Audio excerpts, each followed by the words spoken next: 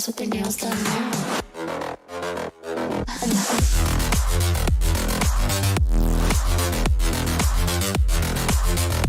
Girls with their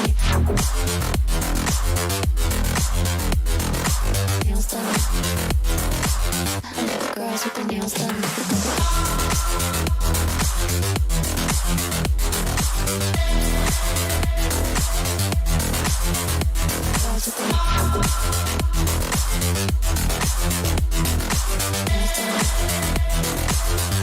Girls with their nails done.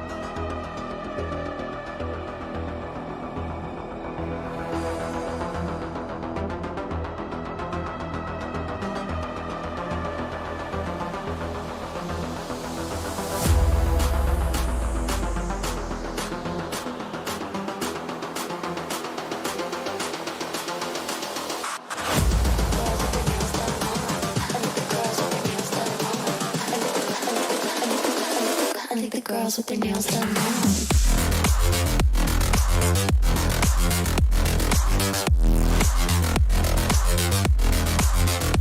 Girls with their nails done.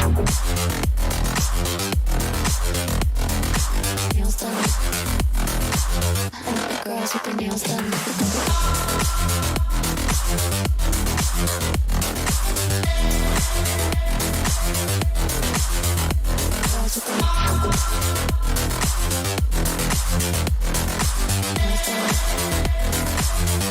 Girls with their nails done.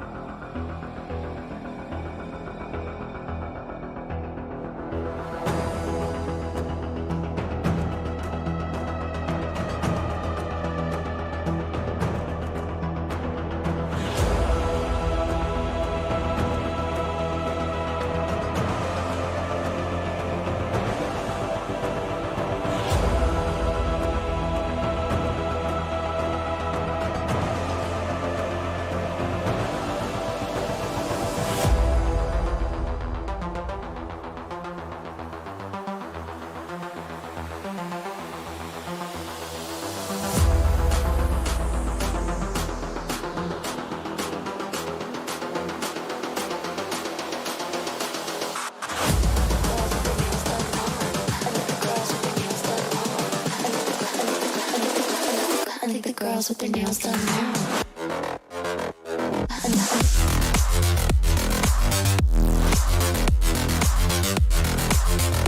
Girls with their nails done. Girls with their nails done.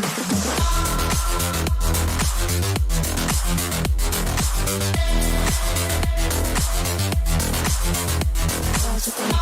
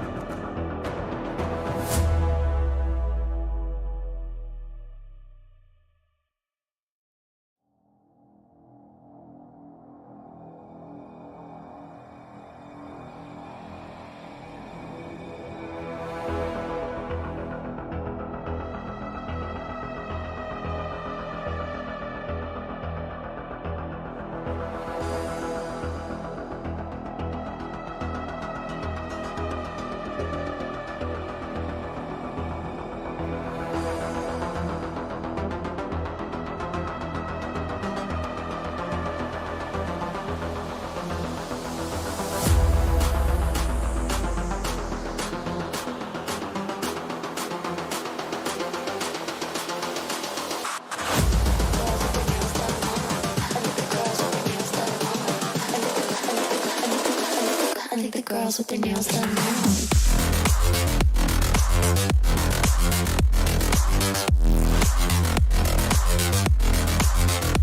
Girls with their nails done. I like the girls with their nails done.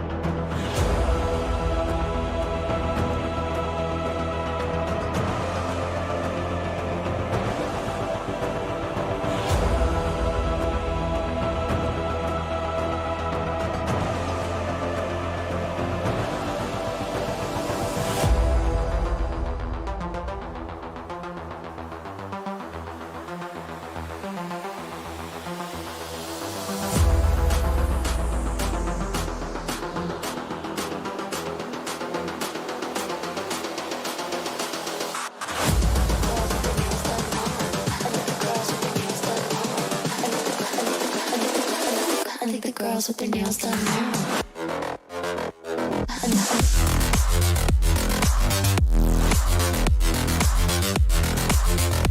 Girls with their nails done. I like the girls with their nails done.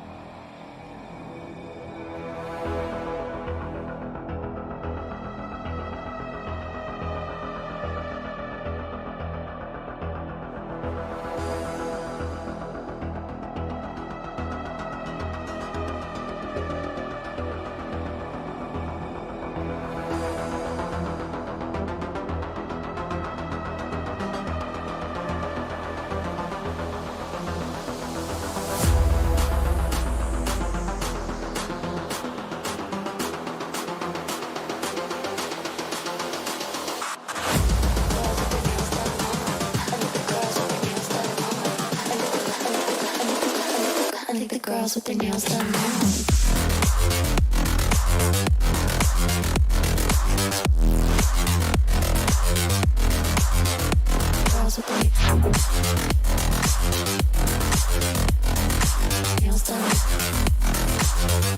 Girls with their nails done. I like the girls with their nails done.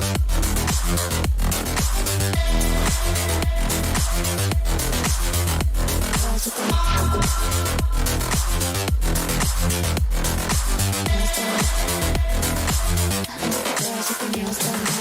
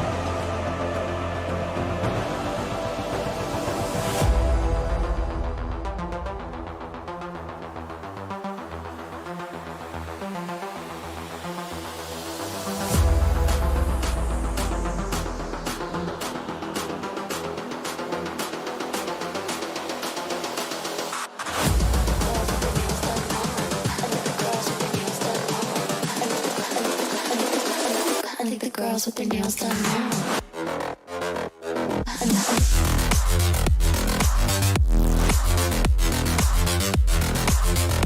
Girls with their nails done. Girls with their nails done.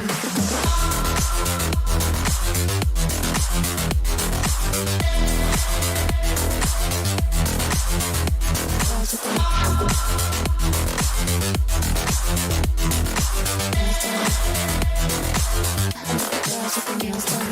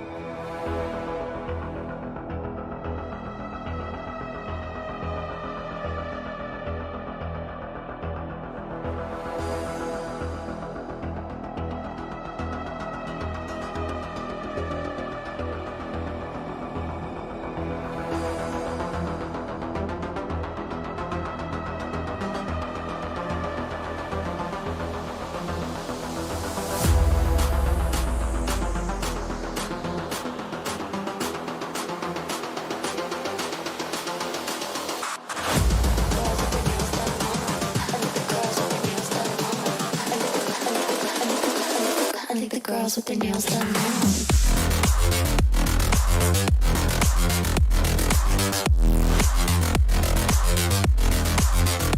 Girls with their nails done. I think the girls with their nails done.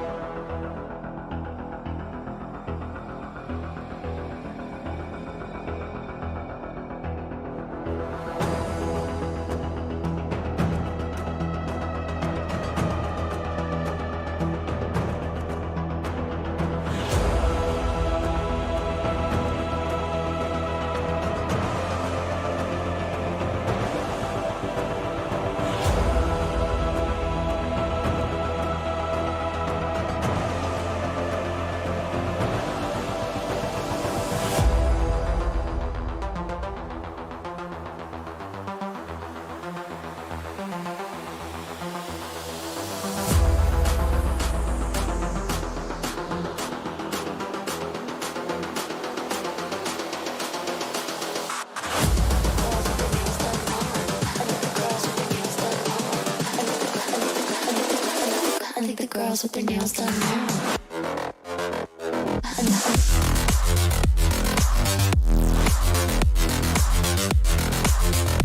Girls with their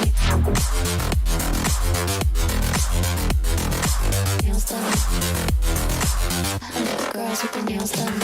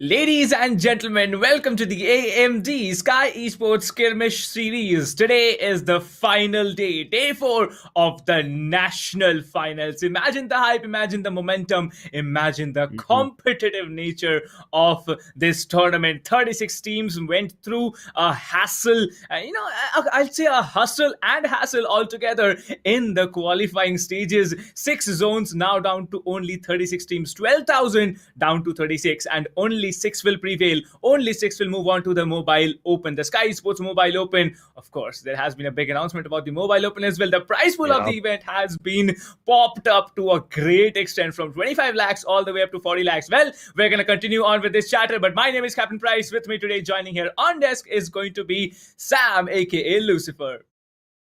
I'm feeling good, Captain. I'm feeling hyped up because this is Battlegrounds, right? The game is still on. It's anybody's game. Anybody can come here, take that tabletop position, crown themselves champions, and head over to the mobile open, as you mentioned, which has already, I would say, uh, kind of hyped up right now. It was already everybody's eyes were stuck on mobile open with 25 lakhs, and now with a huge bump coming through, I'm pretty sure even these underdogs and rising teams, they are looking forward to a major chunk and a major share that they can get here after grabbing the champions title and the prize of 1 lakh for that champion. I'm looking forward to it. Who that team is going to be from this skirmish series, because as I said initially as well, it's still anybody's game. And I wish all the teams, even all the 36 teams, the best to do whatever they can, because still 6 positions up for grab. It's not that 3 positions are already locked in. So all the 6 are up for anybody. It's about dethroning that one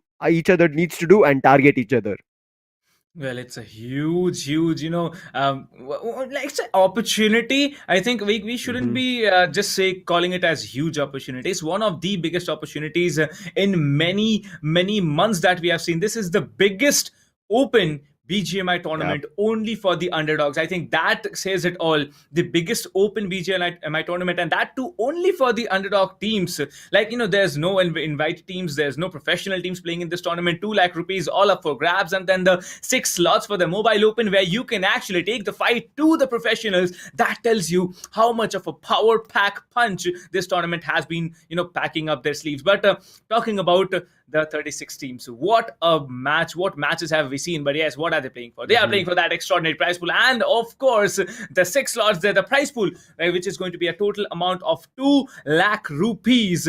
Imagine this distribution, 1 lakh just for the champions. Whoever is winning, whoever is at the tabletop after today, is going to be there having 1 lakh rupees as their share, and also the direct road to mobile open. Well, that is just amazing. Talking about the runners up, well, they'll be getting 50,000 rupees, the third place 20,000, fourth place 14,000, fifth place 6,000. Sixth place, however, does not have any share of the prize pool, but they will be getting a slot at the Sky Sports Mobile Open. The MVP, the only one individual player who has the most number of kills, will be getting 10,000 rupees so far. And you know what? This qualifiers, it has been a long journey, it has been a hectic journey, it has been a competitive journey. South, north, west, east, central, and northeast zone all have played their zonal qualifiers. 12,000 teams played these zonal qualifiers altogether, then the zonal quarterfinals, then the semi-finals, and now we are down at the national finals with 36 teams and only 6 more maps to be played.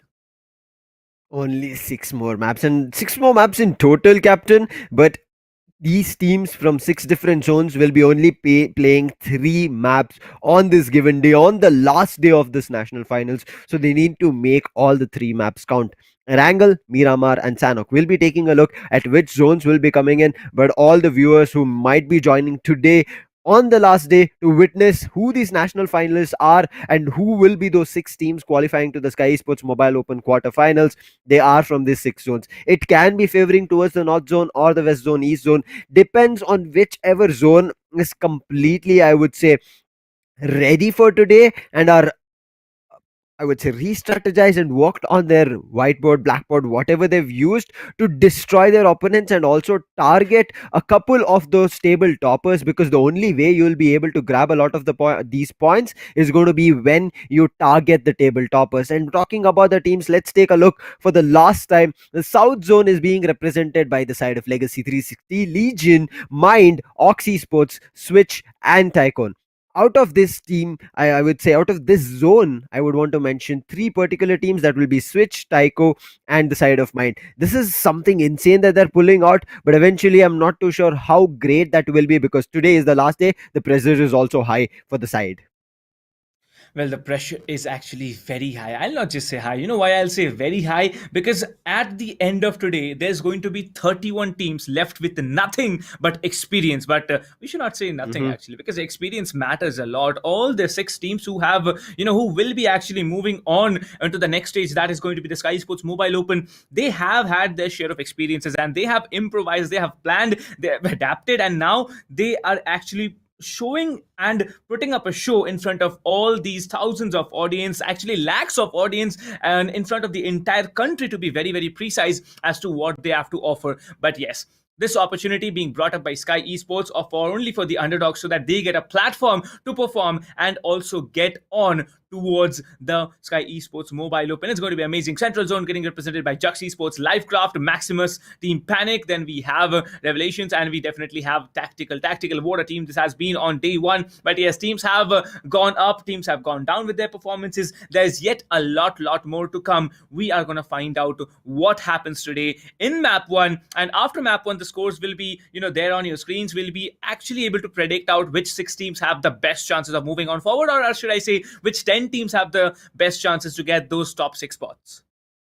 Exactly, top 10 teams, I can understand. But yes, there's one more, I would say halfway, midway on this skirmish series. That is going to be when we finish off the map of Miramar. Uh, that's where we will also see a couple of these Northeast teams coming in. But now let's take a look at the standings. What happened on day three? Where is the current scenario for a couple of these teams? How much do they have to rework so that they make sure, as Captain mentioned, after the first map or maybe the third map, they know how much more they need to, I would say, adapt to get placement points and total finishes. Starting off, it's going to be the side of FID in the first position. They have 150, 10-point difference to the second competitor. That's going to be the side of WARGOD Esports. TYCO are a little bit far behind, close to 20. Team Easy 4 in the fourth position with 107. Switch Esports in the fifth position with 104.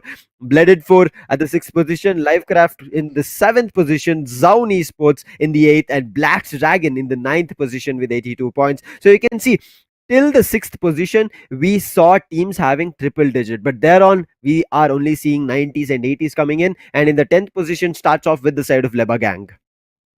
LEBAGANG. This team, they are the sneaky climbers, I'd like to say. They are the sneaky players, and that's just amazing. Well, we'll head over to the next page immediately, and we're going to check out what the standings are from the 19th to the 27th position. As you can see, All Stars, Ldrago, IGNITeexe, COxRIP MIZO, ACBC Esports, Jux, Maximus, OS Retribution, and Ldrago Esports. Well, for these teams, I'd say it's very, very hard to qualify right now. The only scenario which is possible at this moment is get over 30 points, I'm telling you, and that is not going to be easy. It's going to be almost impossible. Talking about 28th to 36th position, by officials, ELIXIR, RLNxTOD, Legion 2.0, E9DTE, Gallant Gaming, Team Panic, Jux Esports, and Northern Ace. All these teams, you have played extraordinarily, and I do wish you all the best for all the remaining matches for today, and may you come back stronger the next time as well. Exactly. Teams need to come back stronger. I mean, if it's possible today itself, with the three maps that they have been left, at least to put up, I would say, an idea of what they have in terms of potential. But before we head over to the match, the first map of Erangel, let's take a look at the top five fraggers of day three. It's going to be Adi Elmsal, Lucifer, as well as the last two players, one from FID and TYCO as well. Map schedule in right in front of your screens is also going to be, as I said, Erangel, Sanhok, Miramar. Again, it is going to be repeated, both these maps playing throughout this last day of day four. And this kind of I would say uh, stage that we are in right now, Captain, the top 15 is still vulnerable. The top three are also highly vulnerable. If they get Absolutely. targeted, just imagine they'll not get a single point, and they will be, Yes. after 12 matches or 12 maps, they'll be sitting still at 140, 150, and they cannot do anything. They have to give up in this position.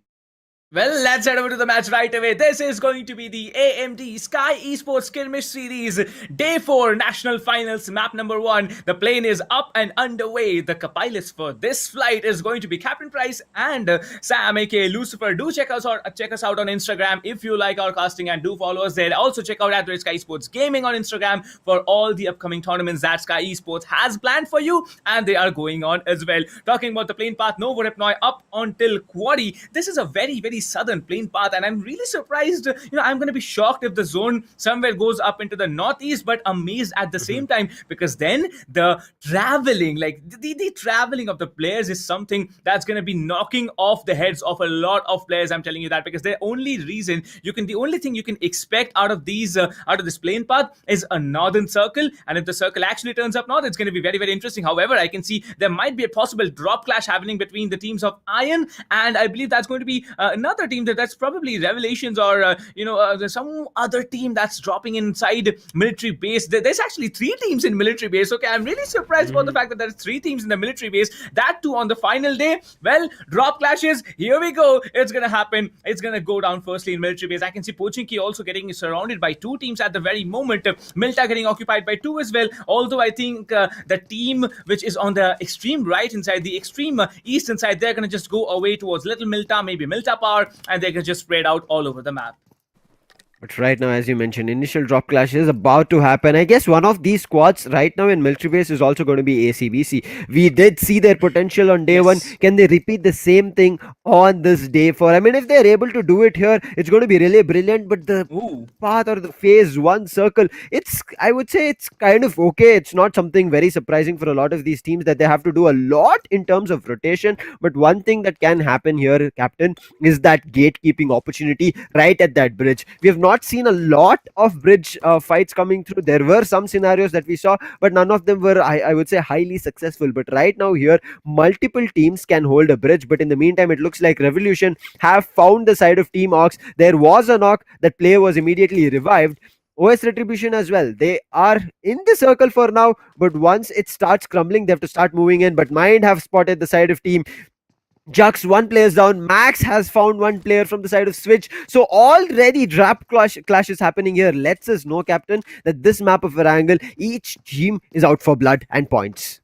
I think this is a very smart decision by the teams who were actually lagging behind, but I can see a 3-way fight happening at this particular location. It's just off Everest, and Gatka and Everest, these 2 positions are very hard to come by. Talking about MiiND, they are fighting it out against 2 teams here. The 2 teams, one of them is going to be TYCO, the other team is going to be Swift, and these 2 teams, they need to be careful about what they are engaging against, because the advantage will be always with the team who have the compound cover, and this is going to be the team of MiiND. Swift Fox right now rotating on, and you can see Vijay actually providing the cover fire. Well, Max Esports is also here, so there is not 3, there's 4 teams actually fighting it out here, and this is going to be really interesting. Vijay just ran out of bullets on that Vector. Oh, okay, he did not. So far, he did not. I believe the Vector, getting converted into 9mm ammunition a long time ago did really help out to get more ammo and more, carrying space in those backpacks there. But however, you can see Vijay is caught in a very risky position. You can see the team of Swift have to come and get him out of there, and they do that absolutely without any kind of problems. Well, they are getting shot upon, but it's not going to be a very big problem, because they can get away from this fight and they can go on forward. I can see the team of RN still holding alongside this team. So there's not just 4,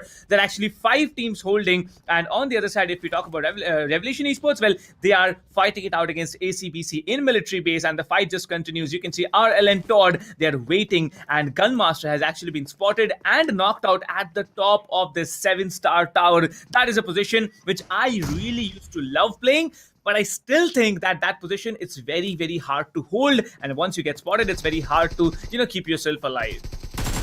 But right now, Criminal, he spotted 2 players. Does not matter. Both the players use their space and control it and take him down. And another player, Clown OP, he's also spotted those 2 players, but immediately gets knocked. Yes, he will be able to trade it out, but it's all up to Frost right now. He's very close to Criminal. He's looking forward to that revive. But before he hits that revive, he needs to heal himself, patch himself. There's going to be snow coming in. There was another player coming in the crossfire, but Frost does not have any movement to react. An entire squad of the side of Team RLN gets wiped on this first map of day 4. brilliant execution and elimination coming in from the side of team ACBC, and how daunting they were on day one on military base. They showcased it again here. Maybe this is the strategy that they should have done for consecutive 2 days, day 2 and day 3. They did not, and that's the reason we can see them lagging behind. Jux have already lost a player, and not only that, we also saw that Jux came in as a 3-man squad. Maybe there was some issue, but today, especially on this last day, coming in as a 3-man squad and losing a player very early on, I don't know where this team is going to head over to right now, Captain. Well, this is a very, very difficult situation for this team. But you know what? I'd just point out a thing. Like, I remember while the fight was going on the foothills of Everest, there was a single player from the side of TYCO Esports. And TYCO, I'll tell you, TYCO DR, there was, MASH just waiting out there. MASH, for that factor, he was a solo player. His HP was dropped very low and he was just waiting there. I wonder where he might have gone, because he was surrounded by 4 teams overall. Talking about the side of MiiND Esports right now, Moin alongside Hulk, and there's going to be Manti, and there's going to be Audio. All these 4 players, they have found themselves a pretty little sweet compound onto the western side of the map here, but they have to be gone from here in the next 2 to 3 minutes, because the zone is going to start closing in another 35 seconds, and then it's going to be really difficult for these teams to get away from these positions because of the little bit or almost no amount of loot that they have. However, Iron now fighting it out against Tactical. This fight is going to be an interesting one. Iron Scooby 2.0 is still there, trying to go in for that revive, but will that revive be done? Because Hitman, he has the extended mag on top of that Thompson SMG, and the Thompson SMG at close range is very, very powerful, and there's going to be a UMP versus Thompson battle. The drop shot comes in, and Scooby will be the better man here, who gets one, and he will be immediately trying to go for that conversion into a finish point, and he gets it done as well. OS Retribution Alex will be taken down by Malik from Revolution Esports, and the fights just keep on going and going. It's just going, but Scooby, he's looking for to make his UMP work. He spots another player, he was about to knock, but a grenade comes in, help, and they'll be able to knock him. But look at this, there was one position that is going to be Devil. He spotted the players from the side of Tactical. Tactical have lost the player. They cannot lose anymore. Just to make sure that they clutch this out and eliminate a squad, they cannot lose players and just look forward to finish. You need to find a way that you can also win and also clutch and also make sure your players are standing. Devil gets knocked. It's all up to the last player. Lick, he's going in, but I'm not too sure right now. He has one of the best weapons. He has an UMP. He needs to be up close, but he's spotting players. He gets one and he eliminates the last surviving player of Tactical. What a brilliant play coming through. It was looking like Legion were the one to be eliminated, but Tactical start making mistakes. They had the smokes in their favor. Rather, they were out in the open, because of which, as he was entering the smokes, he gets eliminated. Now Revolution, they have picked the fight with the side of Team OS Retribution. One player is already fallen and bleeding. This is not looking good for the side of OS in the start. Well, this is not looking good for OS Retribution, but talking about the way that, Revolution Esports have performed, like, look at them. They did hold their own ground, but still, they are not willing to give up, and that is what makes a team really, really strong. OS Retribution, they have to be careful about what they're trying to do. Milta is a position where you won't be able to, hold out for much longer, because you're in the open. You have to get to cover. OS Retribution, they are actually falling back, and I'm really not surprised by the factor that they need to fall back at the moment. It's not always a high risk, high, reward play. There's only 2 players standing at this stage of the game. If you are willing to go up the charts, if you are one of those 15 or 16 teams who is competing yet now for that top 6 spot, you will not want to get taken down before the 5th position, because placement points only start mattering from onto the higher placements. That's from 1 all the way through the 5th position. Talking about the side of OS Retribution, they're still there waiting, pinpointing the location of Revolution Esports, but Revolution, they are not yet making a move. I believe they are very, very careful with the approach, and they have to keep it that way. I really like this. I would say disengaging from the fight. A lot of these teams, even though they start losing players, look forward to trying and clutching it out, even though the odds are not in their favor. I think right now OS Retribution, they have understood the stakes of this fight. It's not just one map. They're going to lose the entire battle, not having any finish points, not having any placement points, and that puts their team in a huge disadvantage, because after the finish of the map of Erangel, they have just 2 more maps to play, and it is not going to be again Erangel that they'll be playing. They'll be either playing the map of Miramar and Sanhok, and they will also be playing with different squads, so they need to be worried about that as well, because the different squads can be even a little bit better, or maybe even, I would say, worse. It's not, I'm not too sure. It might be the odds might work in their favor, but they cannot let it to be just out in the open, right? They cannot just put it to the thinking that okay, the next map will be better. They have to be confident, and now pulling back and moving out was a really great call coming in. But the side of Team RedXross captain here, this was the team who table topped on day one. But then after 2-3 maps, they started falling down, and right now till day 4, we have never seen them climb up the ladder.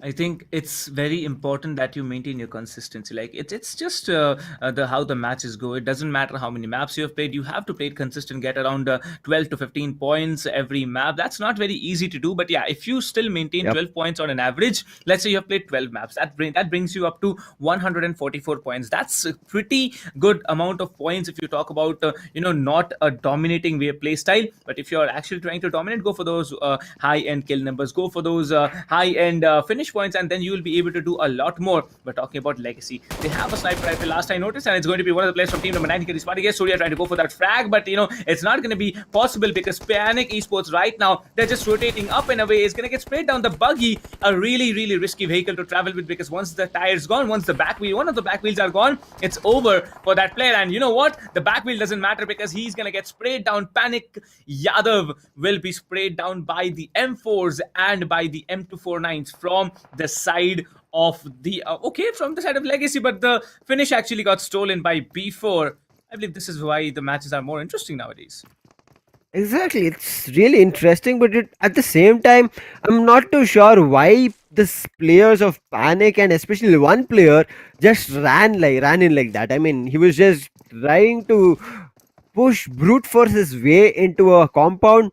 You need to seek for information before you can do anything. Right now, you can see the same position where one of the players of Panic did go down, got decimated. The same position the entire team is right now, and I am not too sure if Panic is going to be able to hold their ground for a long time, because if they're seeking for revenge, there is going to be two different teams that can take them down in a crossfire, and it is going to be very devastating to see the side of Team Panic as well fall down. But Team Panic also have a drop right next to them, so they can go forward to that, because none of the teams right now are anywhere close to it. On the other end, you can see, as I mentioned, ACBC have already grabbed 4 finishes, and especially Snow himself was the leading charge for those 4 finishes as for his team. And ACBC, yes, off to a great start, but will they be able to keep up the momentum? And we did speak about the side of Team Jux captain, and look at them, they just have 2 players standing, just like the side of Team OS, but they initially only dropped down with just 3, and I think that is going to be a huge disadvantageous factor for the side of Team Jux. Well, I think Team Jux, they need to really make their play happen now or never, because Jux, it's very difficult for them to qualify. I'd say it's almost impossible. But talking about Revolution Esports right now, they have to be careful about where they're holding, because you see one of the players have been knocked out, and Easy4 right now, they are trying to get more and more damage done on top of Revolution Esports. But Legacy, they have found another angle. This is the 3-way fight happening, and Revolution Esports, they are in a very bad spot. This compound here is somewhere where you can get shot from every different angle. Malik, however, has found an opening onto Pranav, and Pranay coming out in the open. This is going to be difficult for that revive to go through, but still waiting. Gold Boy trying to look for some connections there, but nothing getting done. Nothing will be done here, because the sprays that are coming in, the ammunition getting invested from all of the teams, all the 3 teams here, is going to be really risky. And that's Lucifer with a M24 headshot coming onto Flanky. That's enough. That's enough to keep you quiet for a second there.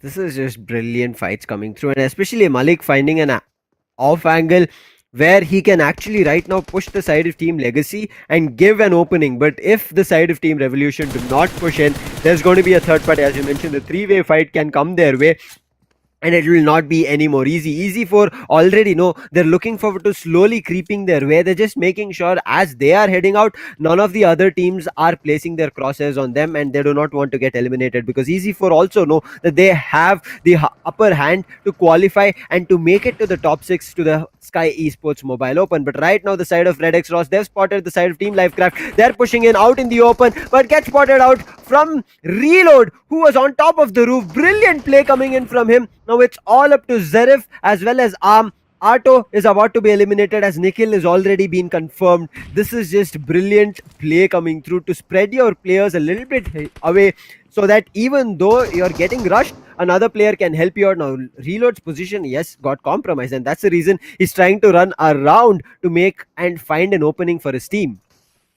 Well, you can see Zeref did try to get a player knocked out with that grenade, but nothing getting done. Their OS retribution getting eliminated in hashtag 15. Now standing with 14 teams. I believe this is the fastest paced, Erangel map that we have come across. And talking about the team of Livecraft. Livecraft, I can see only one player so far on my screen. And talking about RedXross, there's still two standing. So there's a pretty good chance of reload going in, going in for that 1 versus 2 and pulling it off successfully, then going in for that revive, but it's going to be very hard. Revolution Esports, on the other hand, Joker OP has been knocked out, and I believe Rush is going to come and Reload is going to get taken down, and that's Livecraft down for you on the 14th position on the second last map of Erangel today. Well, you can see ACBC Snow still has an M24 to work with. I believe ACBC, they are going to try their level best to climb up as much as possible, but till now, at least till now, there has not been any showy performance coming in from the team. I agree with you. Right now, ACBC, just after the immediate fight, there's nothing else that they've done. They just stalled their fights and they're just looking forward to rotate. On the other hand, Revolution are still looking forward to pick this fight. Easy4 looks like they have somewhere disengaged. They know the position of the teams, but they're not looking forward to pick the fights. They are looking forward to stay in their compounds, because right now the circle, the movement as it does next, moving into the phase 3, is the thing that the teams are worried about, and that's the reason teams are not looking forward to make a haphazard play or not to make an aggressive play coming out, as even though when they know where their opponents are, when the opponent squads are. Revolution right now, I would say Revolution and Legacy, one of these two teams need to pick each other out. If they don't, as the zone crumbles, they would have to just fight for survival, and when you're fighting for survival, I would say your mind starts getting hit with pressure and you're unable to calm yourself down, so that is going to be even more difficult. So if they start the fight right now, it's going to be a little bit at least better as they're rotating around. Well, Abhi, this is a very, very important situation that Abhi has to pull through, because you can see these teams are somewhat caught out in a 3 to 4 way fight every time. Whatever team is, we are coming across, it's basically like you have to hold, you have to think, and then you have to execute. Legacy, on the other hand, Gold Boy, just trying to go for those openings, they are not getting anything. Revolution Esports, at a point, they had the upper hand, but they are not engaging. The only reason being that they are in the center of the circle, and center circle is somewhere where you do not want to engage in fights.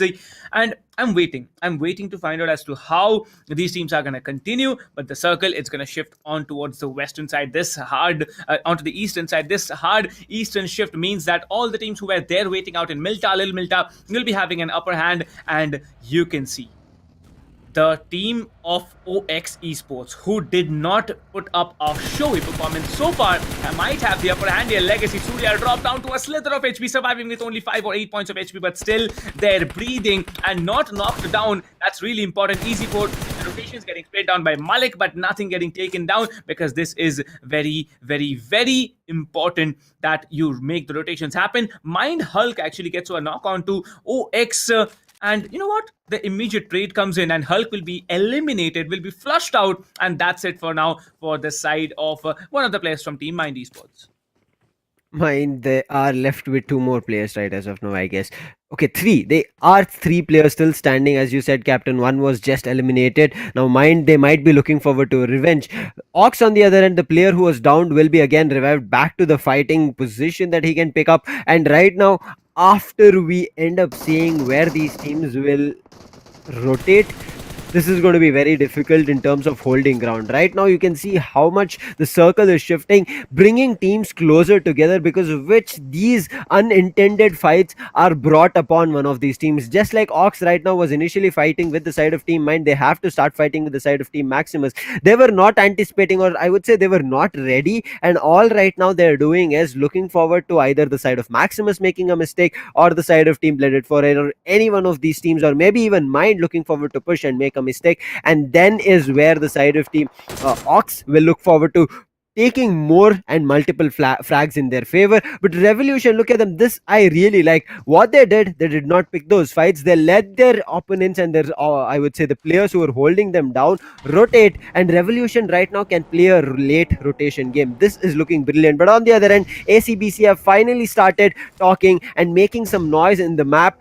Ox again getting hit. Maximus is pushing them. This is not looking great. There's a vehicle which is not being blasted, Captain, and if that vehicle is hit a little bit, it can be getting destroyed, and that is what is happening. Ox, along with the vehicle, receiving a little bit of a damage. He also gets a lot of damage dished with a grenade, but Nobita, he's helping him out before they lose the control of this garage house. Well, that is really important that you do not give up control of the garage house. But look at the position that Nobita is holding. Nobita will be grenaded, and that's a beautiful grenade coming in from Dawn, and another grenade connects, and that's very low HP on top of Nobita. Nobita just surviving, barely surviving, I'd like to add, because they're getting rained down from every different angle. Talking about that M24 from Panic Diablo, still making those ring arounds, and Lucifer with another connection of another M24 onto ACBC Snow. And if I'm not mistaken, ACBC Snow also has an M24 to work with. So, Yes. it's so exciting and so amazing to find out finally the map of Erangel getting lit by those M24s, getting lit by those Car 98s, those Mosin Nagans. But is there an LWM to play with? Because I'm really looking forward to that as well. Talking about team number 17, well, they are trying to go in for everything. But no, team number 9, Jux Esports, almost on the verge of getting eliminated. Only one player standing. That vehicle explosion did claim the lives of 3 players, and I believe it's probably over for Jux Esports. I think it's over because I can see Nobita getting confirmed as well. Yes, they are down and they are out of the game at hashtag 13. 13th position is something that you would not be, wanting to get out in at least today, all of the remaining 3 maps.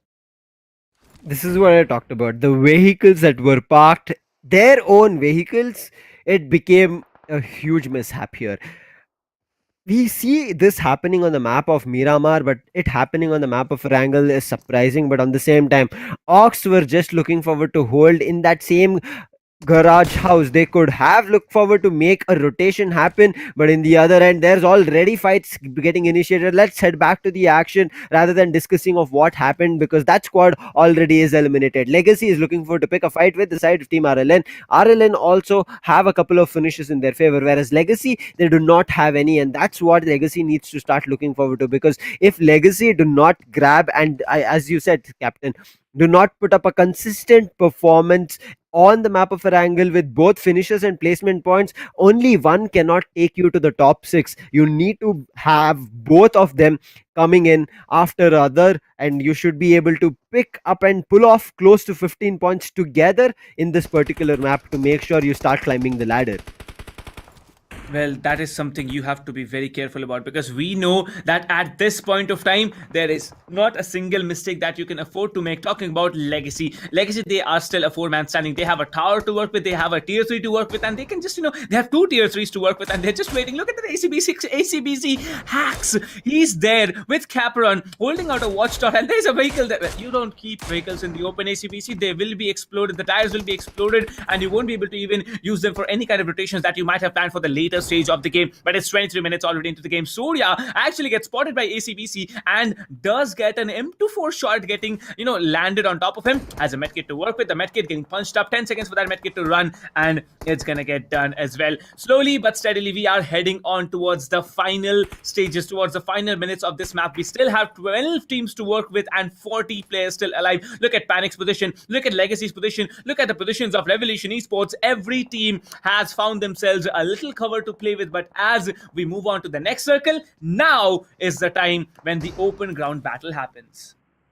Exactly, when the phase 5 starts kicking in, when the circle starts switching up a little more and start shifting in, that's when it's going to be even more interesting. But right now, Surya is looking for to make the life of Team Panic even more difficult. The players are a little bit spread, as we can see right in front of our screens. They are stuck, I would say, in a tough kind of a valley situation right for them. But for them to move a little bit further, they need to line up a couple of smokes to get into a compound. But until then, they are stuck there, and until and unless the zone and the phase 5 is a huge shift, the side of Legacy will not move from this compound.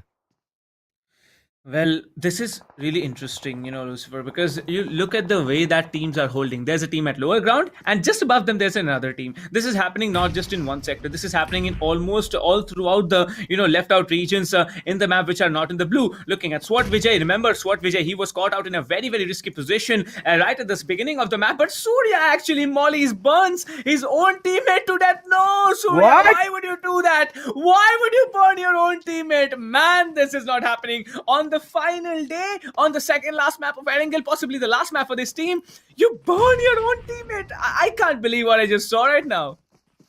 I think this is just the confidence coming through, and also if the fact that they know if they lose this map of Erangel, or if they're unable to get a couple of points in this map of Erangel, there's no more maps of Erangel available for them. And that's what is setting in here, Captain, for a lot of these teams. The zone, the fifth phase that we were talking about, the circle, has not switched a lot. So Legacy still have something that they can work with and still make it happen. But if they keep repeating these mistakes, it's going to be difficult. But before the side of Legacy could do anything, Revolution, their position was spotted out, but there was a higher ground position that they were holding. Now Panic, they already found a compound for themselves, so it's just different angles being held from each and everybody from different teams. Revolution, they have an angle from the higher ground, whereas Panic, they have a compound angle for themselves. But one thing that the side of Team Panic need to look forward to is that they're a 3-man team that they're playing against a 4-man Revolution team, but Revolution are having casualties right now. They have lost 2 players, not in terms of a finish but a knock, and those 2 players are right now close to being decommissioned from any more fights. Well, as far as I am concerned at this moment, is that who has the center circle? The center circle right now, it's going to be hot, but it's going to be very, very important that you don't give it up as well. The only reason being that all the teams will be right now surrounding, each other from different angles. But there's multiple fights happening. Once again, Panic fighting against Revolution Esports. Panic actually gets a confirmation onto entire team of Revolution Esports in a show. Will be probably getting it, but ACBC, look at them. They are still fighting against MiiND Esports and MiiND Esports. 2 players have been confirmed already. Look at the way that these teams are performing. ACBC Snow gets the confirmation onto Oreo as well, and that is all the chocolate falling out of the team from MiiND Esports. Well, moving on, Revolution Esports, still 3 players breathing. 2 players already taken down, and it's going to be only 1 player standing. It's going to be Vegeta. Can Vegeta actually clutch out the situation? There's a grenade getting tossed up there. There's a Molotov getting tossed there. The grenade will be enough to take him down. Yes, that will be enough from SWAT Ghost OP, ghosting the entire team of RLN. It is. Switch do have all the 4 players standing. They have 2 finishes for themselves.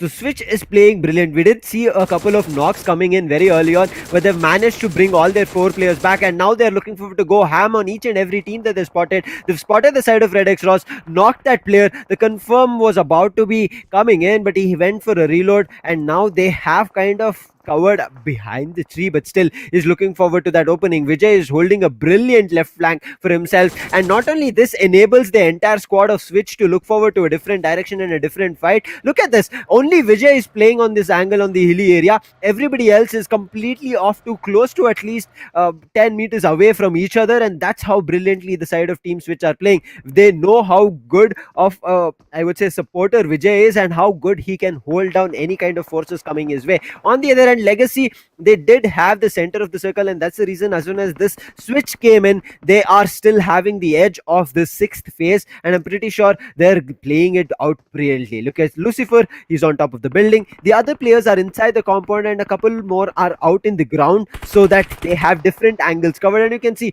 Deaded4 got spotted out, but here there was another player on the roof who gets knocked. He will be able to save himself. RLNxTOD spotters the side of Maximus. He was about to get a knock over there, but Maximus, he'll be able to get himself inside and get that med kick cooked up, and he would be able to patch himself up.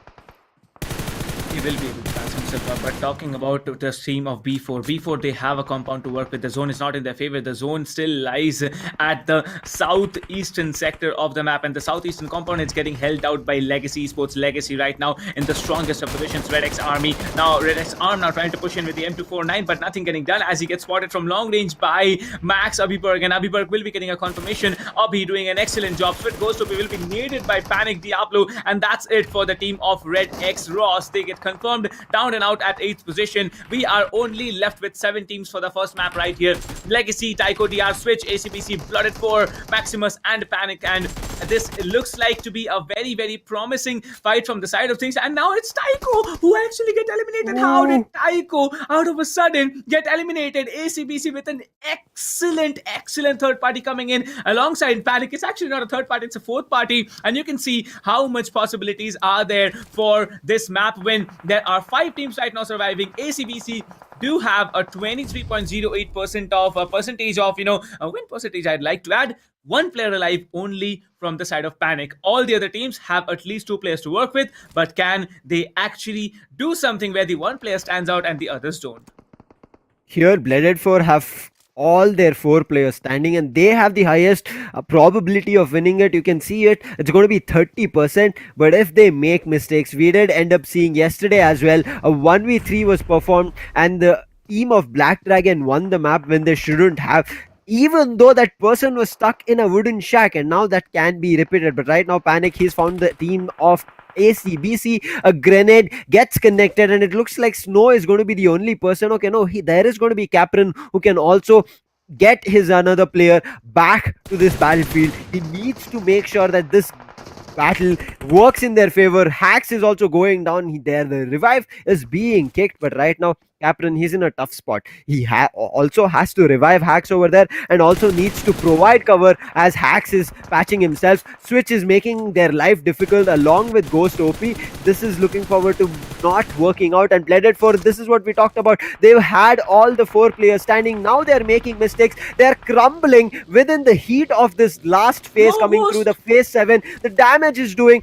Ghost and FoxOP right now pushing in for Ghost. He gets caught out in the open. Legacy are making it work right at the edge of the circle, and Legacy brilliantly have the zone as an advantage here, Captain. Along with the zone, they also have the compound under control for themselves. So any team that has to push is going to be pushing them, and it's going to be only Switch Fox OP left, whereas he has to fight with three people from the side of Team Legacy. He gets Gold Boy knocked, but his position gets immediately compromised, and that's going to be an initial frag and an initial fight coming through where we end up seeing the side of Team Legacy. We talked about this. Legacy had that compound and did not move at all. A great start to the side of Team Legacy 360 with a winner chicken dinner on this first map of Erangel of day 4. What a map. What a map. At a point, when Switch Esports, the final player, just stood up and took one player down, I thought it would have been over for the team of Legacy. I thought that it's going to be a 1 versus 3 clutch coming in, but no, that was not the situation. I think it would have been very, very possible that if he had the assistance of Ghost OP. Ghost made the mistake of taking the buggy. The buggy did not have a back wheel. And that was like, that was just, I believe, a panic situation getting created for him. He didn't even realize the buggy didn't have a back wheel. Tried to go in with, the buggy, maybe slam into the compound, get one player down, but that did not work out as he planned. And in the end, it's going to be Legacy 2.2 pulling off a winner chicken dinner. Really, really well played the zone, however. The luck factor of the zone does come into play, but you should not blame them because no one even dared to rush that compound. If someone may have rushed that compound, maybe pulled off 1 or 2 casualties, maybe taking the entire team down, things might have been different. We talked about that when we saw Legacy in the same compound for a long time. In, I would say, phase 5 itself, we did talk about a team who were looking forward to pick that fight, but the way teams were actually fighting, that made life difficult for, I would say, other teams to come and take on Legacy. So Legacy used that opportunity to stay inside the compound. And now again, this is going to be the last day where we will be explaining this and how the skirmish series happened. 12,000 plus team registered from various zones, out of which 6 zones were done, and all these teams were distributed into different zones, and they played their zonal qualifiers, quarterfinals, semi-finals, out of which 6 teams per zone got selected for this national finals, comprising of 36 total teams.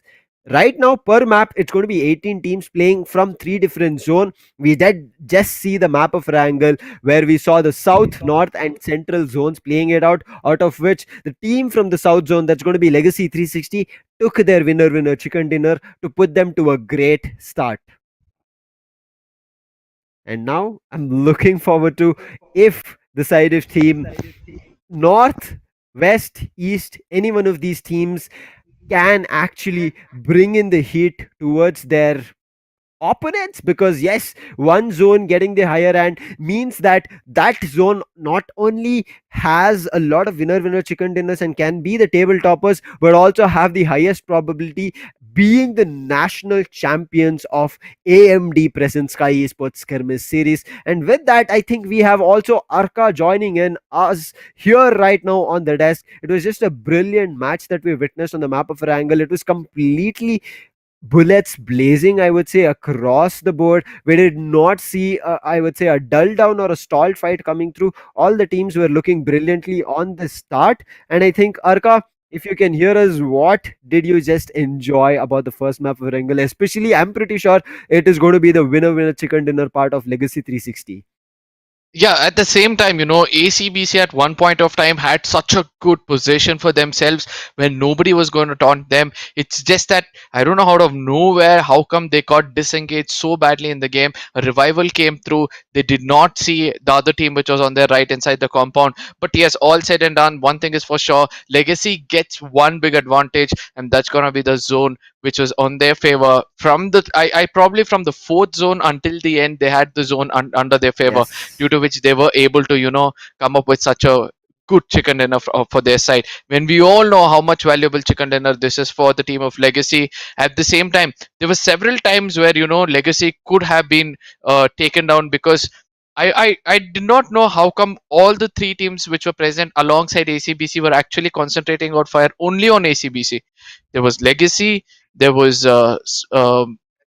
yeah, there was one more squad which almost, the last squad which was surviving Revolution. with Legacy, Legacy 4. Revolution, Legacy, and SWAT. Switch No, as well. Switch. Switch. So Yes. both three teams were actually concentrating on fire on ACBC, because they were the only people who did not have the right kind of cover apart from a tree, and due to which they had to face the wrath of three teams. But at the same time, you know somewhere I felt that Legacy, it was like the chicken dinner came their way. They did not have to worry or do anything about it.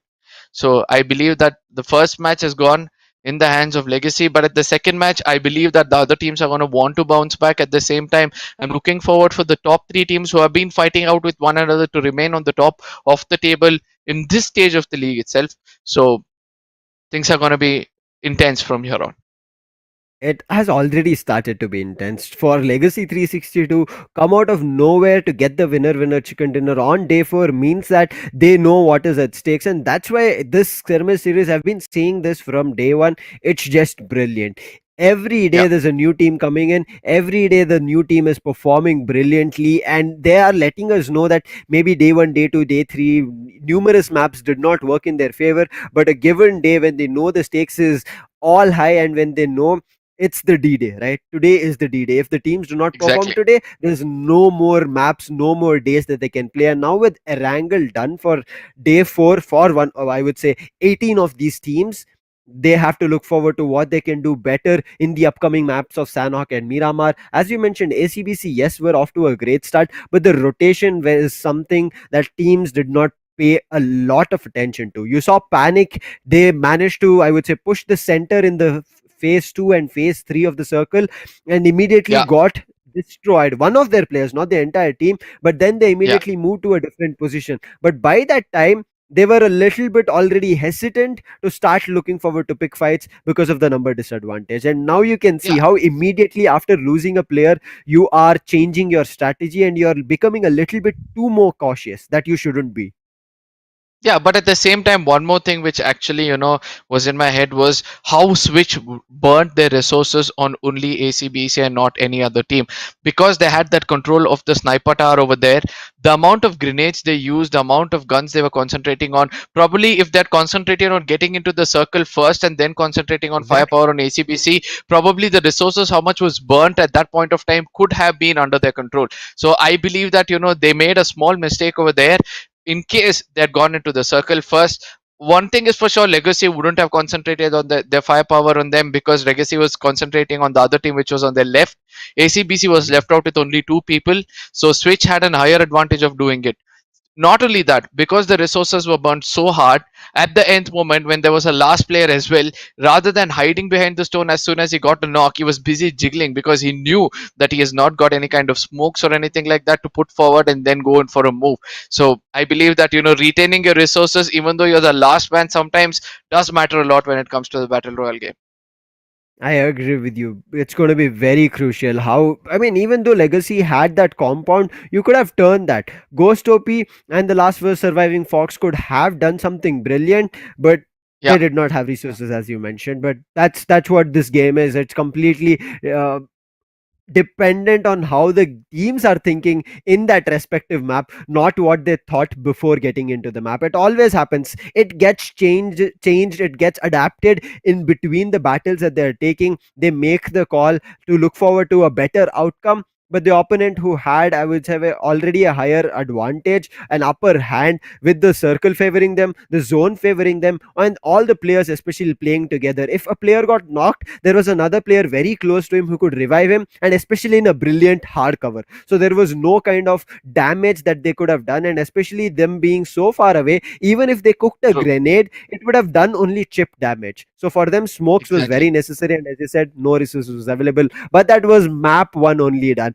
I'm looking forward to what has happened on the standings, because we have a confirmation. Let's head over to the standings. Did TYCO actually do something, or are they going to stay in the same position? TYCO did manage to do a little bit, but not a lot. They are still in the third position. Switch, on the other end, they have grabbed a lot more points, I would say, and you can see they were in the fourth position, but they've got 126 in terms of total points after the finish of first map of Erangel. Yeah, but at the same time, TYCO has to thank all the other teams for pulling them down. Because if TYCO had performed phenomenally well in this game, they would have surely gone up to the first or the second spot at least. And I don't think so. It's going to be easy for them from here on, because they've already played 10 matches. WARGOD FID is going to come in. They're going to fight with one another. Either gain 10-point differences. Like, basically, if they get 10 points at least from now on, they're going to make sure that they have a 23-point difference from TYCO. So TYCO's dreams of staying in this tournament very much is going to be alive, but making it on the top of the table, I don't think so. But all said and done, we want to look forward at Easy 4. Somewhere I felt that Easy 4 had a good opportunity as well. If I'm not wrong, they had that chance Yes. of taking down Legacy in the previous game. They did not choose to do so. They did not understand that Legacy was divided. They played a divided game. If they knocked one person, it would have been more than enough for them to actually push into that compound itself. So that is also one side. Livecraft, not much of a performance with them, but that doesn't mean that they can't come into the top six. They're just around 3 plus another 9. So 12 points away from making it into the top 6. I want to see what Zown is going to do from here on, because they are also pretty much close. They played only 9 matches, and this match, if they perform exceptionally well, they'll be making it to the top 6. Legacy 360, not a great thing, but it's still a do or die situation. Since they have 2 chicken dinners in their name, they can come up to do more and make sure that they come into the top 6 as well.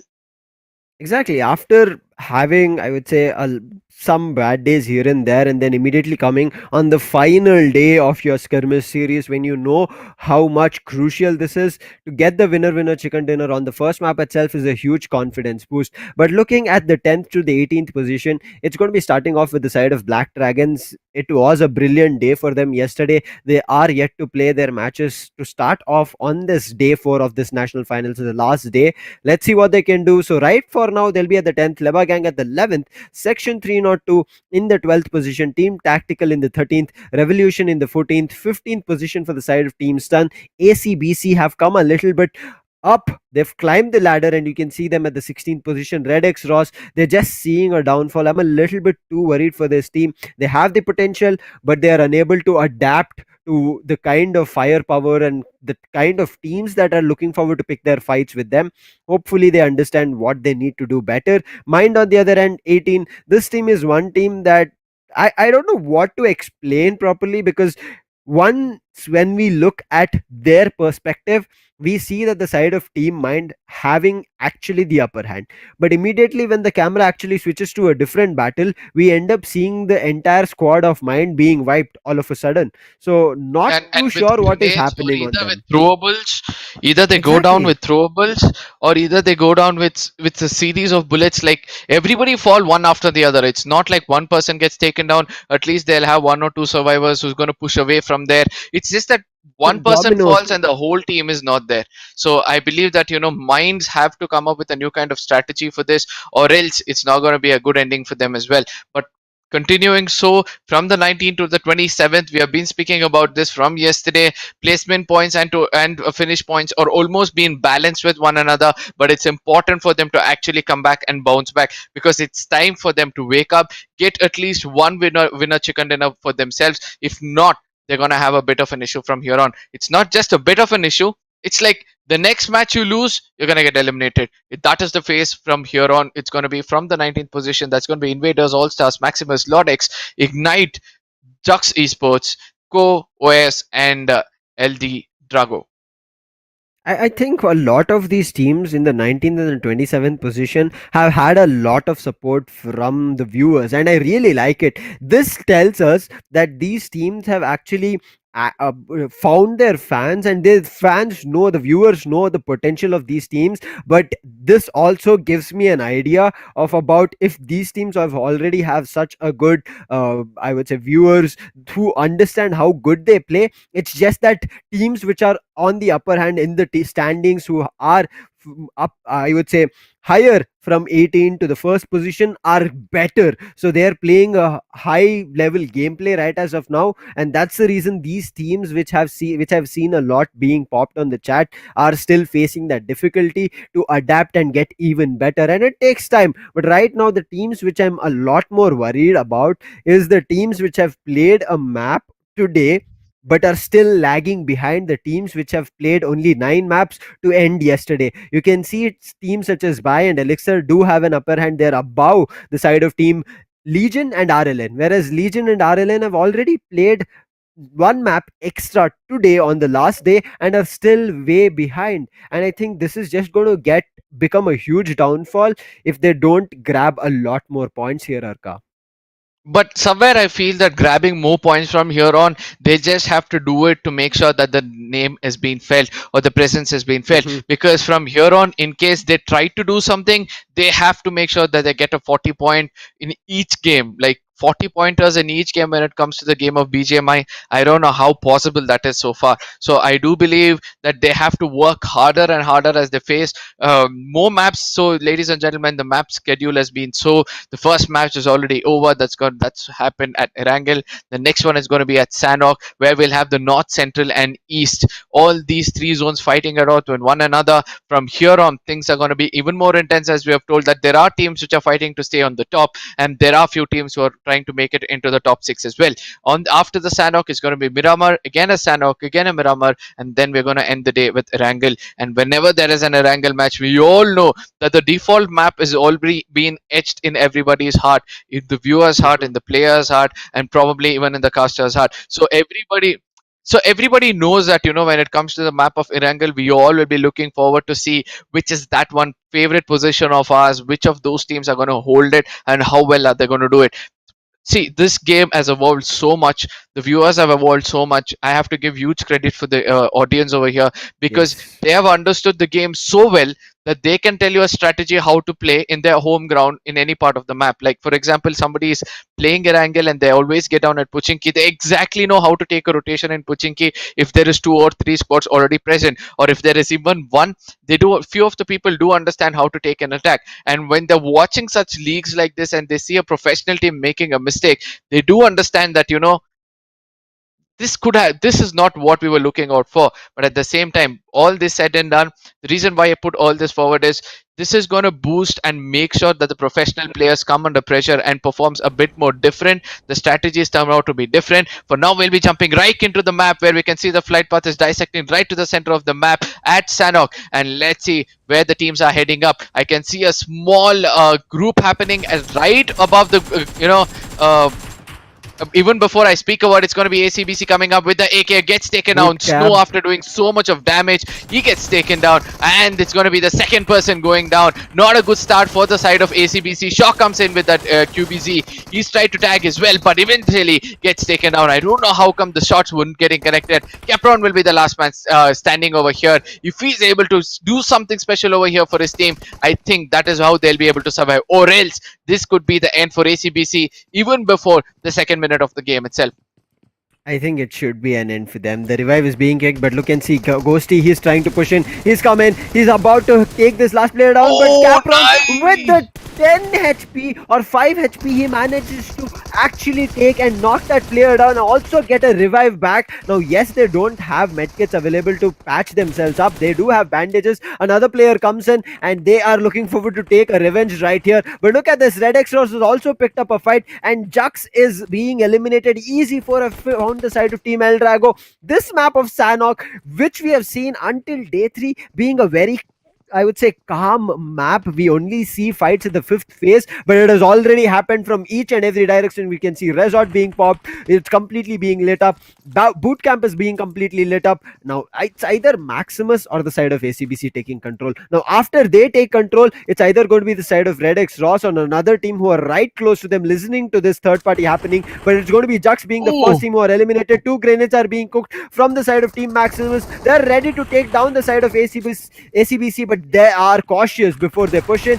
On the other end, Maximus have also spotted the side of Team RLN. Look at this, the way they're fighting. They have eliminated the side of ACBC. A brilliant execution coming here at Bootcamp. What a fight on the start of the map of Sanhok. A brilliant play from the, I would say, even with lesser utilities and weaponry, they're making it work. Yeah, and eventually it's all about the confidence which this team is carrying. Did you see the way they were just rushing in with the kind of guns they had? They knew that they had to take down one player alone. Even over here, we can see that Abhi is trying to pre-fire at all angles, which is known to him, so that he doesn't get taken down. On the other side, Criminal might be having a bit of an issue over here. Eventually, Abhi gets taken down. That's going to be the third party coming in from the side of Red. Max is all gone down. I think this could be the end of Max. Only Jason will be the last man standing. It's either he has to fall back at this point of time or take that fight and take somebody with him. RL on the other side, they are also trying to do something different, but somewhere I feel that RedX is going to be the team which is going to take the bigger chunk of all this fight. They already have 7 finishes in their name. The side of Maximus also had 5 finishes in there, but they had to just slow down. They had to just find utilities, find throwables, find med kits for themselves and slow down the pace, because of which they made the mistake. They went outside and now they've lost everybody. And RedX, what are they doing? They're just grabbing finishes for themselves. They have 8 in number, and the last surviving player is going to be Jason from the side of Team Maximus. But where are the side of Team RLNxTOD? They are everywhere. They are already in the first floor, they're also in the ground floor, and for Jason to be stuck right now, he's completely worried. He can do a lot. He does have a Thompson in his hand. If he sprays it, uses it properly, he can make do of a lot of damage and get away. He's using the TPP angle, he's making, and also has found all the 3 players from the side of RLNxTOD. And now if a lineup comes in, Arka, this can be a devastating end for the side of RLNxTOD, but they don't do it. They time it perfectly, and Jason, he will eventually fall down. 5 teams have already been eliminated under just 5 minutes on this map of Sanhok. I mean, I did ask you yesterday that where have you seen that, you know, on the 5th circle you have 50 people. You did tell me that there's going to be more than 15 most of the time, but today the story is completely different. In the first zone itself, we have come down to the 50 people, 50 pointers when it comes to the people alive, and somewhere I feel that, you know, it's going to be a bad start. We want. This was the time where Maximus, RLL, all the teams which were in the bottom we were speaking about, right? We said that from the 19th position and on those teams who are actually over there, the pressure has come up on their shoulders so much that right now they've lost most of their players. Apart from RedRoss, I don't think any other team actually took a chunk of that. But at the same time, I want to tell this: 8 kills from one team and 7 kills from the other. That comes up to say only 2 teams have got most of the kills, which has happened over here so far. On the other side, we can see that OS is trying to taunt the side of Livecraft, and let's see what's going to be their fate from here on.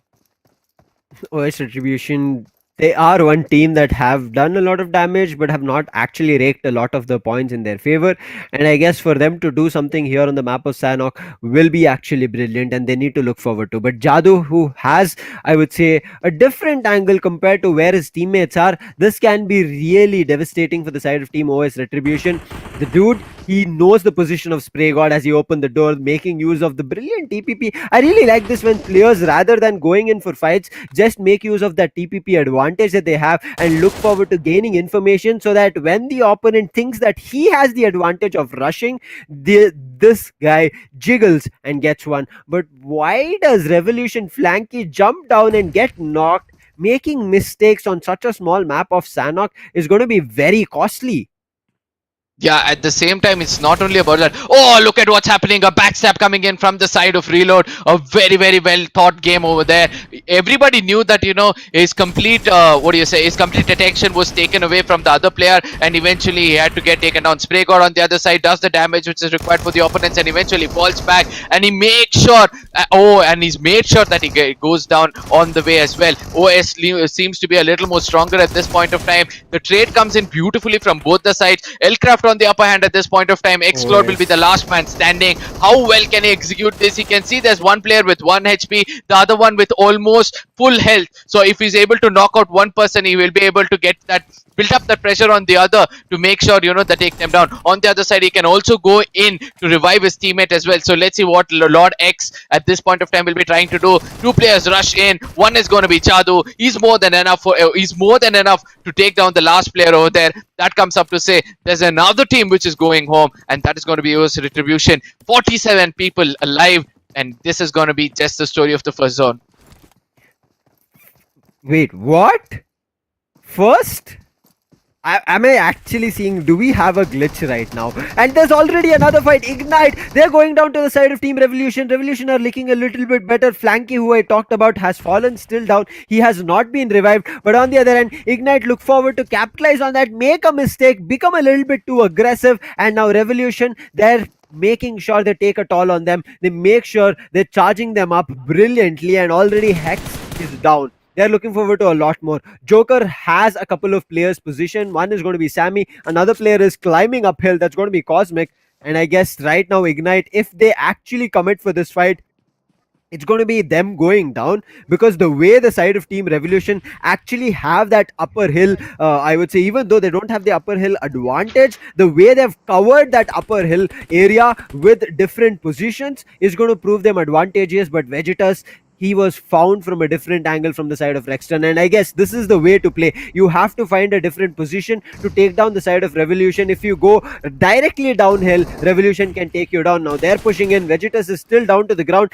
Flanky, he's very close. He was revived. He does have an advantage, but his position gets compromised, and immediately Sammy, he's looking forward to spray that rock, but playing behind the rock, Flanky does have an advantage for now. But Sammy, look at him, he's rotating. A crossfire has been established, but Flanky, will he be able to knock him? No, Flanky gets knocked. Why did you come out of that hiding position, Flanky?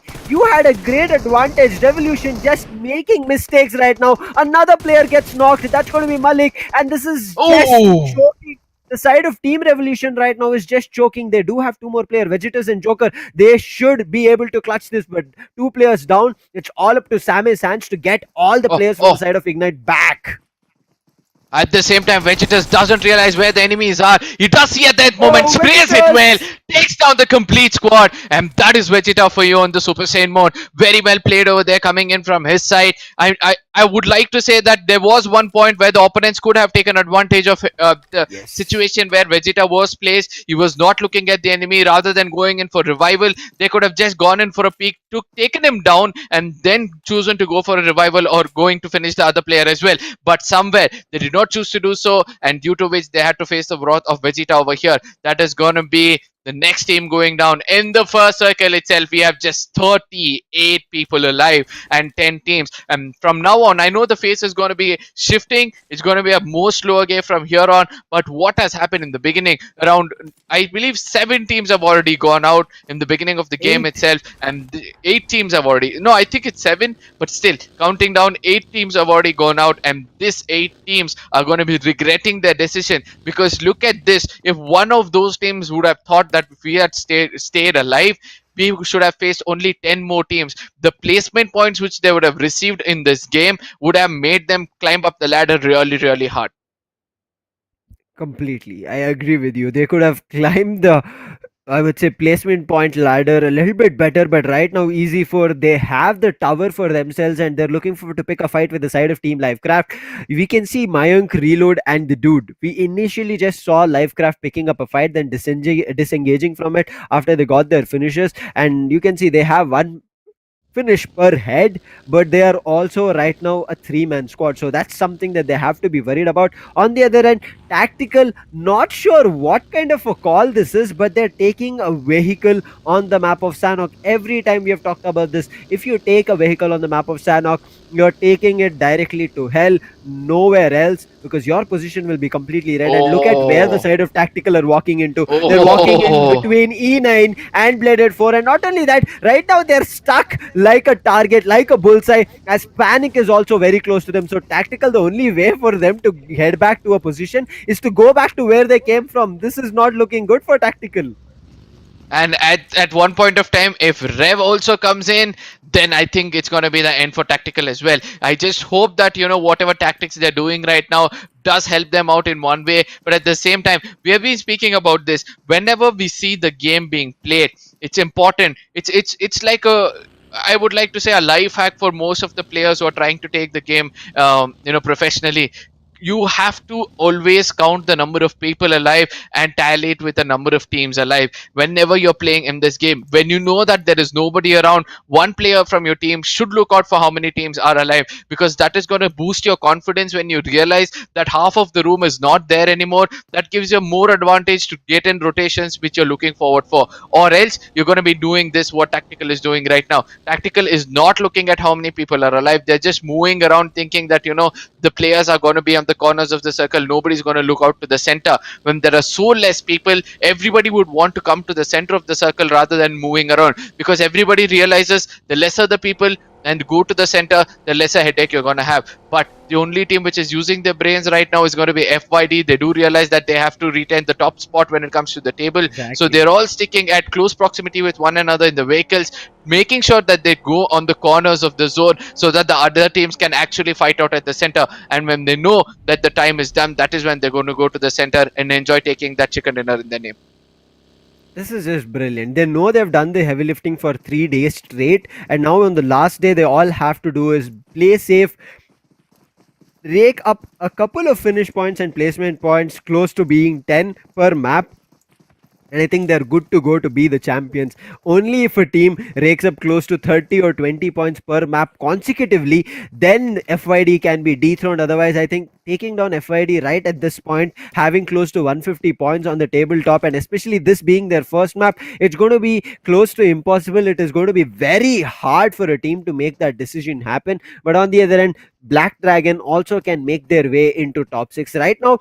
Certain teams need to look forward to catching up to the prize of either the champions title, the second place runner up, or it's going to be third place, one of those titles. But a couple of teams which are lower down from the 7th position, they have to look forward to just claiming a spot in the top 6.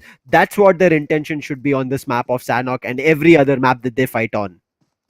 Yeah, and at the same time, things have come out too easy for them as we are speaking about it. The top 10 still have a fighting chance to the top 6. If not anything, I know that those teams who are on the bottom will be trying to play for that MVP spot. We all know it's got the valuable 10,000 INR in its name, and that's going to be easy for them. Looking at the zone which is going to form up somewhere towards Cap Bravo, I believe that the zone is going to fall. No, it comes to Kampong at this point of time. Easy 4 is being blessed with that best spot as of now. Lcraft has also been in a very good spot. We can see FYD comes in from the side of cave. They're going to be holding this corner of that compound where they're going to be really happy about it. Look at the number of people. We can count and read out the number of people alive at this point of time. There was a time in this tournament. Yeah, there was a time in this skirmish series where you and me were having hard time look at trying to see which are the two teams fighting due to the amount of clashes which used to happen at the 4th and the 3rd, 5th zone. But this time the story is going to be different, and we'll be as precise as possible, ladies and gentlemen, to take you through the action which is happening over here. You have a small window over here to share it among your friends so that they can come in and enjoy the final day of the skirmish series over here. This is the fight. The second map is being held over here of Sanhok. The 3rd, 4th, 5th, 6th is still there. So make sure you bring in your friends. North, Central, and East are facing out with one another. Let me remind you, North and Central have most of those teams who are in the top 10. So let's see which is that one team which will be making themselves concrete in the top spot itself. Because after this game, it looks like we'll be knowing who will be holding that top spot. I completely agree with you. After this game, we'll again start. Right now, it's like in the older ages. I mean, I would say kind of the golden ages when we were in. You used to take a photo and then you had to send it over to the Photoshop where they have used to processes on the dark room and then develop the image. That's where we are at. We see the standings right as of now, but it starts becoming even more clear as we finish up a couple more maps. And with Sanhok getting finished up, and if especially FYD come on top of it, that brings a even clearer picture for one particular team, that is going to be FID, to get that champions title for themselves. But right now, Tactical, they've found the side of Team Official. They have to eliminate the entire squad because the entire team is out in the open. But Clutch, he is only able to do a little bit of a damage that drops them down to half. But he receives complete knock along with grenades coming through. And this is not looking good for the side of Tactical. Not sure what they managed to do, even though they had the cover. They did not, I would say, strategize for the fight. Whereas the side of Team Bioofficial, apes together, they rushed in.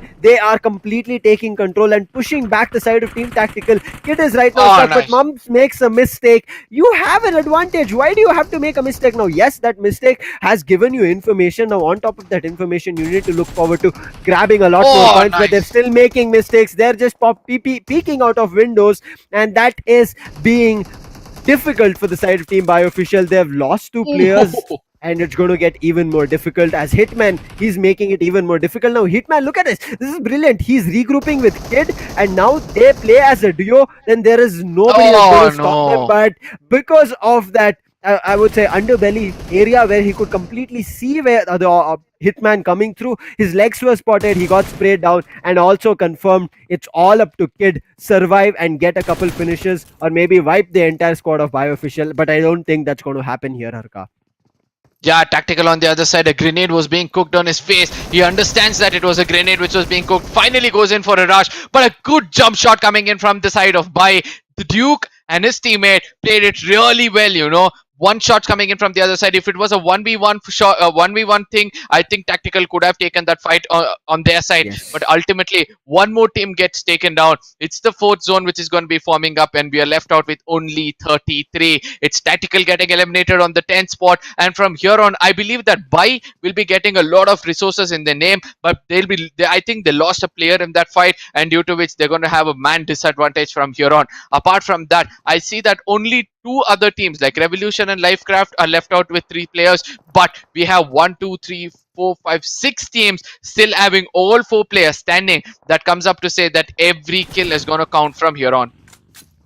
Every kill is going to count from here on. But it was actually a great strategy coming in from the side of Bioofficial, because they were the ones out in the open, whereas the side of Tactical, they had a complete shack in control for themselves, but they did not make use of it at best. But right now, Panic, they're looking forward to pick up the fight. They want to clean up the mess that the side of Team Bioofficial actually found.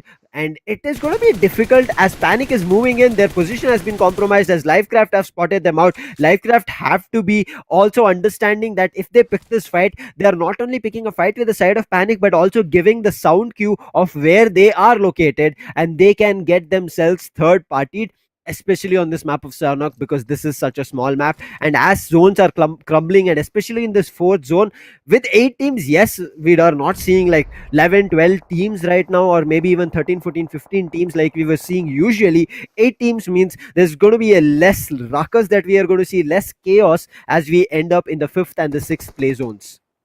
Yeah, but at the same time, we'll be getting to know who's actually strong at a frontal battle when such a game is going on. Because there's not going to be any crossfire. There's going to be just few teams facing off one another. At one point of time, when Tactical had an advantage of taking down the complete squad of Bai, it was not necessary for one player of Tactical to actually go in and take that shot through that window. All he had to do was, you know, tell his teammates to take a flank behind that compound, another person on the right, and together they could have come in as a pack of wolves and taken those shots. But eventually, I don't know why they choose to do it, and due to which they had to pay a very strong price. At this point of time, Buys have come in close proximity with the side of Panic. I don't know whether Panic will be able to strike fear in their heart, or let's see whether Buy will be able to erase another team and comes up to say that, you know, we are still in the game and we'll be climbing up the ladders, you know, slowly and step by step.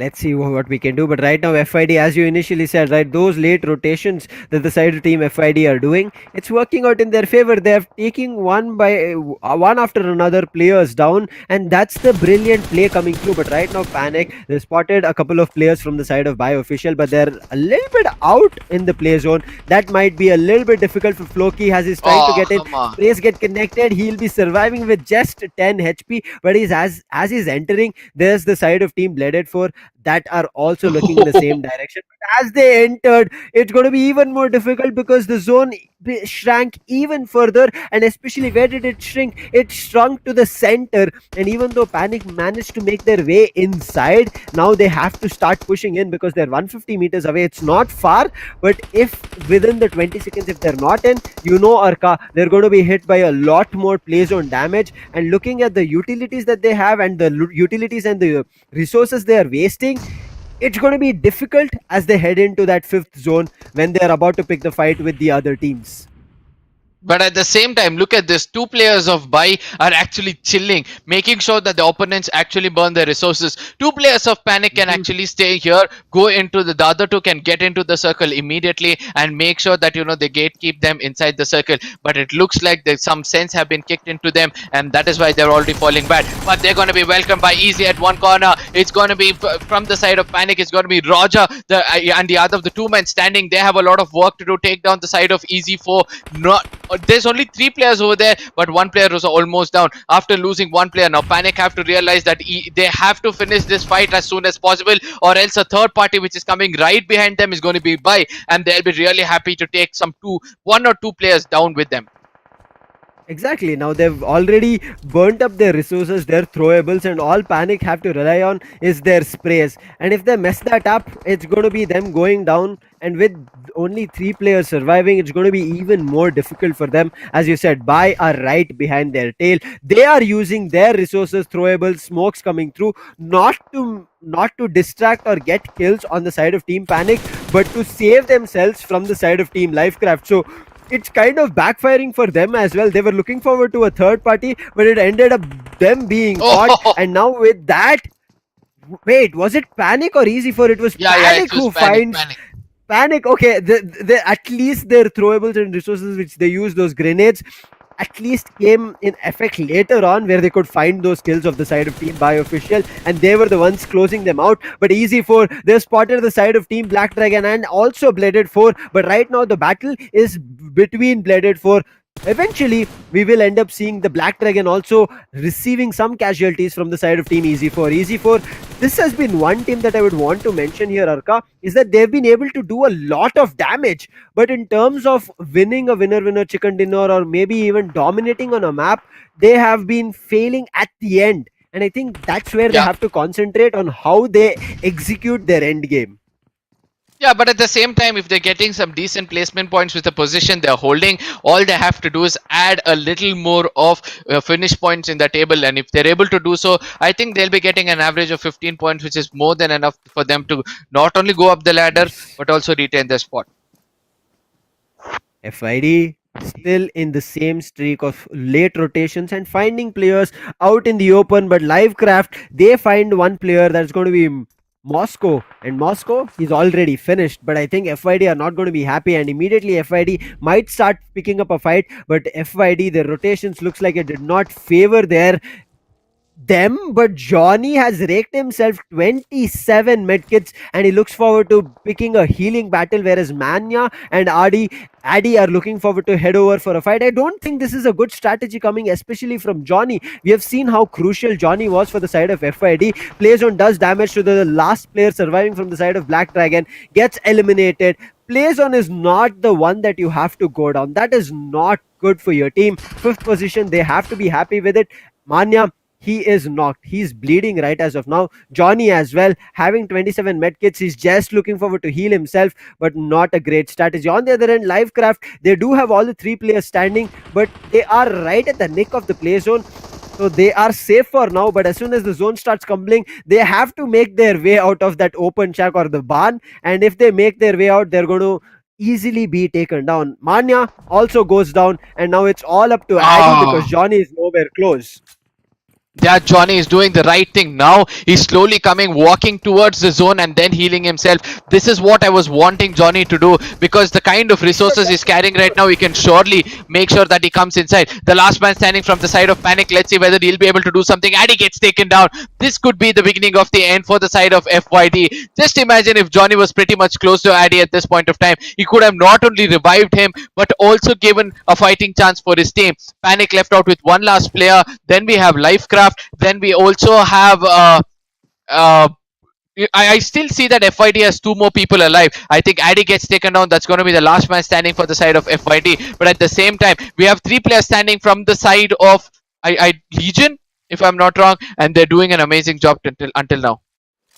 Right now, everybody is doing an amazing job. FYD, Livecraft, Panic, and the side of Easy4 are the last four squads surviving. Johnny is just using his medkits to survive, going for a healing battle. Yadav is doing the same thing as well. Yadav spots one player but forgets to heal himself, and because of which Playzone takes him down. That's going to be the end of the side of Team Panic, and that is just a good try coming in. But Easy4, they have two players. One player, yes, is knocked, but they are making sure they finish off squads as soon as they spot them out, and that's going to be Livecraft's reload is at a great off angle, and he's going to be the last player. Eventually there were just too many players from the side of Easy4. Now it's up to Johnny. Yes, he's the last person standing. He has 6 medkits, but where is he? He's way out.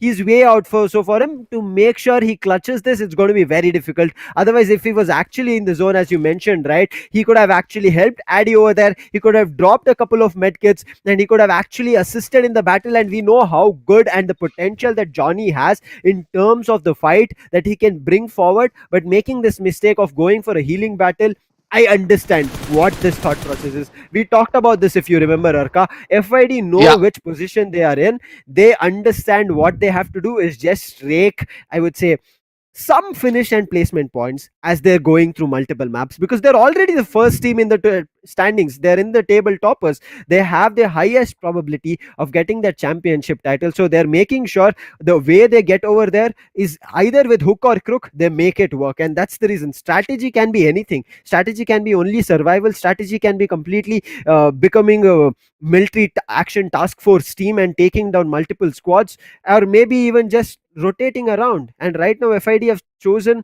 I would say, the silent approach with being survival key.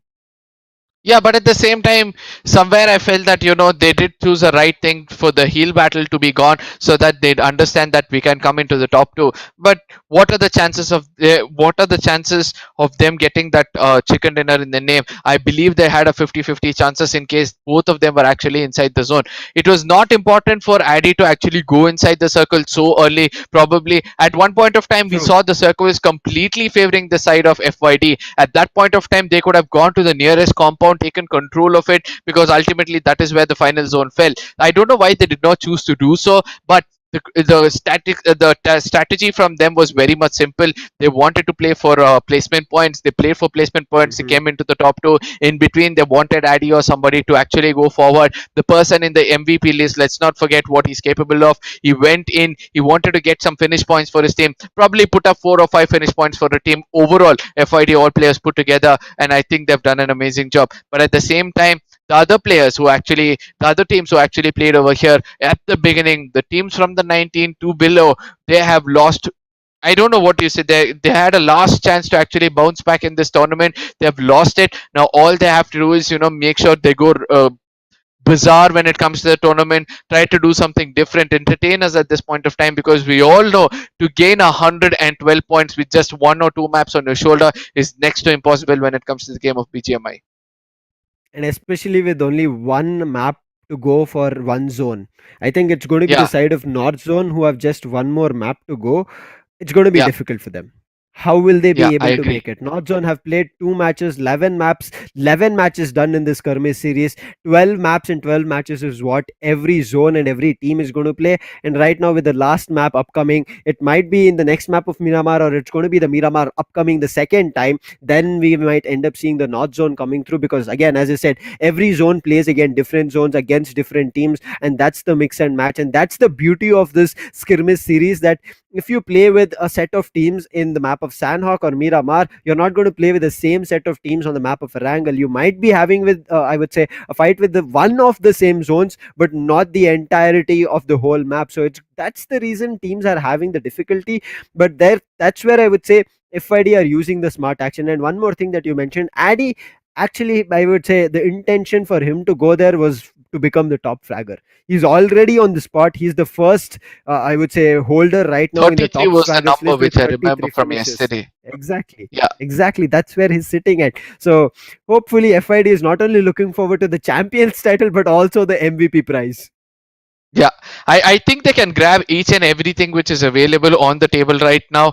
It's just that you have to make sure that you keep adding in another team so that it's your FID1, FID2, and you divide them among two different teams with two different players, but still they'll be able to take the top two because the kind of consistency, the kind of IGLing we're able to see from their team, I mean, very well thought gameplay because from the beginning itself, it's not like they want to take any kind of. Tell me one game in which FID went in for an unwanted fight and got finished off. No, they did not. They did not. They just played it Yeah, out so smart, it's late very rotations. hard. Yeah, and at the same time it's very hard for us, even though the mistake could have happened, it's not in our memories. That is how well they've played in this tournament so far. Mhm. So I do believe that FID knew exactly what to do as they entered into the tournament. They have a long way to go, not only Skirmish series, they're going to be backed up by many teams from here on. But at the same time, the second Exactly. team was Warlords. You have been backing this team up from yesterday when it comes to the map of Hmm. Miramar.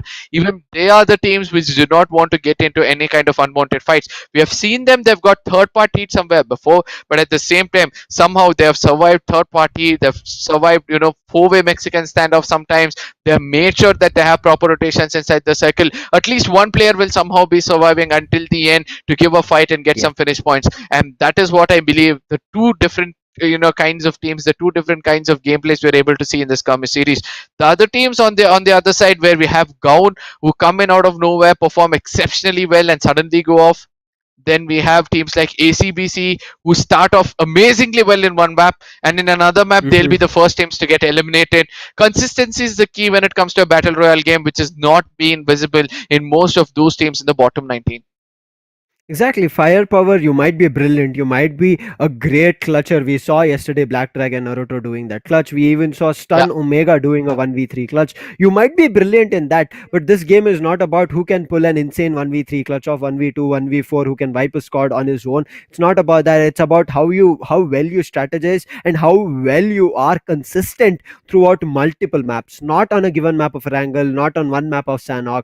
Throughout the 4 days, if you have been able to be consistent, that's when Yeah. your team, even though you have a top fragger, also will be able to have a lot of placement points and finish points. And that's where a lot of these teams, FID and WARGOD, as well as I would say uh, TYCO, are still there. But TYCO, again, first map of Erangel, they got eliminated. But let's take a look at the standings.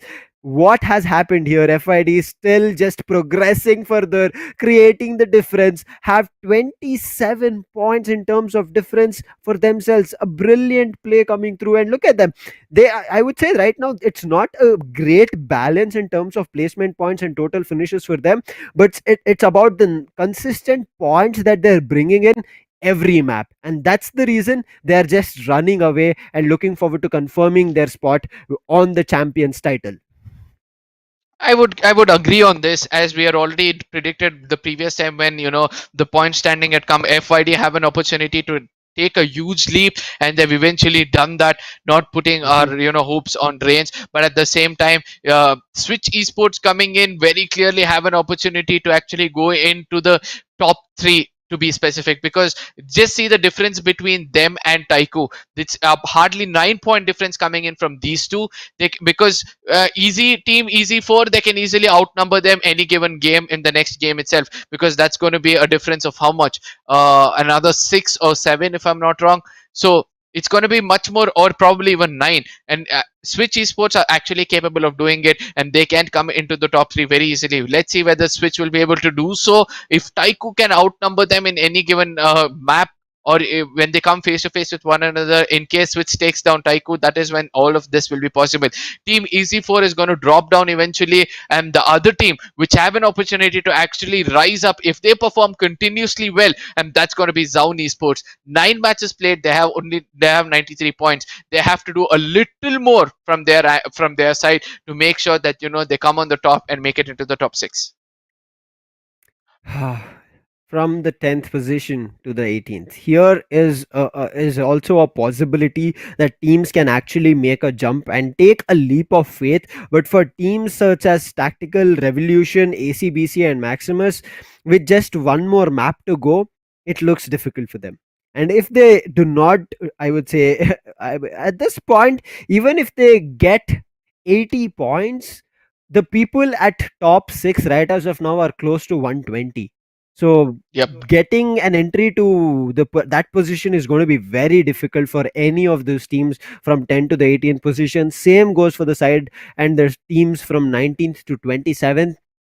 If they can do something amazing, let them do. But again, it's very, very difficult right as of now. Jux, also, you saw them Yeah, getting it's eliminated so I'm early saying on. you right. This is impossible for teams from 19 and below to even think of coming into the top 6. 56 points is where they're standing. With the next 2 matches, they have to attain 100 points to even think of coming into the top 6.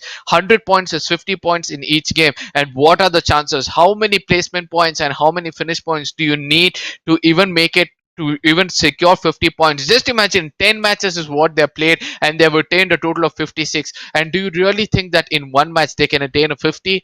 No, that's not possible at all. Sometimes truth is going to be a Mhm. little harsh and bitter, and this is going to be the Yes. bitter truth. From here on, most of these teams will be playing for MVP, or probably enjoy the rest of the experience which they can gain in this game, or probably experiment and see that, let's try to change something over here and see what happens in the next game. If those things work out for them, and that they can execute in the next tournament which is going to be coming up at Sky Sports. Yes, ladies and gentlemen, there's a lot of tournaments coming up over here. All you have to do is follow us on our socials. You can follow Sky Esports at Sky Sports itself on Instagram, or you don't have to do anything else. Skirmish series is just the beginning of one such tournament which is going to recognize new players and underdogs when it comes to the game of BGMI.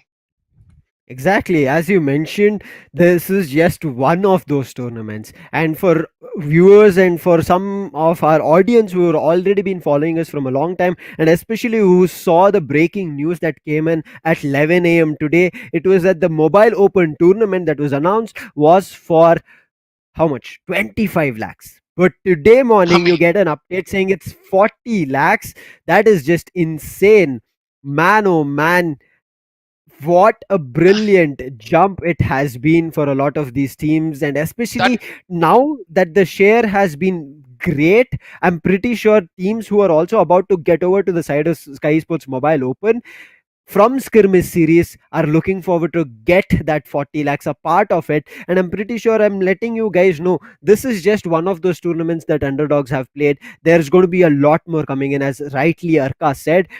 That all you have to do is follow us on our Instagram handle at the rate Sky Esports Gaming. All the updates and the upcoming tournaments registrations is what will be updated very soon on the Instagram handle. So make sure you're ready for it. Make sure you yourself grinding it out, because our main hashtag, if you've seen in any of the tournaments, yes, it has been hashtag Sky is the limit as well. It has been the main hashtag is hashtag Path to Pro. So every player, every team members, or every squad has the ability. But one more thing here, Arka, even though we were talking about a lot that Sky Sports is about to bring in, but one more thing that I want to present to the teams that are here from the 15th and downwards is that they can do one thing. They can deny points to the table toppers and make sure they just put up one hell of a show with the upcoming maps that they have. It's going to be starting off on the map of Miramar, where we'll be seeing South, Central, and East. Sanhok coming in with South, Northeast, and West. Miramar with North, Northeast, and West. And the last map to end this national finals on day 4. No more AMD present Sky Esports Skirmish series. After this, there will be another tournament that might come in, but nothing more for the teams who have qualified in this Skirmish series, being the 36 teams. They will be saying goodbye, this being the last day of this national finals, and that's the reason this is the grand finals, and that's how We are actually seeing how these fights are panning out, Arka. Sanhok was just unbelievable to witness, and I'm looking forward to how Miramar is going to be next. Yeah, but at the same time, we were speaking about those teams who are going to get a little sad that, they were not able to continue from here on. I would want to say this to these people that, you've done an amazing job. There are so many Exactly. teams who are, dying to make that they get a chance in a league stage, a series like this or in a tournament like this. You guys were the lucky people, and be proud of yourself that you made it so far. It's just that, under pressure, you guys have made small mistakes which you can still learn and come back yet again at Sky Sports itself. Let's see how those things are going to turn out. For now, we're going to be looking at those, you know teams who have gained respect of all the viewers of BGMI over here. From the South Zone, North Zone, we have Team Easy 4, we have ACBC, Blooded 4, OS Retribution, then we have RLNxTOD, we have Relentless on the other side, and this is going to be just from the North Zone. And from the other zones, very soon we're going to have names popping up. Until for those people who have already come on our chats, guys, do remember that you can cheer up for your team. Make sure that they feel your presence, because ultimately your support is something which is most important for all these players. It's going to be very important. Again, walking through all these teams, the support is going to be very crucial. That, as you mentioned rightly, it's all they look forward to, because coming up to a platform like this was not at all easy. Along with the grind that they have put in, it's just if you guys as viewers show a little bit of a support, start spamming in the chat for your favorite teams, and also in the entirety you just spam India OP, because all these teams that you're seeing is all throughout from various zones of India, that they're fighting it out, putting their best foot forward. It takes time. It cannot be a fortnight fight that teams come out of.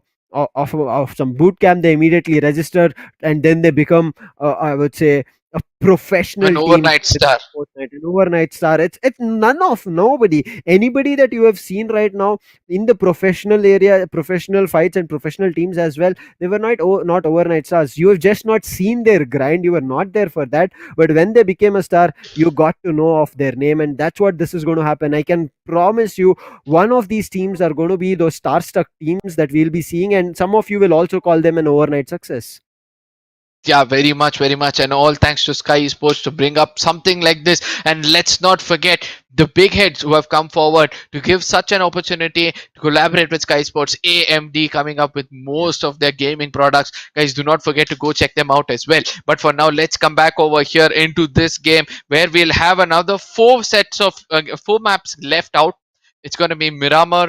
It's going to be two times of Miramar, if I'm not wrong. We're going to have one Sanhok coming up and a one Erangel coming up. So we all know that Miramar is going to be a very, very big map. We cannot expect any kind of early skirmishes coming in from anybody. But those teams on the bottom would want to go in and taunt the table toppers, try to drag them down at this point of time. Hoping to see some early skirmishes and see who's going to be those frontal battle kings is what I'd be hoping out for when it comes to the next map of Miramar coming up. Ladies and gentlemen, you have a very small window. Please share it among your friends. Call them down over here for the final four maps of Skirmish series itself, and that is going to give everybody an opportunity to enjoy the game of BGMI.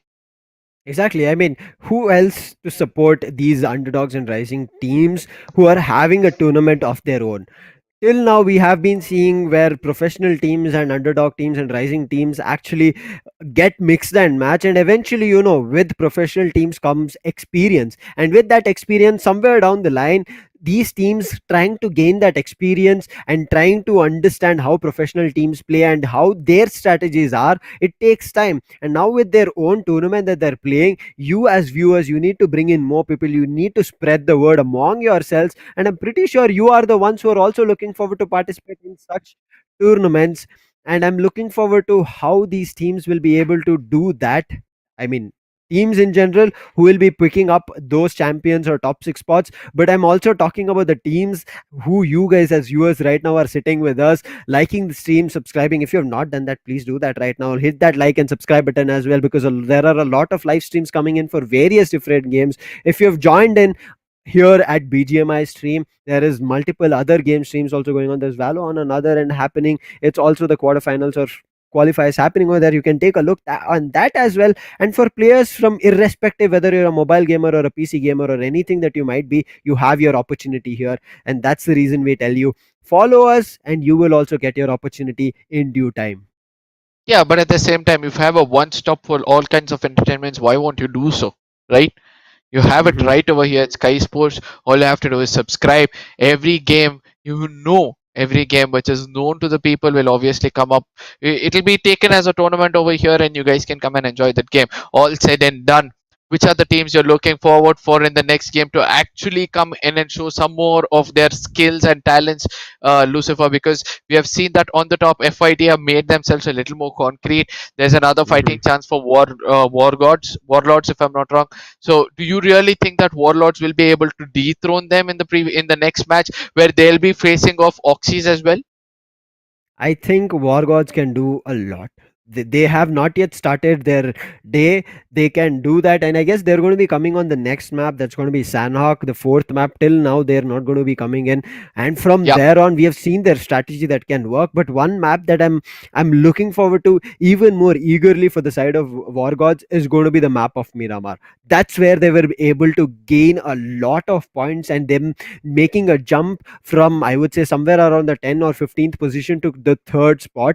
And they are, I would say, one of the closest competitors for the side of FID. Alongside them, I want to talk about the team which is actually about to fight in the map of Miramar. That's going to be TYCO.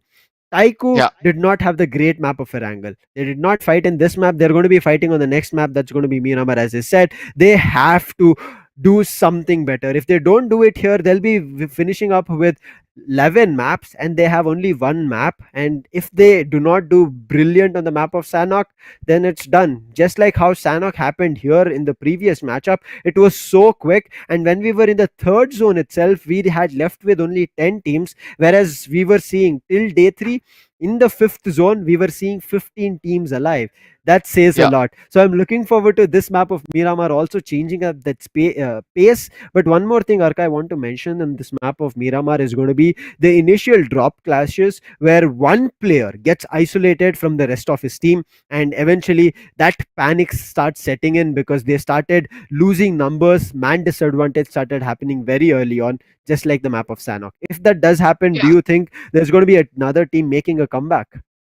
Yeah, I don't think so in the map of Miramar that is going to matter much, because everybody have understood in the map of Miramar it's important for us to at least maintain equal distances from one another. They do not want to spread around so much that when a player gets knocked out, there is no chance for them to travel long distances to actually go and revive their teammate. So it's like even if they're choosing to do so, then they very well know that this is one player who will be playing for either MVP. He'll be going out to give us information about other teams, and that is why he's been Mhm. sent over there. It's like it's a suicide guy of the squad itself.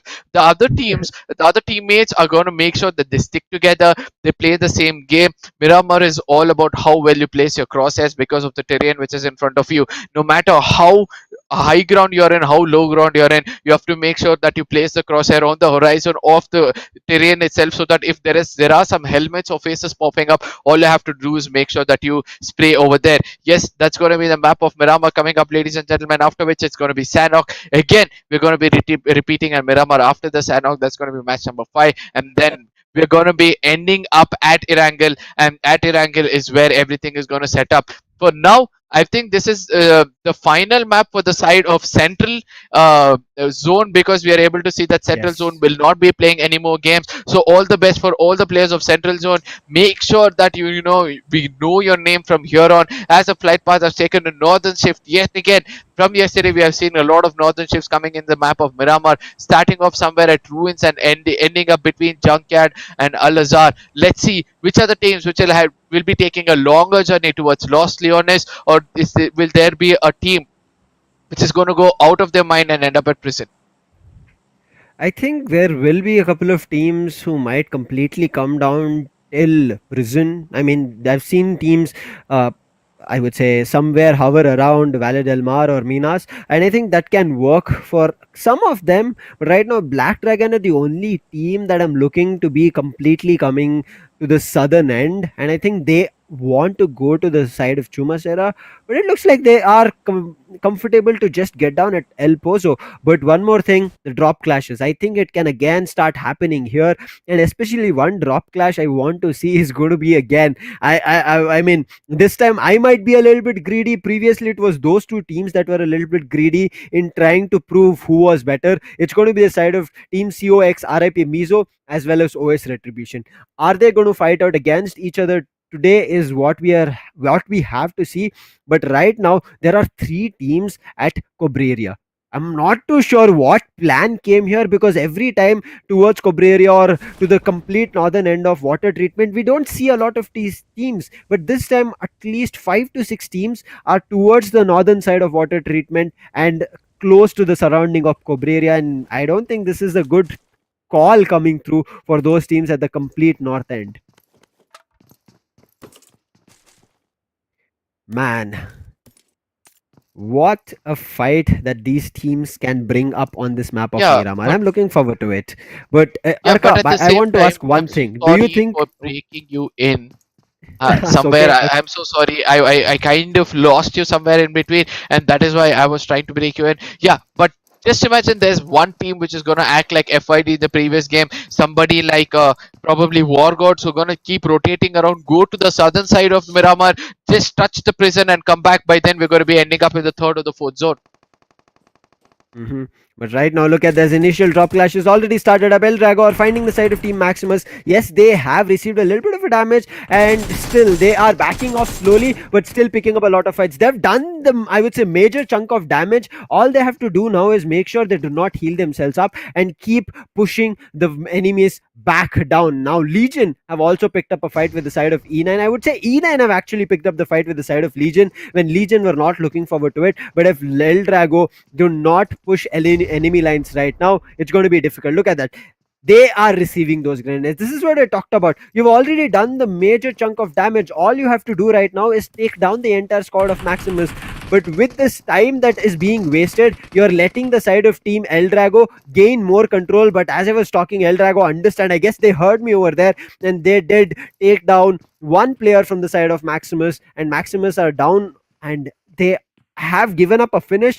Ldrago on the other end, they are also about to lose a player, because if you look at the map, there was Ghosty who is kind of like lurking around, and he's looking forward to bring up a flank and take that player down, take that team down itself. And if he finds that opening brilliantly, he can do a lot. But look at the shift coming through. It's favoring completely the southern western zone, and this teams who are actually in the northern right now have to make a rotate. And especially if they actually make a rotate now from the northern to the southern areas, it's going to be I would say already a cluster clash that we can see during the rotations itself. But before that can happen, teams who are actually facing against each other, Maximus and Ldrago, E9 and Legion, one of these teams are going to come on top, and then they will start with the rotations.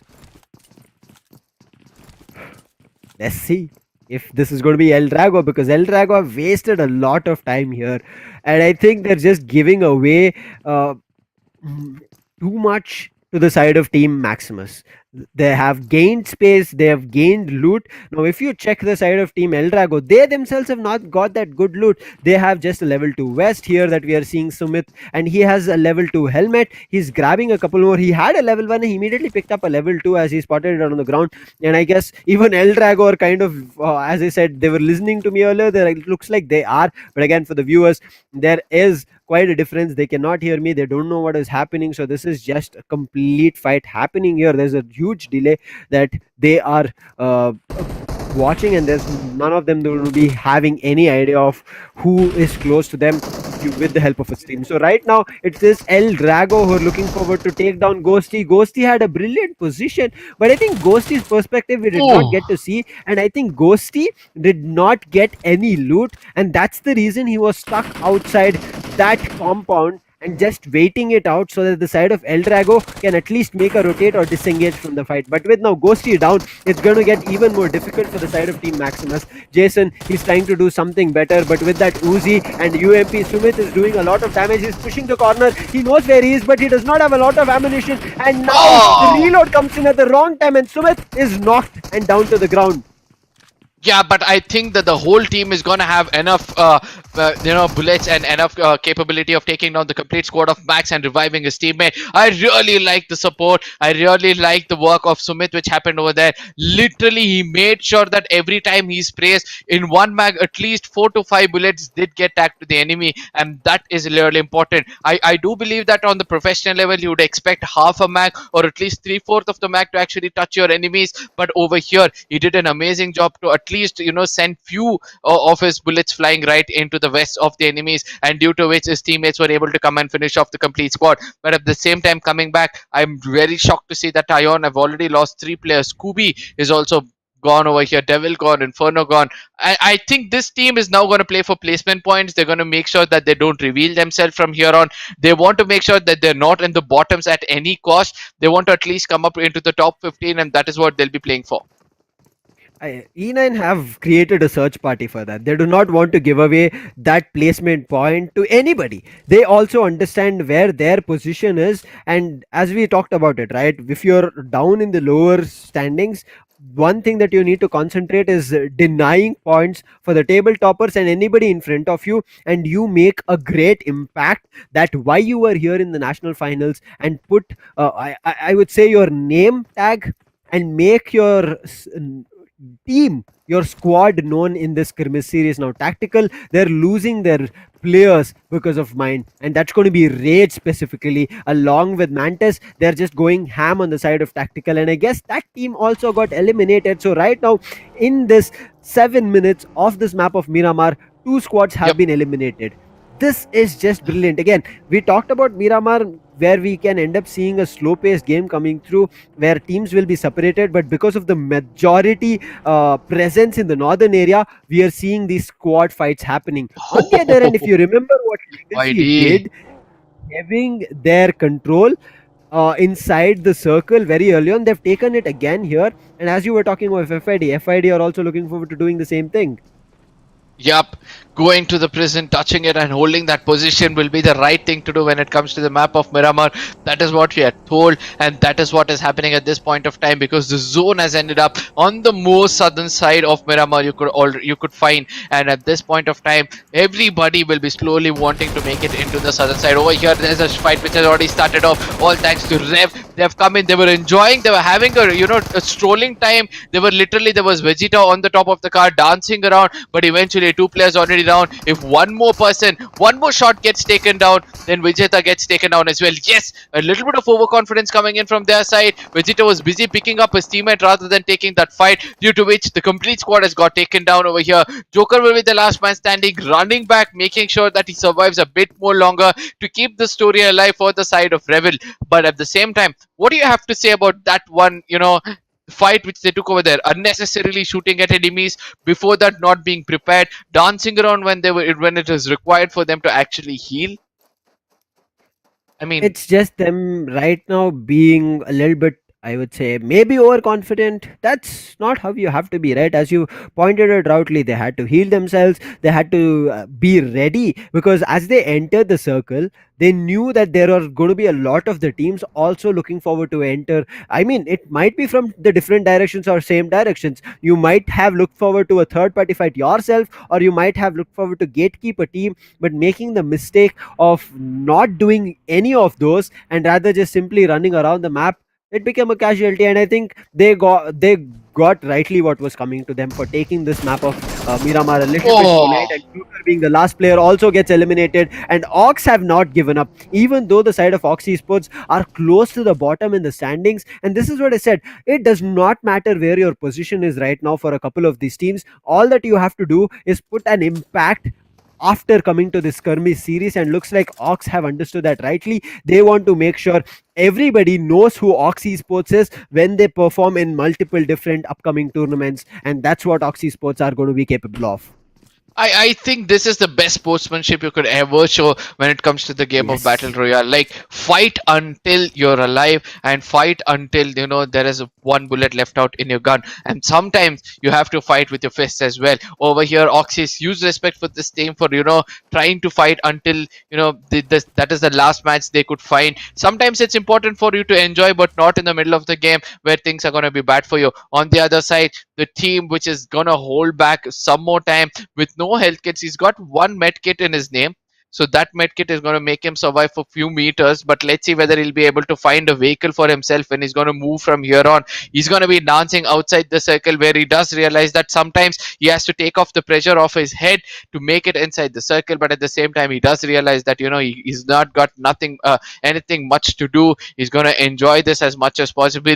It's going to be ions, ladies and gentlemen. But at the same time, there's something else which I have to put your attention towards. It's just that all these teams could have been really really sad that they can't make it into the next phase, but they're not doing so. At least they're enjoying over here, making sure that the final map with they are in, they're going to enjoy as much as possible and make sure they entertain you guys as well. Do not forget to remember their names because they're going to be coming back hard as they have proved themselves once, and I know that they'll be proving themselves again. A small group forming up on this above the side of Chimera, if I'm not wrong. Chimera, and I believe that that skirmish can take place over there right now as the zone is going to be favoring FYD at Mar. Schumacher, as you mentioned, is going to be a very close position. There are three teams right there, but one team that I'm looking forward to, who's at Cruze del Val. I understand it's just the second phase, but Switch, they have the capability of kind of pushing down teams in the first, second, and third spot, even if not the first position, at least to take the second, third, or the fourth spot. Not sure why they are the ones who are like outside of the play zone, getting hit by that blue zone, and as they're getting hit, as we have talked about this, you need to have those resources as you're coming to the end game that will help you out. But one more team that I'm looking forward to that has just come right on our screens is going to be that red title team that's going to be the side of Team TYCO. But in the meantime, before we talk a lot more about TYCO, MiiND fight the side of Team Ignite. They're looking forward to take them down. Sammy is already down. Cosmic's position as he was coming through with the bus is already known. Two players down from the side of Ignite, and MiiND are looking forward to make this 2v2 work now. It was a 2v4, but they've brought it to a 2v2.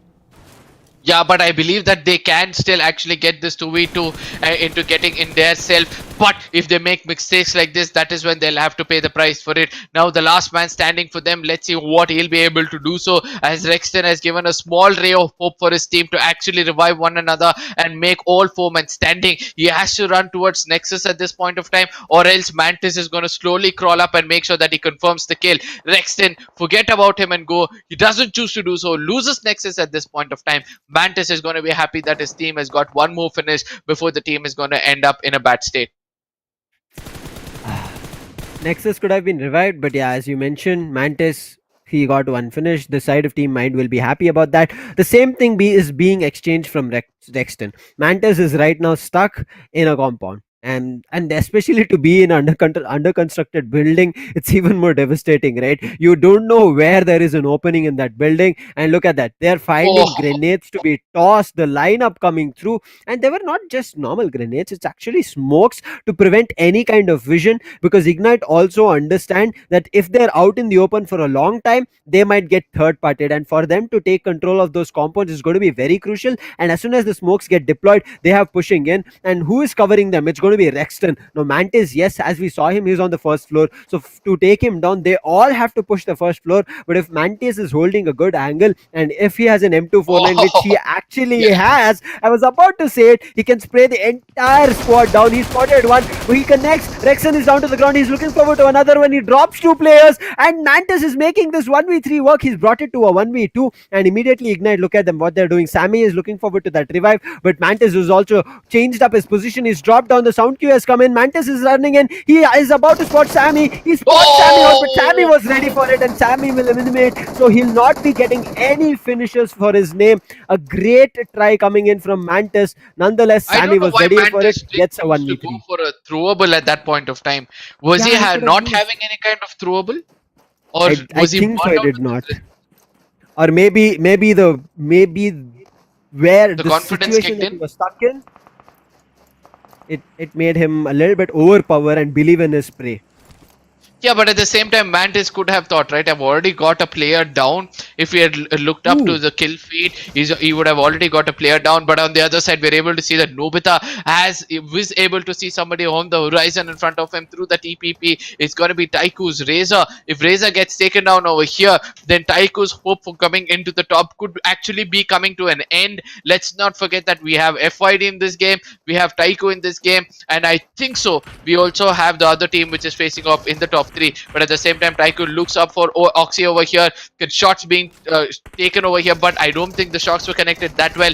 Nobita does have an opportunity to actually come up and take down Pegasus, but I don't know why he's not choosing to do so. He goes in for a throwable, which is not going to be connecting well as well. Kid on the other side, he's going to make sure that he's going to confirm kills, which has been knocked by his teammates.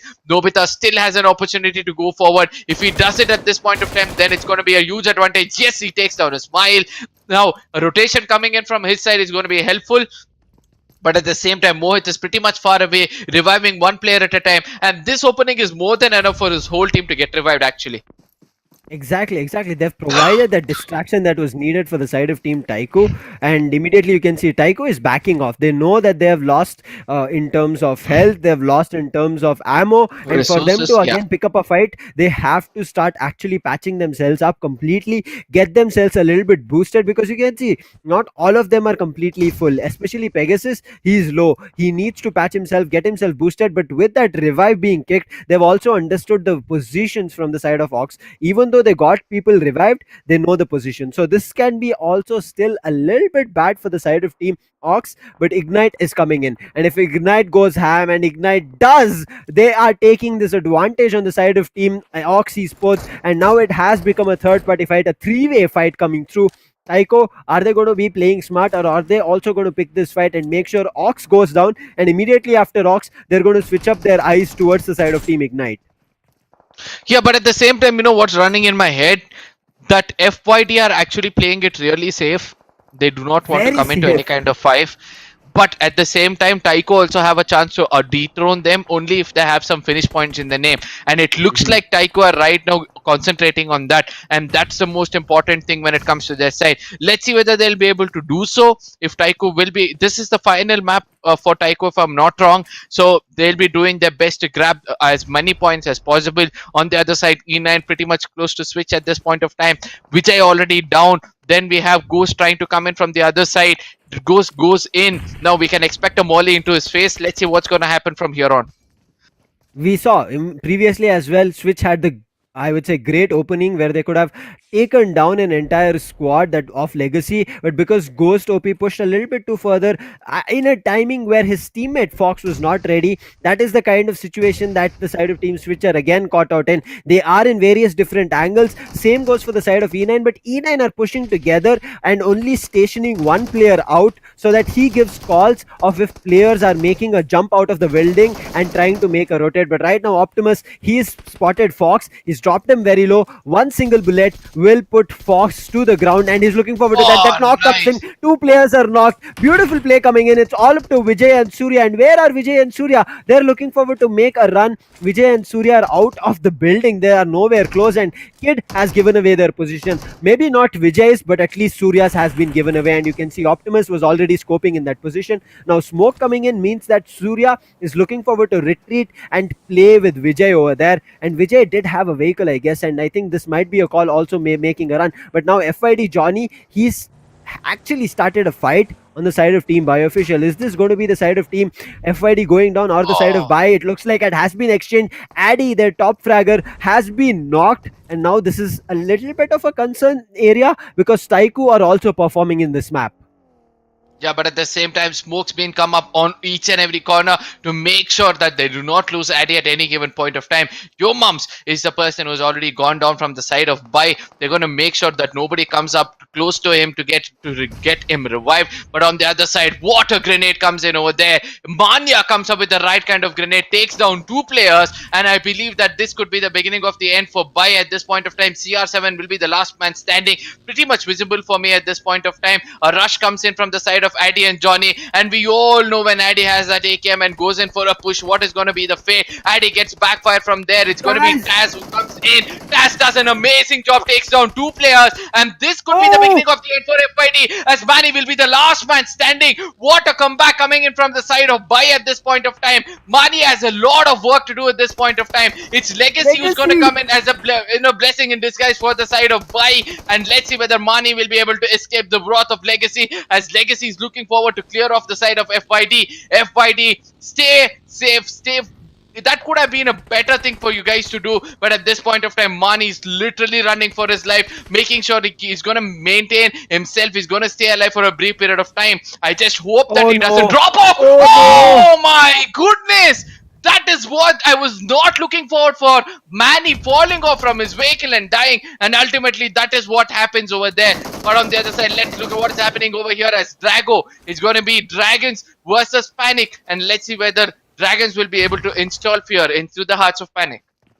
Previously they did, so they can have a chance here, but FID being eliminated, that's a huge shocker coming in, picking a fight at the wrong time, or maybe picking a fight which they were actually casually picking. I think so, that was the case. They just thought, okay, we saw a squad, let's pick a fight with them. But they played it out brilliantly, especially Taz going at a different flank that nobody knew about. And that's one of the best parts. Even though how open this map of Miramar is, it also gives that blind spot for a couple of players from the team to actually rotate around the opponent squad and find the backstab. And that's what happened over there for Taz. Found a great backstab to the side of Team FYD and completely took down the entire squad. And Manya over there, unfortunately, just because this Miramar map being so pumpy, will lose that. But at the same time, you need to keep your cool. Manya did not keep his cool. He knew that there are Rich which is going to be supporting him, but still he was like, no, I need to run away from this fight, and eventually gets taken out. On the other side, we're able to see that Panic is somehow able to dissect the side of Dragons over here. I believe that Black Dragons do have a chance over here. Presence comes in, makes his presence being felt. Let's see whether he'll be able to continue to do so, because 2 players of Panic already down. Now it's the time for Dragons to actually go in and clear off the squad of Panic. We can see that Stony and Denzis are already pushing in. Roger gets tagged on the other side because of Denzi and Stony. Flock is reviving another teammate of his. All of them are on a very low HP. We know what Denzi is capable of. Let's see whether he'll be able to repeat history to take down at least 2-3 players off the side of Panic. Unfortunately, they do not have Naruto here, so that's going to be a little bit, I would say, sad for me. But Floki, he connects a beautiful grenade on Denz, and now that push on the flank did not work, and Stony is looking forward to recover, but another grenade confirms Denz over there. Beautiful play. Now Panic setting the fear, Black Dragon falling off, Stony gets knocked. Now it's up to the last player that's going to be present. The player who acted as a distraction did play his part, but his teammates Stony and Denz could not do the damage. And look at that, within the blink of an eye, Panic, who had lost 2 players, are back to all the players being present, and Presence being the only player. His position is compromised. He is making the dunes work and making a run, but in the meantime, Ldrago, they are also looking forward to eliminate Ignite. Kills being exchanged. It looks like Ignite are coming on top, and Ldrago will be eliminated. Presence position is compromised, and he's still making a run for it, and eventually falls down. But again, Panic, after getting that, immediately get hit from a different angle. I'm not too sure from whom it was. Maybe it was from the side of Jux itself, and you can see immediately the side of Team Panic are hiding under those dunes, and they're looking forward to getting that loot, because they've used up a lot of resources, as you say, Arka. And now if they don't get them back, it's going to be even difficult as the zone starts crumbling, and especially in the 5th zone, because all the teams start forming a cluster. Yeah, but at the same time, I mean, at one point of time, somewhere I felt that Panic was all done and dusted. If Presence were in a close proximity with his teammate, that is when things would have been better. We have been speaking about this when it comes to Sanhok stick together, when it comes to Miramar stick a little distant from one another, so that you'll be able to come and revive your teammate. 2 ridges away is what, the side of Drago was, but eventually by the time they could come in, people who were knocked out were already revived, and those people who were revived were busy cooking grenades, and that is what can happen in the map of Miramar. If you stay so far away, that fate is going to be very bad for you. At this point of time, we can see the TYCO, the team which have a chance, the team which had a chance is right now being shot at. It's going to be Pegasus, who's going to be at 1 HP at this point of time. And who are they facing off at this point of time? It's going to be two last players of Bai who have come in to take this challenge. They want to make sure that they make this team pay. And if Bai is able to do this, and I strongly believe that Bai is going to leave a big mark before they end this tournament, because right now they're dissecting through a team which is there in the top 3. Exactly, they are making a mark. I'm pretty sure the grenades being tossed, it does not do a lot of damage. Razors should be also being brought back. But Legacy, look at this. This is a drive-by fight coming through. Lucifer comes on top, but right now they're getting sprayed down from the side of E9. Yes, they make it to, I would say, a steel shack over there, but still now they have to be worried about. He's making use of already a burnt down car which is lying around, and he's going to use the smokes as well, because Legacy would not want to stay out in the open. In the meantime, TYCO, who did actually lose players, look at the number of smokes that they've used just to make sure that they disengage from the fight, get into the hard cover, and from there they look forward to re-strategizing and picking that fight against the side of Team Bai Official. Where is the side of Bai Official is what my question is right now, because I cannot see them on my screen. On the other side, Legacy are very close to the side of TYCO. This is going to be very interesting. And TYCO, they are angry right now. You can look at this. This is what I was asking. Where was the side of Team Bai? And Bai being out in the open is being even more devastating. But ammo is also being used. Razor needs to pay attention to that. If he loses ammunition just by spraying over there, his teammates cannot give him more, because his teammates are also engaging in different battles. But you see that TYCO, Bai was actually trying to do that only. He was trying to taunt his enemies so that they burn their resources and they'll be left out with nothing when they have to make it into the final circle. Jux on the other end in a very, very wrong spot, due to which they get taken down. E9X coming into play. They have another team rushing towards them, and that is how they'll be able to take them down. There is Duke hiding somewhere far away, takes down Kid. Yet again, it's going to be a hard time for TYCO, because eventually they'll have to always bother about two teams. They're sandwiched at this point of time. Somehow they take down CR7. They're going to be confirming him as well. So that's going to be Legion on the other side getting eliminated. But let's see how well can actually TYCO bounce back from this. Duke confirms a player as well, if I'm not wrong. So let's see how things will be from here on, as we're able to see that Ignite is also out of this equation. 3 teams, Panic, TYCO, and Legacy, have all 4 men standing with E9, and let's see which team will actually be facing it off. It's going to be a mid-range battle, to be specific, in this map of Miramar.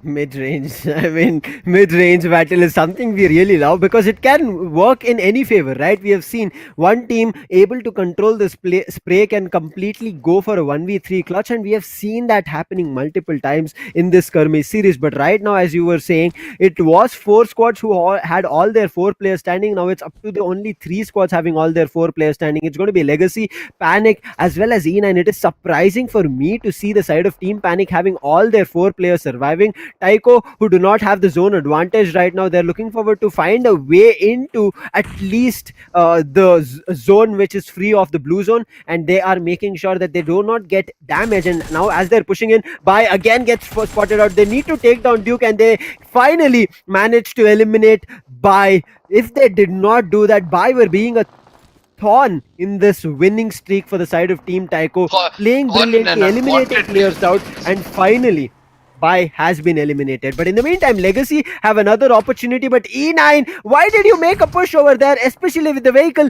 gets knocked? And now it is going to be even more difficult for the side of E9 to clutch this, because now it's all up to Optimus and God OP. They have vehicles right in front of them, which are right now very close to be destroying. And with the vehicle blast as well, assisting, Lucifer will be eliminating Optimus. And look at that, immediately Legacy are regrouping. The last player right now is going to be God OP. Optimus is just bleeding out, and God OP, he's just throwing the smokes to try and survive, but there is so many sprays coming his way. He's not going to survive for any long. A beautiful grenade coming in from the side of Team Legacy. Legacy with 7 beautiful finishes on this map of Miramar. They're just looking brilliant. And one more thing, TYCO also got eliminated in this chaos. And TYCO, yes, they've grabbed finishes and placement points, but is that enough to dethrone the side of Team FYD is what we have to take a look. Oh, that's going to be a very, very close call. But at the same time, all thanks to Lucifer, that lone man hiding in behind those bushes was able to take down the complete squad. I mean, I do believe that he was the only person who took down the complete squad of Easy, because I do remember two players. One player went in with the vehicle, he took him out. Another player came pretty much close to him, he took him out. The third one came with the car. God was the last man surviving. I know that he couldn't have connected shots against him, but still, now Lcraft is the team to watch out for, because we are able to see that Lcraft has only one man standing, and that's going to be Reload, and he has a view of all of what is happening over here. It's just that I'm not able to see how many med. He's got 4 med kits. He can't go in for a heal battle, but at the same time, he has to make sure that he doesn't give any kind of any kind of sound, any kind of visibility to the opponents, because they'll be really wanting to take one more finish point in their name. All he has to do is make sure that he runs through smokes and everything. At this point of time, Legacy and Panic, both of them are facing one another, and it's a very good time for him to actually go in and make himself inside the zone itself rather than getting detected later on in this game. Man, oh man, this match is very interesting. Last 3 teams surviving here. 8 players alive, as you mentioned. Legacy have the highest advantage right now, but Legacy, they're again making use of a wooden shack, wooden house. How can they make use of a wooden building to... I mean, make use of a wooden building as a cover? How does that even make sense? I don't know. But right now, the way Legacy are playing is just brilliant. They are covering each and every angle. Livecraft, there is one player in the backlines, and Legacy, they'll know that. And that's the reason Legacy are checking it continuously. But now Reload has no proper vision of where the opponents are. Spots one player from Panic, but his spray does not work. Reload comes in the picture, and he will be eliminated by the play zone. It's going to be a 4v3 fight coming through. Make it a 4v2 or make it a 3v3. One of these teams need to start pushing in. It looks like Legacy want to push in. No. We are heading to the 8th zone. Are we going to even see even the 9th one coming here? I'm not too sure how far we are going to push this map of Miramar. And I guess, look at this. The last fight happening here, Arka, is being nice. taken up for such a long time. Beautiful grenades coming in from the side of Team Legacy. They're ready. They take the vehicle down as well. Yadav is down to the ground. Now it's all up to Floki and Roger. On the other end, all the 4 players from the side of Team Legacy are great in terms of health. Grenades being tossed, grenades being exchanged. Floki is hit really bad. Another grenade can confirm Floki as a knock as well, and that's what the side of Team Legacy needs to keep pushing. Yadav is down. 2 players from the side of Team Panic, Floki and Roger. Can they make this happen? A 2v4. Oh, Lucifer gets taken down. This could be the beginning of the end for them, as they can see another player coming in. That's going to be the last man standing over there for the side of Legacy. Ooh, but at the end moment, Legacy was able to lay one bullet on him, and due to which Legacy will be taking it home. At one point of time, because of that cover, I felt they're able to do so. I wanted a little bit of an aerial view of what was happening over there, but things were very clear because the grenades in the air were giving us more clearer picture of what was happening over there. It was very easy for actually Legacy to take this home in a very similar in a very clearer manner, or probably I would like to say in a very easier manner. At one point of time, they had that vehicle. All they had to do is send one person over there as a bait to make sure that, go over somebody somehow, or probably give us information as to where the enemies are, and then eventually go in. Ultimately, the smokes had to hide some vision of the opponents, but eventually once the smoke went off, it was easier for them. But I really like the way these people are playing. The peak coming in from the side of Panic, there was from the side of Legacy was not required. That is why they rushed in behind the trucks. They were able to come in from a different angle. There was one person baiting it out on the other side. The others came in from a different angle and made sure that they finished them off. But what a game it has been so far. Amazing gameplays coming in. I want to see what's happening on the top of the table. At the same time, I want to see from the 6th to the 10th position, what are the changes? Who are the teams who have come up a little above, who have been dethroned from the top 6 to make sure that they are making into the finals of into the next round of this league stages, and that's going to be really, really good. It's going to be really, really interesting. I'm looking forward to it. We're going to do a lot more discussion about what happened on the map of Miramar, but right after a break, letting you guys viewers know this is the last day. This is day 4. This is where we'll be crowning the champions. It's only 3 maps away. Stay tuned. Go have a quick break. Do not switch. We'll be coming back soon. Take a short break.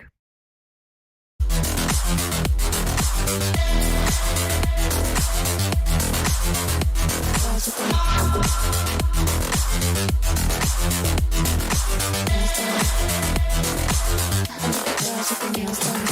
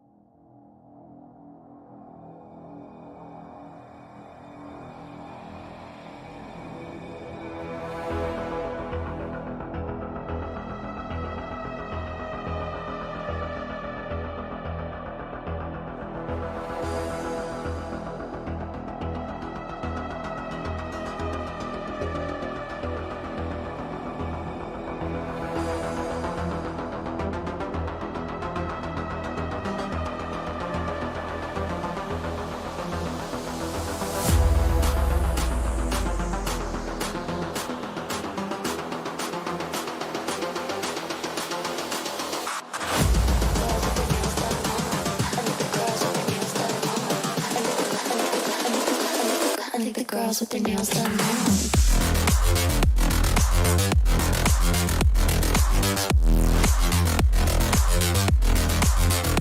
Girls with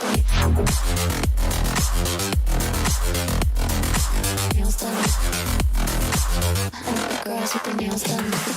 I think the girls with their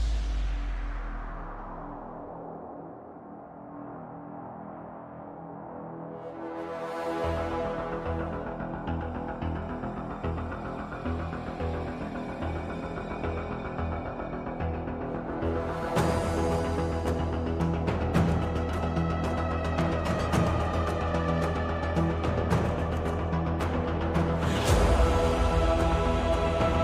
done.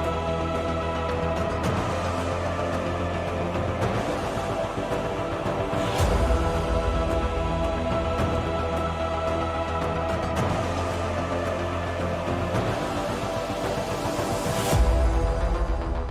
girls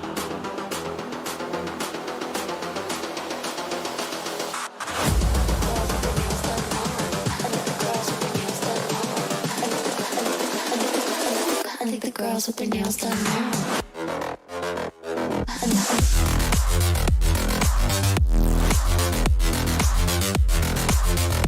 Girls with their nails done. I think the girls with their nails done.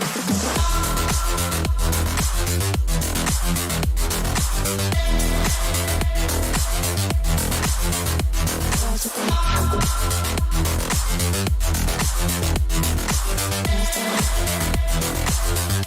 girls with their nails done.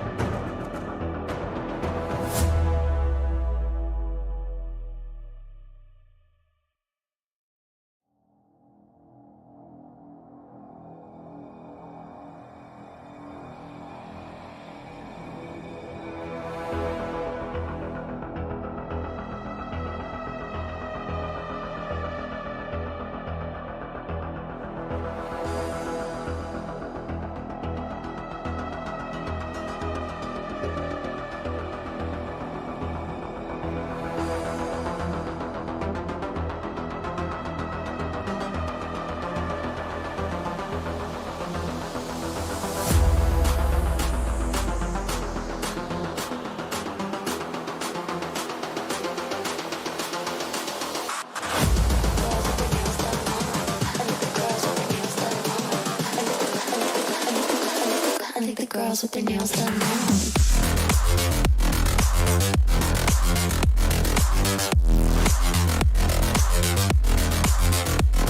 girls with the nails done. I like the girls with the nails done.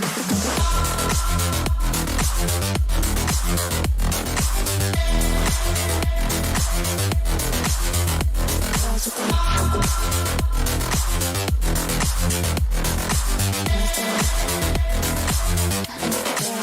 done.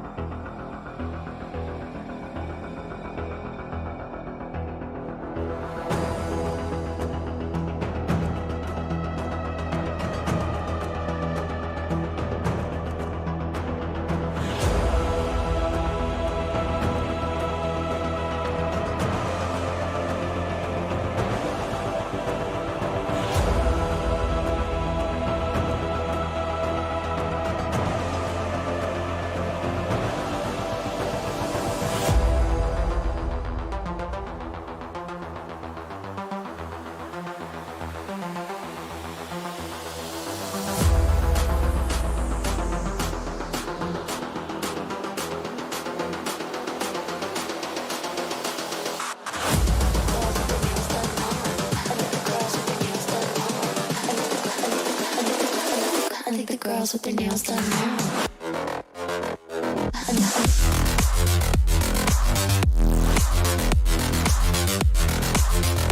Girls with their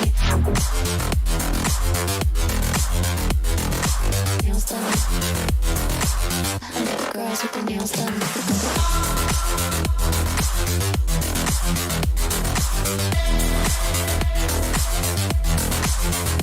Girls with their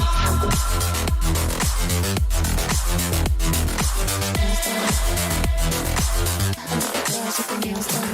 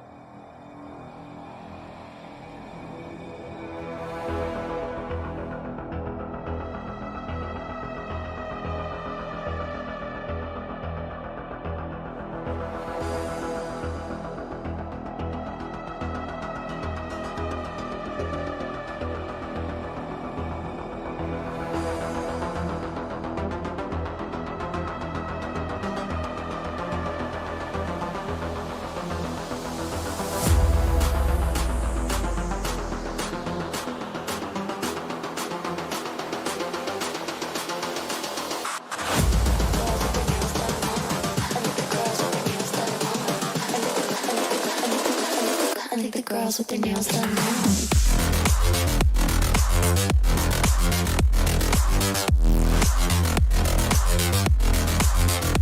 Girls with their nails done. I think the girls with their nails done.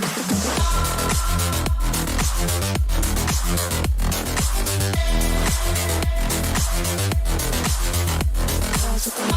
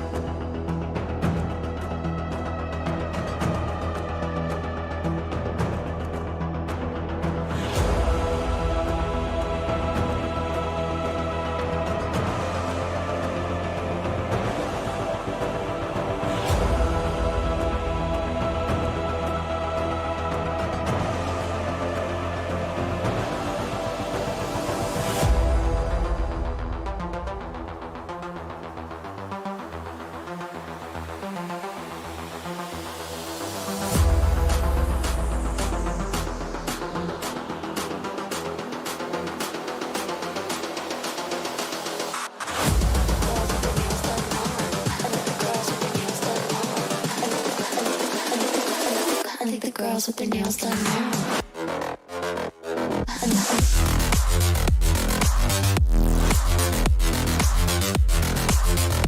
Girls with their nails done. Girls with their nails done.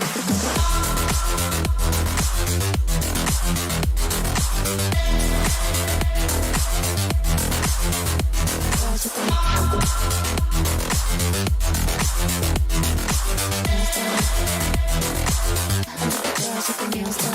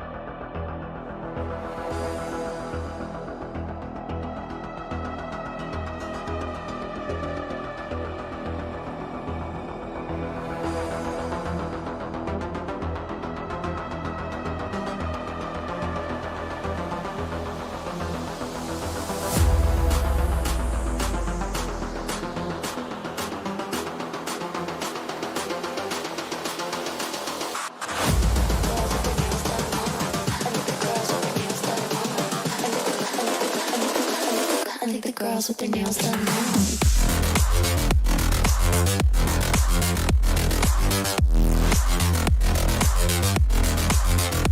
Girls with their nails done. I think the girls with their nails done.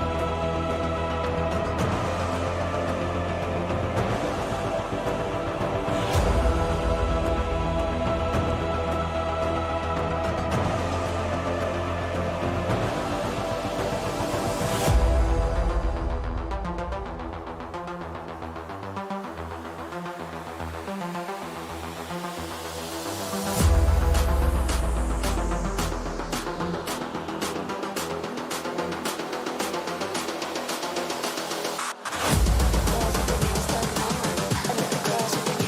done. I think the girls with their nails done now.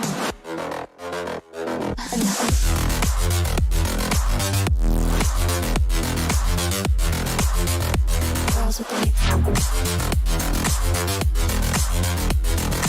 nails done. I think the girls with their nails done.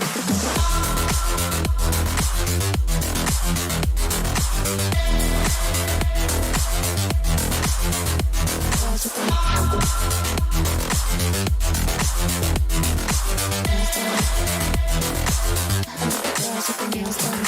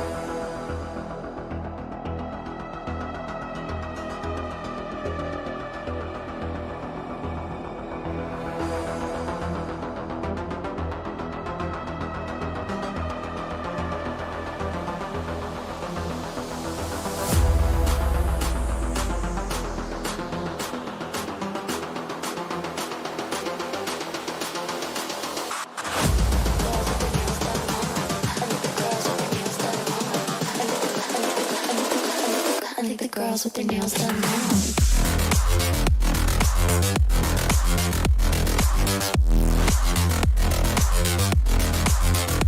Girls with their nails done. I like the girls with their nails done.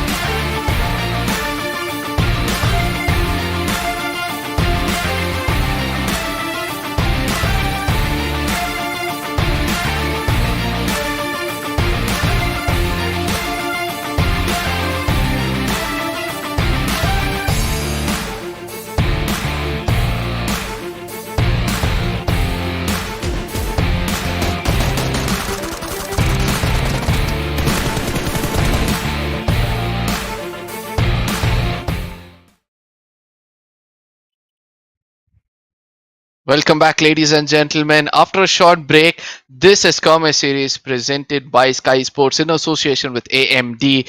With me is going to be Lucifer.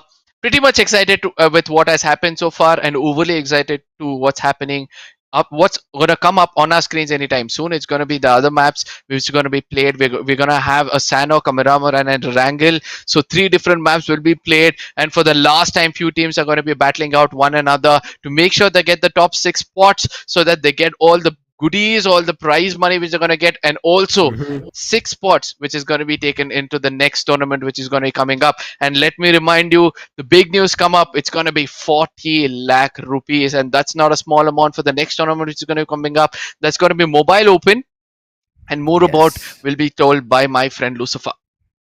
There's a lot of those games happening, and especially for teams or players and squads who are viewing this, irrespective of the game, just to enjoy esports, there is numerous titles in mobile open. So head over to our Instagram page, whichever game you are interested in, wait for those registrations to start up and you can start registering. I'm not too sure about BGMI specifically if you're looking for, because BGMI is right now constituted with these 6 squads that we are going to see, and the next professional teams that will be invited to the tournament, they will be playing. But there are still other games which you can participate in. Free Fire is also there. There's 1 or 2 more games that I would want not to reveal right now, so make sure you head there, wait for your time, and I'm pretty sure you will have your opportunity. But right now, let's see what kind of a destruction the side of Legacy did on the standings. Let's see if they made their way in, because Legacy are getting very close. Yes, the table toppers are a little bit running away. FID made a mistake, and you can see they were, I guess, at 167 or 162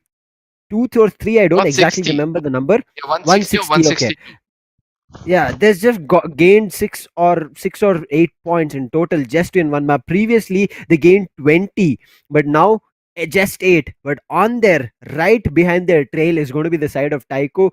17 points. They can get it with the next map coming in, and both FYD and TYCO here just have last map to play. And now this is going to get interesting here, Arka, because these two teams who are already the table topper have just the last map to play. And if these two teams play their last map and then WARGOD comes in, who will be coming down in this map of Sanhok, and WARGOD completely dethrones them, because now look at the difference.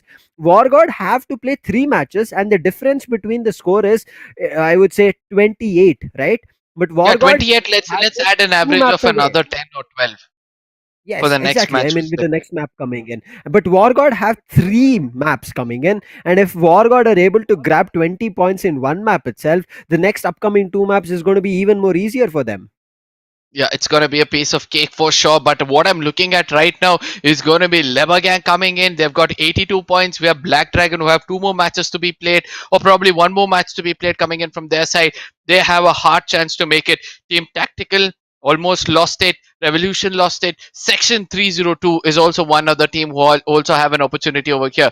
From then on, the story seems to be a little off for most of those teams, but we all know that the top 5-6 spots is going to take home a lot of experience. They're gonna have another they're gonna have another reason to rejoice, that is they have another opportunity in another tournament which is going to be coming up. But from then on, whichever teams we see from ACBC and then on, I don't think so that it's going to be easy for them to make it into the top 6 at any given point. But at the same time, they're going to be happy with the experience they've gained. We're going to remember most of their names. Obviously the audience are going Yes. to remember most of their names, and they will be watching to see them yet again in another tournament doing much better.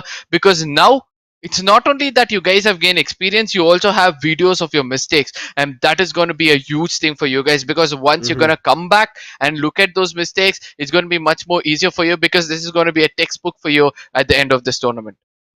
I completely agree with you. That's the the best way to frame this tournament for the teams right now who have finished off 12 maps.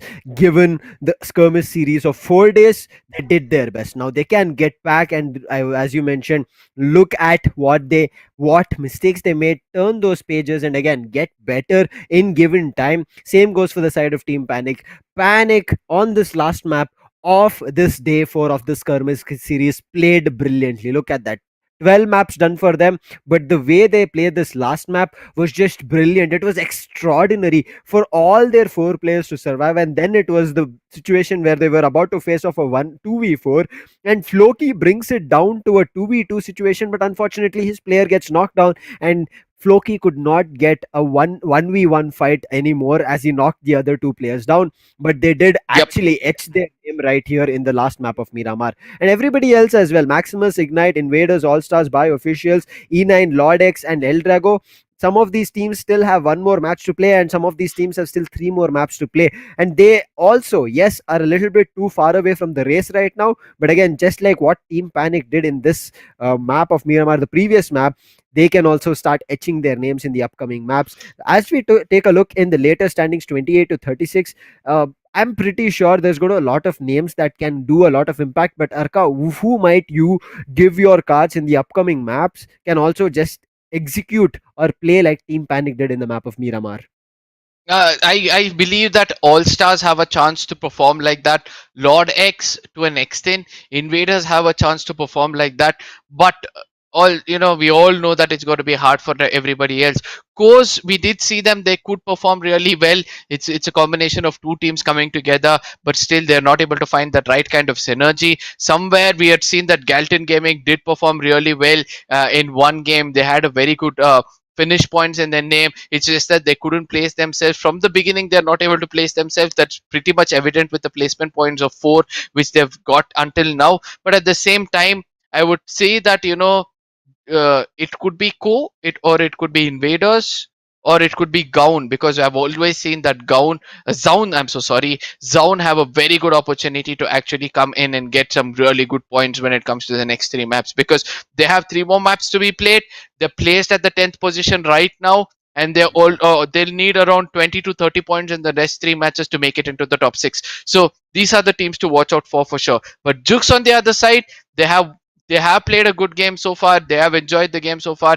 This name is going to remain in my mind for a brief period of time. It's just that I'll Yeah. miss those sniper shots which you were able to witness. Oh, I agree with you, right? And to bring back the sniper action, especially in a game where most of the players look forward to just spraying down, I really loved it. And especially a lot more people also adapted as we started seeing multiple more maps coming in. And again, match schedule is not going to change. Central have done their job. Let's head over to the map of Sanhok, the fourth map coming in south, northwest, and west, playing this northeast, if I pronounced is wrong. Northeast and west are going to play, and one more thing, northeast are going to be playing this first map on day 4, so it's going to be their 10th map coming in. Can they make the same impact? Because the side of team west as well as south, they've already played a couple of matches. The way they are feeling right now is that they want to take on multiple more finishes and try to do a lot more impact in this map. And especially this being so small, we might again end up seeing a lot of drop clashes looking at how the parachutes are landing.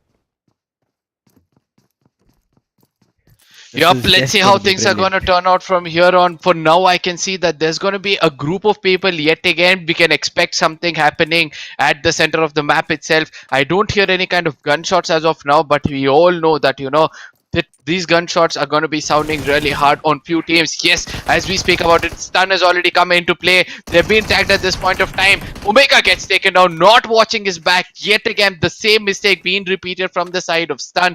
Look around your surroundings, or else this is what your fate is going to be on the other side. Let's see, it's going to be Gallant Gaming coming in from the other side. Even they want to make a mark over here. MiiNDs are also over here. So let's see which is that one team which can actually come in to take down the complete squad. This boot camp is turning out to be a very, I don't know what to say. DBS also coming into play over here for the first time. I've not seen that happen before over here. Gallant Gaming losing one player at a time. It's going to be Panther who's come down. He's going to be healing up. 3 players left out over here. Stun has got 3 teams. 3 players left out over here. And on the other side, we have ALS. I said that, these are the teams to watch out for. And it looks like these are the teams who are going to give their 100%. Man, brilliant plays coming through. Stun is getting spotted from many different directions, but MiiND is also looking forward to find a third party. But it looks like MiiND is either he's separated from his team or his entire team is already wiped. I'm not sure what has happened. And yes, his entire team is actually wiped. It's only up to Mantis and Rage, and Mantis is already burning. I mean, his name sounds like an insect, but if he burns up anymore, just like an insect, he's going to be squashed very early on. That's not going to look good for his team. MiiND, they are looking forward to do a little bit of an impact. Rage is a brilliant player for the team. We have seen that, but now with this cluster happening here at bootcamp, and especially with the circle, you can see the edge being and crossing the compounds of the bootcamp. This is going to make even life more difficult for multiple of these teams. And you can see LEBAGANG are also pushing in, and LEBAGANG, what a play they're trying to make. They're going to be I would say the 4th or the 5th team entering here alongside the side of All Stars, but All Stars, they already have the advantage as they have entered the compound here. Arka, I think as we are going to push in, right, teams are going to look forward to hit up a lot more opponents in terms of gaining a lot more finishes. And if All Stars, as you mentioned, gain a lot more of finishes, they can completely take down Gallant Gaming, MiiND, and as well as the side of team. Sorry, there's another team right next to them. Immediately forgot the name right there. That's going to be the side of team All Stars, Gallant Gaming, Mantis. Okay, And there's okay, one team which it just went ran out. away. You were telling about them Okay. rushing over here, but they did fall back. So let's talk about what's happening over here. All Stars are already on a good note. They have 2 finishes already on their name. Galton Gaming also have 2 finishes Stun. on their name. That's going to be Stun coming up from the other corner. They're going to be trying to do their best, but Stun already losing 2 players, MiiND losing 3 players. They would want to fall back at this point of time. On the other side, All Stars still trying to be as aggressive as possible. They do not realize what they're stepping into. Otto has to be careful over here. Panther on the other side, we see that with that DBS, he was able to execute something good. Galton Hope is trying to be, that hope for the team to get that early knocks for his team. In case he's able to do so, then it's going to be easier for them on the other side. Galton Ninja still trying to get into fights. Zena gets taken down because of Stun Storm on the other side. Probably gets confirmed as well. Not the right kind of start for All Stars at this point of time, because Stun has realized that they have to play a very defensive gameplay. They're going to stick at one corner, make sure that they pour lead on anybody who's going to come towards them. All Stars, Gallant Gaming, and the side of Stun have wasted a lot of time in terms of, I would say, rushing upon the squad. And as they wasted a lot of time, the side of Gallant Gaming Stun as and the side of All Star have also gotten their loot to themselves. They got the resources, the ammunition that they needed to put up a fight. Because of which, right now, is this boot camp region can be anybody's game. It depends on who ends up making the mistake. Everybody, in terms of the fire capability, in terms of the explosions, in terms of completely spraying down their opponent, are going to be at equal footing. And with this game kind of dying down here in between, the fight, somewhere the teams have tried to stall for a minute or two. And I'm not too sure who's going to look forward to bringing this back, as Mantis gets spotted out, the last player for the side of Team MiiND, and it's going to be MiiND falling down at the 18th position, getting eliminated. Very unfortunate for the entire squad of MiiND, especially Yep. this being one of their last maps, and now them going down like this, it's going to be feeling really, really bad. Great job coming in from the side of MiiND, but now do you think All Stars are going to do the initial two finishes that they've grabbed? Are they going to push that confidence to wrap and, I would say, finish off and get boot camp control for themselves? Do you think that's going to happen? I don't think so that all stars need to do it, because to leave a mark, it's not necessary for you to actually go in the beginning, make sure you lose 2-3 players and then try to get something for yourself. It's important for you to actually come until the end itself to make sure that you get it. With the zone coming to the northern side, that will be the place where people will be rotating and ending up. So it's important for everybody to stay alive, have the maximum number of players alive in the final circles itself. MCC NCX on the other side right now, Goku is also being tagged, so he tries to go out with that M1A4, was not able to connect the second set of shots, due to which the complete squad will be eliminated. I believe that they are that's going to be Northern is yet again being eliminated. Yes. They did try their best as well. They were on the bottom of the table, but still they were able to put up a fight over here. CO's on the other side, we have been speaking about this. I told you that CO's are that one team who have an opportunity. It looks like they're proving themselves until now. Let's see whether they'll be able to carry it from here on. On the side of Ruins, we're able to see the TYCOs are able to see Invaders. Whether the TYCOs will be able to take down the Invaders, or the Invaders will be strong enough to take down the Tycoons.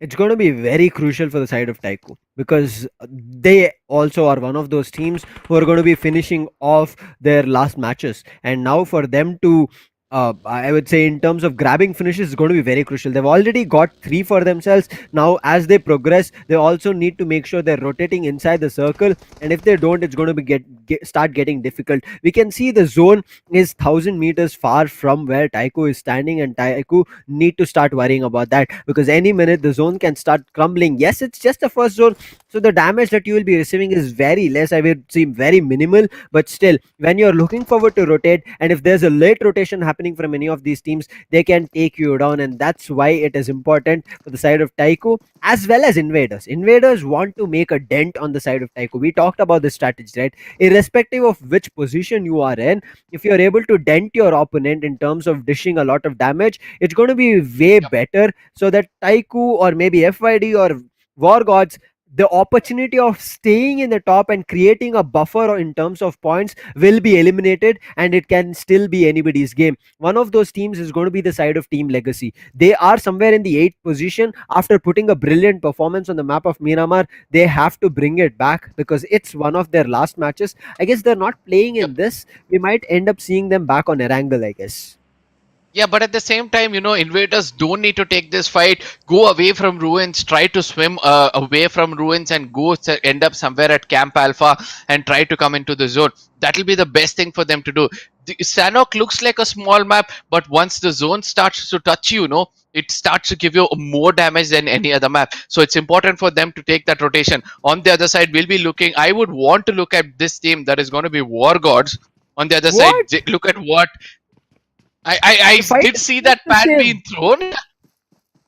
I did that pan being thrown. Is trying to taunt his enemy, because Gallant Gaming knows that they can have fun over here. They can experiment on few things just in case that pan shot had got connected and it was on the video. They could have cherished that moment for a long time. On the other side, we're able to see the team of Switch, who do still have an opportunity to make it into the top 6, to have themselves in a concrete position. Will be trying to play it safe. The 3 other teams who wants to be a little aggressive still stuck up at boot camp. Let's see who's going to be knocking at their doorstep or probably getting taken down by them. For now, we are able to see that this team at Barn is going to be pretty much safe. Yeah. So right now we are able to see they're at Barn. Since the zone has taken a northern shift, going to Barn or Koa is going to be the best thing for them to do, or Mock will be the safest spot for any person at this point of at this given time.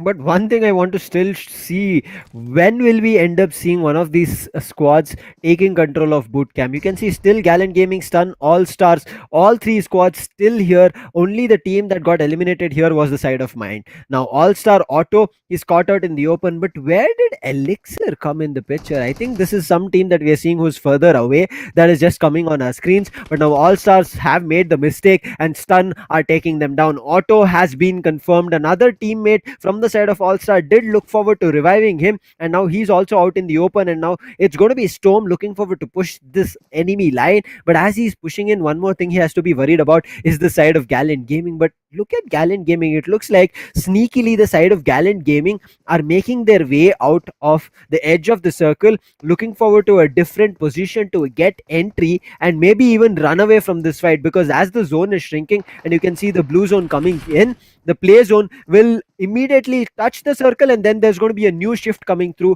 and then whether they want or not, they have to start shifting in. That's the reason even All Stars are looking forward to push. They push out together. There's going to be one player, there's going to be Redox. He's looking forward to do a lot of damage, and he does, and Redox will come in as the MVP and clutch it. But there's going to be Gallant Gaming who come in from the back lines, and now Redox is also being spotted. He's very low. He's trying to play it out. Storm, yes, he's already knocked down. Redox, he's also looking forward to patching himself. If Redox goes down, this is going to be the elimination coming in for the side of Team Stun. Panther, he has no idea of where Redox is, and now once the peak comes through, Redox's position is given away. Panther needs to play. He's changing his gun. He had his teammates there, and it's going to be Gallant Gaming. Finally, the team who actually sneakily came out of the edge and then immediately moved to another angle, that proved them really good, and it was brilliant from them.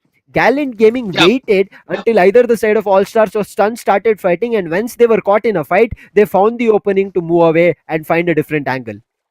But at the same time, you know what happened at the final moment of that Galton Gaming the fight which happened over there? He made sure when he's changing his gun, he knows that the horizon, the way the enemy is speaking at him, he can't fire through those concrete wall or the fence. So he made sure that he took cover of that. The presence of mind in the game actually gave them way to clear off another team. And I do believe that was a very, very good gameplay coming in from their side. Let's see what's going to happen from here on. I don't know whether it's ELIXIR or Galton Gaming who did that, but they did a very good job over there.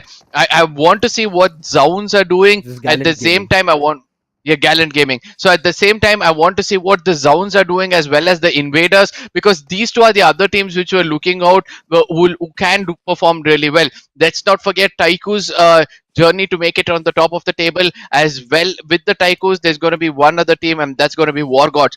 WARGODs want to get an average of 12 points in each game to make themselves on the top of the table and earn a big chunk of that prize money. So let's see what's going to happen over here as TYCO is slowly going in and into the circle. They want to make sure that they don't get detected anywhere around over here. They're maintaining good distance from one another and late rotation into the circle. I just hope that nobody's going to gatekeep them. I hope so, because just like how FYD were looking forward to execute a late rotation strategy, it backfired to them in the map of Miramar, and with that they were only able to grab, as we said, 6 or 8 points. And I'm pretty sure they're not happy, because if they have grabbed at least 15 points, the difference that they had in terms of 20 could have been pushed to 30. And with the number of maps yet to be played from certain teams, they could have easily had, I would say, a 1 map lead from one of those teams. But right now, it's just, I would say, less than a map. I mean, it is close to a map itself, because that's still 20 points, but it's not too much. They did not push up a lot in terms of points, but TYCO are looking forward to capitalize on that. And you were asking about Zown. Zown, right now, they're not looking forward to pick up a fight. It's just that they're looking forward to information. And if they were actually looking forward to pick up a fight, down the ridge, there is going to be the side of WARGOD. That is going to be a good team to pick a fight, and if you are able to eliminate them very early on, they are one of those teams who have to play a lot more matches. And if you start making these maps count for the teams such as WARGOD and TYCO and FID, they'll be feeling really bad that they took a map or a round very lightly. Yeah, but at the same time, I want to point out one thing. that WARGOD will have a peace of mind. Like, they'll have a very calm mind when they step into this game, because obviously it's going to be easier for them. Look at the way TYCO is just finishing off teams over here. They've got some more finish points over here, and they've already received 6. So TYCOs are really looking forward to make sure that they leave a mark before they end this map. It looks like this is their home ground, and that is how they're able to perform so well. Pegasus playing well. We also have Razor coming in from behind, trying to give the right kind of backup. All this put together, as we were speaking about WARGODs. WARGODs are new into this game. Like, for today, this is going to be the first map, so they have a peace of mind. They have a strategy set up. It's not like they're under pressure. So they would be thinking that let's not find ourselves in any kind of unwanted fights. Let's go in for rotations. When there is a fight, let's challenge it completely. Let's not forget that we are the top 3 teams, and that could be a big advantage for them. On the other side, Ghost OP with that 6x wants to connect shots, but that SMG's range is so weak that it's not going to connect much. Even if it does, then it's going to be just 10-12 damages which could be popping up on our screens. Yeah, I mean, I'm not too sure what he's trying to pull off. That can be just an information that he can have, but I don't know why Switch are like right now. If you look at Switch, the way they were playing, I would say in the early stages of this tournament was like very tactical, and their firepower was really good. Whenever we saw the side of Switch name being popped, it was always that they were in the end zones. They were being those top 4 teams in every map. But right now, Switch get eliminated somewhere around the 10th, 8th position, and they just get thrown off the map in each and every map after we are seeing. I think it's just that Switch right now are thinking that they are better in terms of firepower, and they're not playing it very tactically. On the other end, Zown, they are playing. They've found 2 players from the side of LEBAGANG. They have actually taken one player like very low, and another player is about to be revived. You can see Deadshot and Tango. They are the ones. One player gets bled out. That's going to be Zeno OP. So it's all up to Terror. He gets one player revived. He's looking forward to helping a lot more of his teammates, but one teammate is very close to the side of Zown. So reviving him is, I would say, completely impossible. And Deadshot gets confirmed. Tango again gets knocked down. Terror, before he could actually spray anything, Tango is just falling down right, left, and center, getting sprayed from the side of Team Zown. At the same time, I see that there is another team pretty much close by, and that's going to be WARGODs. And if WARGODs get into this fight, then things can be really, really bad. And Zowns, on the other end, they do not want to go away from any kind of fight which is put in front of them. We were speaking about WARGODs. That is where they are at this point of time. Chaos is just having his eyes set on them. It's going to be Team LG who are suffering in the hands of TYCO. In the hands of Zown, sorry. Zowns are trying to push in. They're going to take 1 kill at a time. They do not want to make any kind of mistakes. Tango right now, I think this could be the death he's calling for. He's trying to carry out his teammate, due to which he'll be getting taken down and cleared off. And that's going to be the end of another squad. And that is going to be LG. Brilliant play coming in from Zown. Zown did spot out the side of WARGOD, but they immediately did not start the fight. But right now, Switch's position gets compromised. There's a team pushing them. They're looking forward to run away, but as they're running away, they've given away the noise to the side of Team WARGOD. Now Legion also need to be worried about. But WARGOD, I think they're going to play the same strategy that we see the side of Team FYD playing. WARGOD have heard so many noises from the side of Zown, from the side of Switch, from the side of Invaders, from the side of Legion, from the side of COxRIP MIZO as well, who are very close. And they're not looking forward to pick any of these fights because they know the last zone fights are the ones that matter, and also the placement points are the ones that matter. And that's the reason WARGOD right now are just playing very slow and very cheekily at this moment, trying to make their way into the 5th zone as it starts closing and when the circle starts forming. Yes, the zone is going to still favor Zown and WARGOD, but at the same time, the Lords are coming in from the southern side of Mongolia, and I'm so sorry, on the western side of Camp Bravo, and that is going to help them a lot as well. But for now, we're going to look at Switch, who's still engaged. They know that the zone is pretty much close to them, but still they don't want to do so. WARGODs on the other side are going to be challenged at this point of time. Each of these players are in different compounds. That could be the biggest mistake WARGODs could have done. In case they get in close proximity with any of the team, they can dissect them one player at a time, and that's not the right thing to do. As we speak about it, Scooby goes in to take down Surya, and that is going to be the biggest mistake for them. Mistakes are going to prove very costly, especially on this map of Sanhok. This might be small, this might be a very fast paced map, but it is also a map where you can capitalize in terms of getting a lot of finish points and placement points, and that's what teams need to look forward to.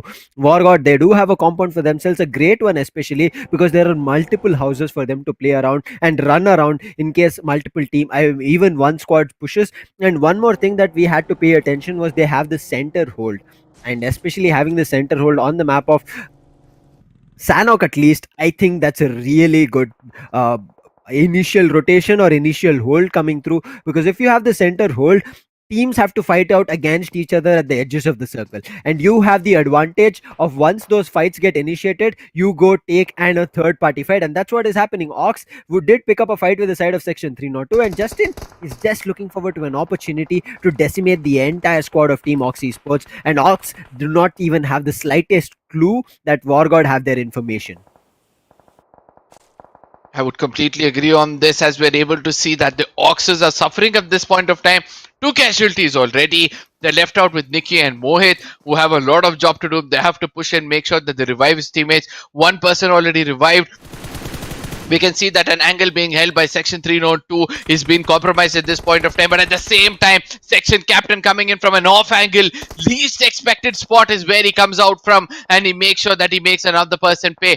I want to keep looking at this team, the teams of Zown, because the way they're executing their plan from the beginning, the way they've been playing from the beginning is actually working out for them. And if they continue to do so, it's going to be very easy for them to actually making it into the top 6 or the top 10 minimum. So let's see how things will go on from there on. We have Sentry coming in from the side of section 302. Most of them are outside circle. Beast is the last man standing. We can see that XLR is trying to come close to him so that the steal could be stolen by him at this point of time. But on the other side, we can see that the cores are pretty much held up. Switch is having an eye on. TYCO is also pretty much held up. Lords are tagging TYCOs on the other side. But Giants on the other side, they have a very good compound to hold inside the circle, and they're going to make sure that they're not going to let go of it. The 5th zone is favoring highly towards the side of Zown. They have the advantage, but one team that needs to look forward to this being their last map is going to be the side of Legacy. Played it out brilliantly on the previous map of Miramar. Now Sanhok coming in means that they have to make sure that this map counts, because this is their last map. COxRIP have their position. And now look at this. Initially, that player could have sprayed the side of Team COxRIP, but not sure why Flick. Why is he going in a different angle? Looks like he wants to just gatekeep the side of Team Legion and Switch. Legion gets eliminated. Switch is still surviving. Vijay is caught out, yes, in the play zone, but his 2 players are already in. They are pushing in. They do have a compound. So right now, eliminating those 2 players is going to be very crucial than watching Vijay. RIP Jacob does not have any idea about the players Switch who are inside the compounds, who are inside the house. But now with the damage that can be dished, it's going to be even more difficult. Now Ghost OP and Fox OP, they're playing together, yes, but why is the revive not started? And it looks like it was nice. just a bait, and now with that bait he's still making it work. Or maybe they do not have a lot of healing kits to play around with. Ghost OP, the last surviving player. Fox is already bleeding out, and there's, I think, nothing more to be done. Pegasus is out in the open, the last surviving player for the side of Team TYCO. Not looking that great. He does have 10 first aid kits, but how long can he use it? It's still 5th I think zone. Yeah, I think he's going to go for a heal battle from here on, because they all have realized that it's important for us to get some placement points. That is more than enough for us. That's why they're carrying more, health kits and med kits for themselves, or first aid kits for themselves. Ghost on the other side goes for Ghost prone, gets it connected, and a very good shot coming in from his side. Inches away from the zone, gets taken off. All thanks to the zone that at the nth moment, that point was not given to anybody else. But at the same time, what a gameplay. 1 finish point coming in from their side, but I don't know how well that is going to turn out for the team. TYCO on the other side still going for a heal battle, because he feels that the concentration is still on that building itself. If he gets out of there somehow, he will have an opportunity for sure. Legacy on the other side is still taunting the side of WARGODs. Let's see who's going to be coming out alive out of it. Legacy on the other side has got Lucifer, or just got down over here.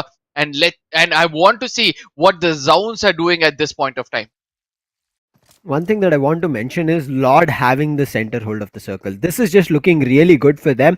But as the zone is crumbling as well, they are, I would say, getting a couple of knocks here and there. That is something that I would be worried about. Even though they have the center hold, they're not making it work. That is worrisome. On the other end, Zown are right at the edge of the circle. Surya has been spotted. Surya gets eliminated along with another player. That's just brilliant coming in, as Bablu also helps in, comes in as a third party, and Legacy, I guess, get eliminated at the fifth position. This was their last map, their last chance to be in the top six. Now, WARGOD, they still have a lot more maps to play with. Zown do have all the four players standing. Lord, who have the circle under control, who have the advantage, have got one player down, but they're also losing bodies. That's not looking great. They're taking down the side of Team Invader. This is just looking good. Sly is, yes, on his knees. He is about to be picked up. Nothing to worry for the side of Team Lord, but the one person that they need to be worried about is Fearless. He's out in the open. For him to even make it on top of the hills or the ridges, it's going to be difficult. Healing will not come through, but that has been relayed as Chu will be taking down King of the World. Now it's up to the side of Chaos as well as Eclipse, as Ace is already been finished off. He will be joining them in the next maybe upcoming matches, but now Zown can make this work, but it's last two teams surviving, and it's going to be close to a 2v2 fight coming through, but make it a 1v2 fight coming in, and another player goes down. This is up to the last player, Eclipse. Can he do it here, Harka? Because it's a 1v3. I have no clue of this being working in their favor. I don't think so, as the match is gonna end up in the hands of the Lords. Somewhere I thought that, the Zowns had a very good position, and that is what I wanted to see from them. But eventually, I'm not able to see that at all. But at the same time, let's realize this, that, even though the Gowns had a very good spot, the Lords had the advantage of the higher ground. And very rarely, when it comes to the map of Sanhok, a higher ground comes into an advantage. And this point of time, Lords, because of those rocks, the high ground advantage, everything, they were executing. At the same time, we saw two similarity of Lords and Zown is that they were holding the corners of the zone, and they were making sure they put down everybody which tries to walk into the zone itself, and that is how they could get a lot of finish points amongst themselves. So I believe that, it was a good thing coming in from their side. But at the same time, Lucifer, I did tell you that Gowns are something to watch out for. There was other teams which I vouched for who couldn't make it. Lords came out of the syllabus. What do you have to say about that? Yeah, I agree with you. Lords came out of syllabus. I agree with you. That's, I would say, good, the best way to put it out. I had no idea Lord could have done that, because initially you saw first the War God had the central hold, then it was I guess the side of Team Zown who had the edge of the circle, Zown, but then out of the blue, the side of Team Lord get control of the circle, and with that circle control, as you mentioned, they got the higher ground advantage. That was just brilliant coming in from them. They played it out really, really well. I think they might have started just with the first map. Yes, they are from the northeast. This was their first map, and to come in guns blazing and immediately get the first winner chicken dinner for themselves was brilliant. But on the other end, I'm worried for the teams such as Legacy, TYCO, and War Gods, because now TYCO, I guess, are done with 12 matches, and if they've not got a lot for themselves, it's going to be difficult. Along with them, there's going to be one team that will be saying, I would say, kind of goodbye. Some of the teams, at least from the region of South region, has also played all their matches, and again, you can see those team names right in front of your screens. It's going to be the side of Legacy, Legion, MiiND, Ox, Switch, and TYCO. So TYCO, whatever they could do, they've done it. Is that enough? It will be answered after last two maps are done by the other squads. North, on the other end, I guess they have still one more map to play. Yes, they have Miramar to play, and they will be coming in Miramar. And what they could do is what I'll be looking forward to, as ACBC, OS Retribution, Bledded 4, RLN, Team Easy 4, and TeamRedXross are going to represent this for one last time in this AMD presents Skyesports Skirmish series. If they can do something brilliant, they're going to etch their name. Easy 4, yes, they have done it multiple times in terms of the potential they have, but in terms of the position, I'm not too sure. But on the other end, ACBC, whenever they are ready for a fight, there is no team that they can dethrone, and that is going to be one thing that I'm going to, I would say, remember forever when we see ACBC again. Yep. At the same time, Section 302, there were times when they had predicted the zone so well. they were having advantage. Let's not forget the performances in Miramar, which had been good for them. But at the same time, I want to speak about Zowns, because this is that one Mhm. team which is actually getting into my brains right now, because the way they know that they have three games left out, they start off with a chicken dinner, and what else? What better way to start off your game? And they're on the ninth or the 10th position with already 20 points in their pocket. They'll somehow make it into the top 4 or top 5, and it's not going to be shocker for me after that. At the same time, the Black Dragons also had a very good opportunity, if I'm not wrong, because they were performing so well. Let's not forget the comeback which they came up with, because from the 20 or below the 20th position to coming to the 10th position, me and you, both of us were kind of shocked with their performance, if I'm not wrong, and that is why I was looking out for them. Livecraft on the other side, they come up and then they drown. They come up and then they drown. I don't know what's actually happening with them. I just hope that they'll be able to sort things out at least for the next tournament, and let's see how things will go from here on. For the rest of the teams, very well played. I mean, you guys have done an amazing job. Just enjoy the rest of the Mhm. games. Do not feel yourself left out, because there's a lot more coming your way.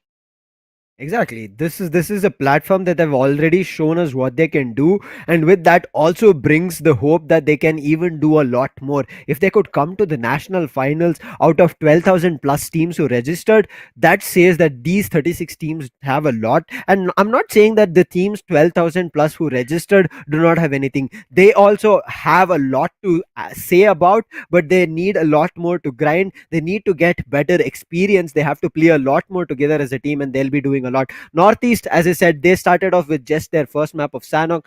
All these teams, COxRIP MIZO, LEBAGANG, Invaders, Lordx, Northern Ace, Gallant Gaming, they have a lot to do here in the upcoming two maps. They can actually, some of these teams such as LEBAGANG and maybe Invaders, I'm not too sure Invaders, how far maybe, they are, maybe. but maybe Invaders, exactly. But Lordx, Northern Ace, Gallant Gaming, and COxRIP MIZO put up a brilliant performance, and that's what they should keep continuing. That sportsman spirit of giving it your all until the last breath is what you have to keep it going until the last map.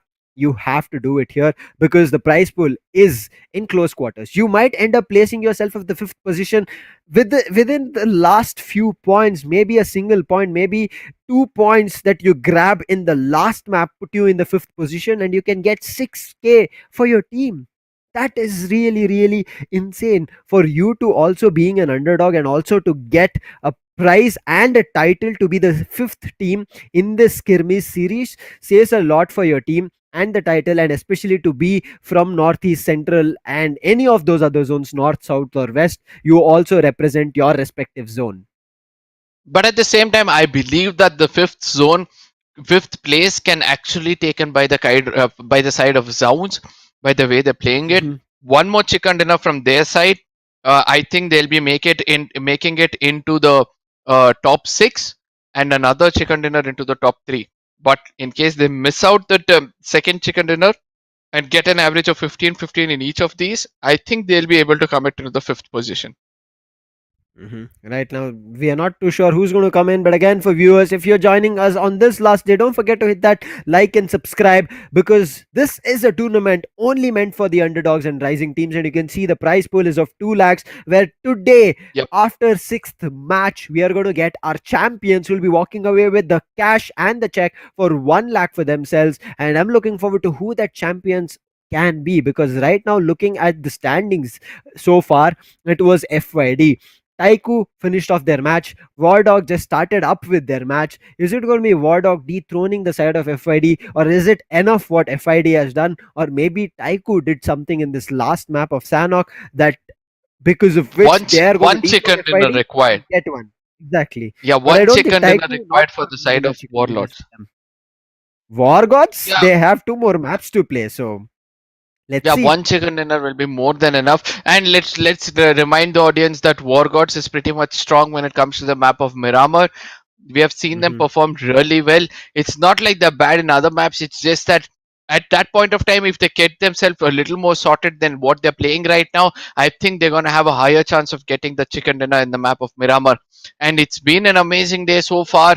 The final two maps, the energy is going to go high, ladies and gentlemen. The Exactly. fights are going to get intense. So please make sure that you share it among your friends, because there's a small window before the match starts for you to call in your friends so that they can enjoy this final two maps, Miramar and Erangel. I don't know what else to say. These two maps are apt for the finales, because Erangel is known to Mhm. everybody. Miramar is going to test you until the last bullet of your resources. So let's see what's going to happen as we'll be stepping into match number 5. Yes, we have spoken more about the teams. Yes, we have spoken more about everything. Let's not forget to thank AMD for this amazing tournament which they were able to sponsor, and joining hands with Sky Esports to come up with Skirmish series, giving a lot of opportunity for newcomers, underdogs, and true talents hidden inside the country. It's like, you know, Yep. they're filtering out the gems and bringing the best of what is being present in the country, and successfully, I believe they have done it so far. Battlegrounds Mobile India is going to be very happy that they're able to, flourish yet again in this country in a very good way. For now, we'll be jumping into the standings to see where the teams are actually standing, so that we get a clearer picture. And see, FID have, I would say, made it enough number of points to at least set them apart from the side of TYCO. So TYCO right now, their position is confirmed in the second before the start of the next map. WARGOD, as I said, two more maps to play. FID have one more map to play. So FID are still making sure that that one map counts for them. On the other hand, WARGODs, if they are able to grab a lot more points coming in, because now see the difference has been brought even a little bit closer. It's just 19 points that the difference right now is. I mean, sorry, 19 is also so much. It's just 17 points. The difference is right as of now. So if WARGOD get 20 points in the next upcoming map, and if FYD fail to get 15 to 20 maps in their last match, WARGODs can have a great, I would say, capability, have the opening to get that winner chicken dinner and also crown themselves as the champion in the last map of Erangel. We'll be seeing that Switch Esports at the fourth position have done all they could do. They did Yes. justice. Hopefully this last map was a little bit better, but nonetheless it happens, right? It's a game at the end of the day. It's a tournament. Best of the best teams are fighting, and the best of the best teams put up a competition. Sometimes you're able to answer, sometimes you don't. Fourth position is where they have to be happy with 134. Team Easy 4 still have one more match, one more last push that they have to do here, and they can push up and push down the side of Switch Esports, move those, I would say, positions up and down for themselves. Livecraft as well. One or the other way, they've been able to survive at the sixth position, even though it's not been great for them. Their performance, I would say, has highly been varying right now throughout the entire Skirmish series. Legacy Yep. 360, a brilliant matchup that they showed us, and we hoped that they could have come to the top six, but unfortunately, they'll be stuck in the seventh. Blooded 4 at the eighth position, and another team at the 10th will be That's going to be, Black the Dragons. Zowns on the other side need just 20 points to make it to that fifth position, and they still have two more maps to go for it. So let's see whether they'll be able to do it. Black Dragons on the other end, they have one last map. They have to cover up a huge gap of, you need 140 points or 133 points to be in the top 5. So they're left out with another 40 to 50. I don't know how well they'll be able to execute it. LEBAGANG on the other side have two matches. 20 points on each map can actually give them a small ray of hope to make it on the top. Apart from that, I don't see anybody else who have that opportunity. Invaders, yes, very much two more matches left, but 60 to 70 points in these two matches, next to impossible for sure. So I don't know how that's going to turn out for them. But the rest of the teams, as we already told before, very well tried. A very good game coming in from your side. I just hope that, you guys could, learn from your mistakes. I know that you guys will learn from your mistakes anytime soon, and then it's going to be a very good day for us. Exactly, it's a great platform, and it's not an easy task. Again, I was talking about this for the viewers' perspective to understand how much you guys have fought, but you guys need to put yourself in that perspective that you have fought 12,000 plus teams, you were placed in different zones, and then you have come out as the top 36 teams in the nation in BGMI. that says a lot about you 36 teams, all the players in these 36 teams. You have given it all you have got, but unfortunately it was just that a better team is on the top. So you guys understand that when another team is better, it means that you have a lot more, I would say, in terms of getting up your uh, capability, the strategies that you can pull out a little more refined is what we were looking for. And that's the reason those teams have refined those mistakes. They've reworked multiple times, and they know when to spray, they know how to play together as a team, how to bring in cover when you're actually going in as a solo player, maybe as a distraction, or maybe you are yourself the sole Terminator, I would like to bring here, that they will be taking an entire squad down. But with that done, as you said, Arka, lot of these teams put up one hell of a fight.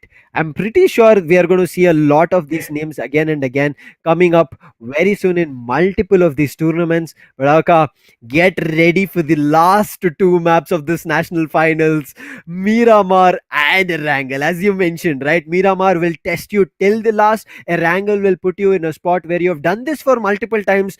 What can you do it for the one last time? Yeah, exactly. But at the same time, one more thing which flashed in my head when you said that, you don't have to worry, you're the top 18 or the top 16 teams of the country. Don't worry, you're the top of your zones. You know, you guys were Exactly. the top 2, 3 spots of your zone. So if not the country, at least in the northeastern side or the southern side of the country, you guys are the top, and that means a lot. When we all know in each state how many, we all know amongst our area or in the state we live, how many BGMI players are there. So if you guys Exactly. are a part top on all these things, then it's going to be very, very good. So let's see how things will turn out from here on as we'll be stepping into the final map. It's going to be the map of Miramar. Hmm. Throwables, yes, it's going to matter a lot because we have seen Hmm. how throwables can actually put into use. But in the map They of can turn the Miramar, map. if you're able to execute kills in throwables, that comes up to say that you have calculated your movement a lot. You calculated your the strategy a lot, and then come up to that point. And that is what we have to see. Because in the previous game also we saw with an M249, there was an opportunity to take down 3 players. He took down 2, not using Hmm. throwables. He tried to rush in, and due to which he got taken down. So keeping all such things in mind, let's see what's going to happen in the map of Miramar. Lucifer, yes, we were speaking about Gown. Name me one other team which you feel is going to be good. Right now, if you ask me, it can be like the dark horses. LEBAGANG might come in. I'm looking forward to it. LEBAGANG have the opportunity, have the ability to bring it in this, because they're about to bring in their last two maps as well. So I hope Yep, LEBAGANG are ready for it. But again, if you're not confident enough, if you do not have the morale boost to pick up a yep. fight, do not pick it up. Just let it go. You can walk away from a fight in any instance rather than picking that fight and then saying, oh, I did think this fight is going to be difficult, but I still picked it and our team eventually lost. Because with this last two maps coming in to the side of LEBAGANG, it's going to be, I would say, testing them to their truest form and potential. Yep. I truly agree with you. And let's see how things are gonna turn out. I'm just not able to sit quiet because I know that how much this game is gonna matter from here on. Hmm. I've been like thinking from that moment that which is that one team which can actually put me off, because in the previous game, the way Lords actually played that game was actually phenomenal, to be specific. Holding Oh, that right yeah. spot is what the most important thing is. At the same time, when it comes to a battle royale game, I've been putting this forward to each and every person. It's not about what you have. It's not about Hmm. what you carry or how many people are alive. It's about in what where you are at what point of time. If you're inside the zone in the final circle, that is what will matter for you. If you're at the right spot and you have the right ammunition in front of you or in your hands, that will be the right thing for you to do. So remember, being the right spot at the right time is going to give you that chicken dinner which you need. You have to be, and especially on the map of Miramar, if you're not at the right spot, if you're Yep. somewhere else in a ridge, in maybe kind of the dunes, you know how it's easy for those grenades to actually get caught in, Actually right? When come, somebody yes. throws the grenade, it just falls down right below, and the grenade does not like topple and fall far away, because it's already a dune. There's already kind of a valley kind of things which you created, because of which the grenade can easily take multiple players. And especially one more thing that teams need to pay attention on this map of Miramar is going to be how they will rotate with the vehicles, because multiple times on this map of Miramar we have seen vehicles topple and players lose health. Players even get confirmed because of their knock in their own vehicle, and sometimes the vehicles get blasted as they're going in the open for the rotation. So they need to Yeah, be cautious of how they're rotating. yeah, let's not forget what happened in the previous Miramar game where one last player was alive. He was so scared that he was trying to run away, and the buggy toppled, and he had to. The whole squad got eliminated because he was the last ray of hope. So all such things can happen in Miramar. Keeping your mind in a very cool way is the most important thing for you when it comes to the map of Miramar, because there is always a way for you to escape, as well as there's always a way for you to get killed. So find those ways to escape a bullet, and you're going to survive. In case the bullet connects, then you're gone. At the same time, it's a big map, wanting to see who's going to travel down until prison, just like what FYD did, and come in for a late rotation. At the same time, wanting to see who's that one team which wants to get into the buildings at Los Leones and hold that spot. I mean, a lot of things are actually running in my head. We have not seen anybody go to the northeastern side of the map completely until now, but in case somebody chooses to do that and then come back to the circle, I won't be shocked. But at the same time, I'm expecting somebody to do so that at least our predictions come out right.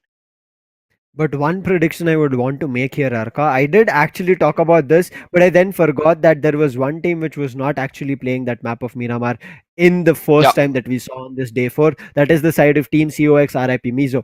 So COxRIP MIZO as well as OS Retribution are going to be playing this map, and these both love to clash very early on close to San Martin, and I'm hoping for that to happen. That is the kind of prediction I want to do. Yeah. But I guess with the change of zones coming here on the map of Miramar, like we saw the first one happen where it was complete utter destruction, utter, I would say, complete warfare happening everywhere around. Everybody was looking for to eliminate each other anywhere they were on the board. Even FID came in. FID, who were a squad who were playing very slow, don't know what happened, picked off a fight with the side of team by, and then were completely taken down on the map of Miramar. Otherwise they would have actually grabbed a lot more points in that same map. But True, as I true. said, whether it's going to be Mizo or is it going to be OS Retribution, who do you think can come on top today? I think this time it's going to be OS, because they have nothing Mhm. to lose. They've lost everything. So they want to come in and give their 100%.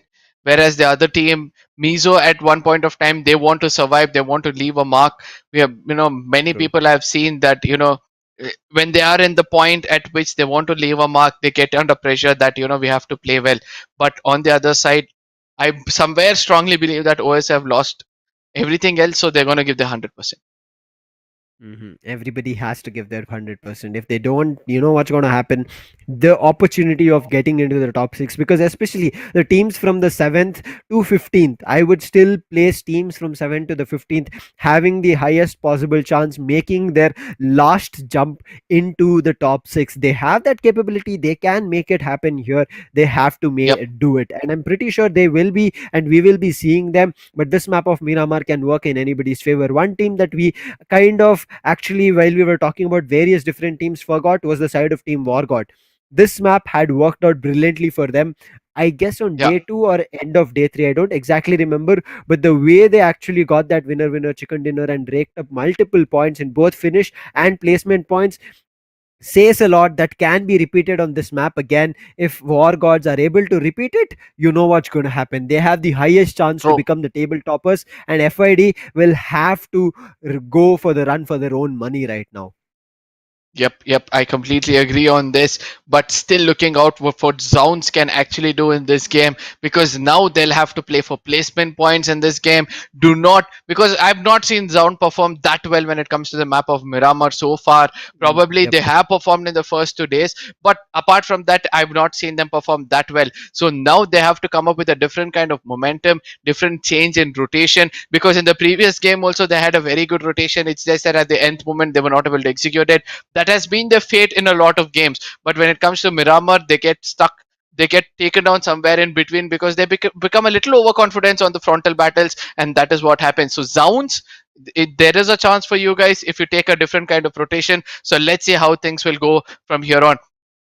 Lucifer, yes. I agree. What do you have to say about Skirmish series, especially because I've seen you cast many of other tournaments of BGMI so far. I mean, the bigger of the smaller ones. What is that one thing which you see new when it comes to the underdogs? I would want to say this. I mean, it's a good question that you asked. The multiple BGMI tournaments the streamers showed on the championship that I got to cast, where we saw the professional teams and the favorite streamers playing, they had a different thought process coming into the game. Now, for these underdogs, it's completely different. They know what they're trying to do is to put up their team names, their zone names out in the open, to know that they are also in this battleground fight, this battle royal fight, that they can also do a lot of damage. And this skirmish series has let these underground underdog teams, rising stars, to put that potential and show us. And I was talking about this with Captain Price as well, that this is going to get interesting. The six teams walking into Sky Esports Mobile Open are going to give a run for the money for all the professional teams. They're going to have a hard time battling these players out, because again, repeating the point that I was mentioning for the viewers, for the players who are in the match, that they battled with 12,000 plus teams, and now they are going to battle it out with the rest professional teams. So their journey and the experience that they've gained in the multiple weeks that they've played from qualifiers says a lot about these top six teams. And I'm pretty sure teams coming out of skirmish series and becoming completely professional, heading over to mobile open, they're going to wreak havoc in the upcoming matches and tournaments. I just hope that they wreak havoc because we'll be jumping into the map of Miramar any second now, ladies and gentlemen. Please make sure that you share it among your friends before the intense fight starts. I have been praying for this flight path from the last few days, but now finally I'm able to see it. A more southern path where for people to go to Campo, they'll have to do a long journey to probably take from Impala to Junkyard. Then they'll have to make it all to the northern side, but at the same time, people to the ruins will have a higher opportunity for a late rotation. Let's not forget that FYD had an opportunity to go to prison, and that is what they're choosing to do. So I can see a small group being formed in the beginning of the flight path itself, a huge group jumping off Los Leones, and after that, until probably the side of El Pozo, we won't be able to see anybody. I agree with you. I mean, as we head over to the side of El Pozo, players will start jumping out. But one team, I think ACBC is not playing this game. I'm not too sure, but they were one of those teams who were completely going very close to Cabrera, and that is just like unbelievable. And to wait out that long, still now we have never seen that workout for any of these teams who went to the complete northern end of this map of Miramar. But there is about to be a cluster, and as you said, there is players jumping down and also heading to the southern end. They're Oh, going towards the prison, but immediately the confidence that the side of Team Lord have packed have made them confident enough to pick an initial fight as well immediately as they drop down. But they have also dropped a player down, so that's the reason the revive has also been coming in. But now with this time being bought from Team RLN, as well as I think Section 302, this is going to get difficult for Lord.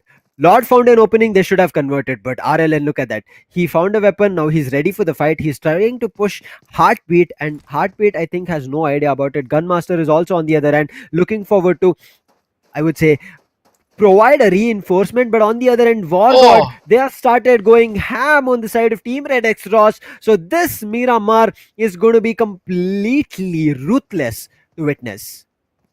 Yes, at the same time, look at what Criminal is doing. He knows that, Heartbeat and his friend are actually looking out for him. He's got the deadly SKS in his hand, but he needs to collect more than one bullet to make sure that he gets that kill. But right now, he has to make sure that he stays under cover as well as kill two people in two different directions, but eventually gets taken down. Gunmaster on the other side had a very good angle against these two, but eventually gets taken down. Not the right kind of start for RL at this point of time. Let's see how things will go forward as Lords look to be having an upper hand when it comes to this side of Los Leones, and let's see who's going to be rushing at them. It's going to be RL. The last player of RL almost got a player down, so that's going to be Clown. Probably now the hunt for Clown can begin from the side of the Lords.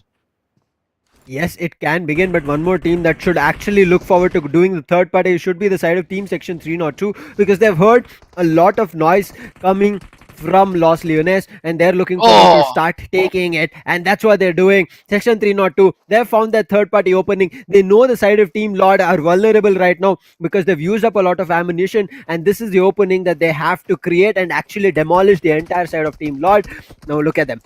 Another team has also spotted them. That's going to be Gallant Gaming. Third party upon another third party is just happening. So yes, this is the fourth party. But now Section 302 thinking that they were the third party are getting third party is what I was mentioning. Now Section 302, before they can enter, they have to worry about the side of Team Gallant Gaming. And Gallant Gaming making that fight happen from the higher ground has made the side of Section 302 waste some time before they can actually take a fight upon the side of Team Lord. But I don't know how things are going to turn out for the side of Team Lord from here on, because we all know what has happened to them, what has happened so far with the Lords. They are left out with just 2 players. It's going to be a little bit of a blessing in disguise for them to actually run away from here. ACBC on the other end have lost 2 players as well, so it's important for them to fall back rather than taking this fight. That is what I would like to suggest. OS or CO on the other side have taken on OS. Look at what sections are doing. They still not want to fall back. They're continuing their assault against the side of GL, and I think that they'll be able to execute 1 or 2 kills. On the other side, ACBC shock. He wants to hold this angle. He wants to make sure that he takes 1 or 2 players with him. Let's see how well that is going to happen from here on. Section 302, they have understood they cannot walk away until they take down the side of Team Gallant Gaming, and that's the reason Sentry is pushing in. On the other hand, RLNxTOD, they were going down to the side of WARGOD, and they're making it sure that they eliminate them as soon as possible.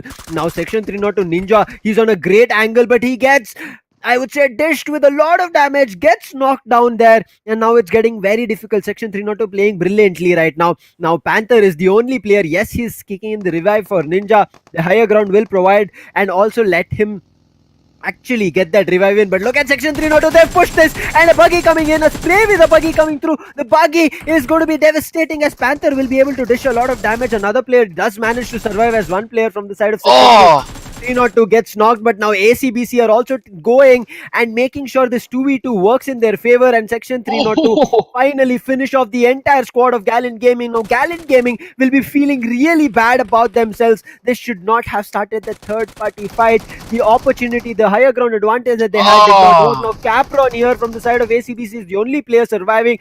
Not sure why Shock went so further away to pick that initial fight. I hope ACBC does not make this mistake. This was Shock should not have pushed like that alone without Capron. Yeah, but at the same time, one more thing which I did not understand is why are you jiggling with a UMP in your hand? I mean, eventually you have to concentrate on firepower in such a way that all the bullet or at least 5 to 6 bullets connect well. But when you're jiggling, it's so obvious that only 2 or 3 of your bullets is going to be connected, and it's not an AK or something which has higher damage for you to actually connect those shots. I really don't understand why he did that, but eventually had to pay the price. Just scoping in, even though it was an iron sight coming in for him, that could have given him an opportunity to actually take down the enemy. But at the same time, everything being speculated from our side, the presence over there in the game can actually make a lot of difference, and I do believe that he had chosen to do the right thing. Look at this. Northeast for the first time are still alive with 44 people alive in this game. And I believe this is the first zone which is now forming up that comes up to say that in the map of Miramar, when we least expected for a lot of teams to actually go away, we have 44 people left. Man, oh man, I'm still a little bit dazed by how Section 302 played that higher ground fight with the side of Gallant Gaming. That's just brilliant execution coming through. On the other side, El Pozo right now, it's going to be the side of ELIXIR holding control of it. Nobody is looking forward to push that, I would say, greater area over there. Yes, Los Leones is also a big area, but El Pozo having only one squad, that means that ELIXIR can survive for a long time without worrying about any kind of a contestation happening from any of these teams. But one team that needs to worry about their position and also, I would say, damage that they're able to inflict on their opponents is going to be the side of Invaders. Invaders have not been able to do a lot. We have been seeing them in terms of damage. If we would have, I would say, opened the charts and looked at the amount of damage that the side of Team Invaders have done till now, it might have been really good. But in terms of finishers and points, they're still lagging. On the other hand, WARGOD, they already took down a squad. They're looking forward to taking a lot more. maybe not a squad, but yes, they already have 3 finishes. So FYD, get ready because WARGOD are not giving up in any of the maps. Yes, I think FYD will be actually watching this game, and they're gonna be like, let's see what's gonna happen. This is what I was speaking about. Goku uses his, scope and then takes down enemy with UMP. Jiggling doesn't work when it comes to UMP. Do you agree on this, Lucifer? I completely agree. I mean, it's an SMG. What are you trying to do with it? Yeah, obviously. So those are the small things which we'll have to learn. Ultimately, we all understand that the pressure can build up on you, but these basic things, when you're not choose to do it properly, that is when things can actually go wrong. But at the same time, section 302, after getting 5 finishes, I have not seen such kind of an aggressive section 302 before in this game, and now we are able to see them. At least at this point of time, I'm pretty much happy. This was that one team which I vouched, telling that they have an opportunity to make it into the top 6. Not anymore, I'm no. But at the same time, Zowns with all 4 men alive, I really want to know where their position at this point of time, because their position will actually matter on who is going to be surviving in the top 6. At the same time, Invaders with all 4 men standing, it's good to see that those teams who are actually capable of getting this chicken dinner are all actually alive. Yep, but right now it looks like OS Retribution have started a fight with the side of Team COxRIP MIZO. We talked about this, but it looks like Section 302 are going to take down the side of Northern Ace. But before that can happen, Niaz is looking forward to do some damage and then go ahead. But now OS Retribution get wiped up from the side of Team COxRIP MIZO. Edwin is only the casualty that they have to be okay with. They've lost that player, but High, he's looking for grenades, does not even do chip damage. Sentry is just running around running around the garages, and he has, I would say, a greater information. And now all Sentry, I think, is making the side of Team Northern Ace do here is use their throwables. Oh, And as they use their throwables, it's going to get difficult. But Beast has already been lost from the side of Section 302. But High in the movement, I talked about this. High was giving away his position out in the daylight, and that was just getting difficult. Niaz, he's making sure his M249 does some damage. Yes, he does inflict it, but it still does not matter because Section 302 are still looking forward to aggress. But a beautiful grenade connection, Sentry, and I think this is the opening that Northern Ace wanted. It's all up to a 4v2 fight right now. Yes, High is down, but High is already been revived. He can patch himself up. Smoke's coming through. Section 302, are you looking forward to push the lines or get back, disengage from this fight? Goku has spotted. What did you do, Goku? It was a good spray that you could have done, but Section 302, he gets into the building. Now it's going to be difficult. Goku misses his spray and gets punished for it, for giving up an opening. Yeah, but eventually the rush coming in from their side. It's the pack of hooligans who are trying to rush in. The Section 302 can't do anything much out of it. NC will be having all 4 men alive with 4 finishes, and Section 302 streak is going to end. I mean, they've done an amazing job so far. They try to hold back. They try to play as much as possible, but eventually they get taken down as the teamwork of NC actually stood out for them. But at the same time, I'm wanting to see which are the teams on the top who are actually alive at this point of time. We still have, if I'm not wrong, we still have Warlords alive over here. And who else is there? Zown is still alive over here. So these are the only 2 names which we had to see. Before, Easy was also there somewhere, if I'm not wrong, today. Or probably they're not there in this game. Yeah, I think they're not in there this game. Yeah, not in this game. They also had an opportunity, and the zone shift is come to the western side of the game. So let's see how many people will they're actually there in get this into game, the Arka. zone. I was just checking that confirmation. Easy4 are actually playing this game. So we are not seeing them because there are a couple of clusters here and there. But I'm pretty sure Easy4 are going to come out with a bang. But that's what I'm worried about Easy4. That they wait for opportunities, do damage, but after doing damage they are unable to grab those points. So if they do it Yep. properly today, they strategically are ready for it. The position that they are in right now, it was 7 or 8, they can jump in and dethrone a couple of teams in the top 6 and at least make sure they qualify and get some amount of the prize pool. Yeah, I think that they have a very good chance of doing that as well. XLR, What do you have to say about this team? Because the way they play, it's always been a divided gameplay coming in from their side. They do not stick together at this point of time. Good shots to the tire is going to restrict Zown from getting any more closer to them. But at the same time, when Zown hears somebody hitting them, they're not going to fall back. They want to take that fight. They want to make sure that they connect some shots or at least get 1 or 2 finishes before they retreat from this fight. So let's see how well they'll be able to execute against the side of XLR. Elixir are one team, as you rightly mentioned. They play a divided gameplay. Sometimes it does work out. Sometimes when an entire squad comes your way, it gets difficult. Now, Eclipse is looking forward to a 1v1 here. He is about to find at least a player who's right on top of his head. That's going to be Spartan. And Spartan, if he finds it, it's an easy spray coming him from his end because he has an M4. He has heard the sound cue. Spartan is slowly pushing in, and I think that's the same angle that Eclipse also hopes that one of the players is going to peak. Yep. I do believe this. I do believe that the peaking can actually come back at this point of time. But at the same time, stuns on the other side are pretty much close to all stars. And I don't see how come that Starboy was not able to see Wookie sitting over there next to the car. And Wookie almost had an opportunity. If it was a Car 98 or an M24, I think he could have got registered the knock over there. But at the same time, Coase at this point of time are trying to take down the side of ALS. And we all know that, Coase do not have something to lose, whereas ALS are trying their best. Wookie on the other side, shots being connected towards him, finally cancels that grenade, now wants to get into the cover behind the van, but I don't know how well that is going to turn out, as Rip is caught pretty much closer with that M249, and I believe that the spray is going to connect to his head anytime soon.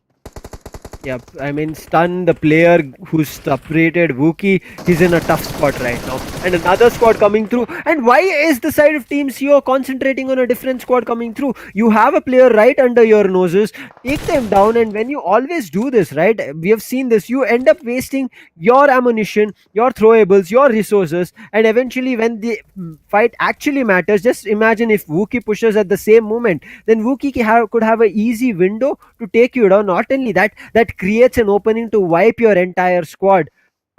These kind of unparalleled fights, not sure. Yeah, but at the same time, are you able to see one more thing? That the Coase are actually using too much of their resources to take down one player at this point of time, and I do not understand how but a grenade into the face of Flick is gonna put him down for a brief period of time. Let's see whether he'll be able to get revived at this point of time.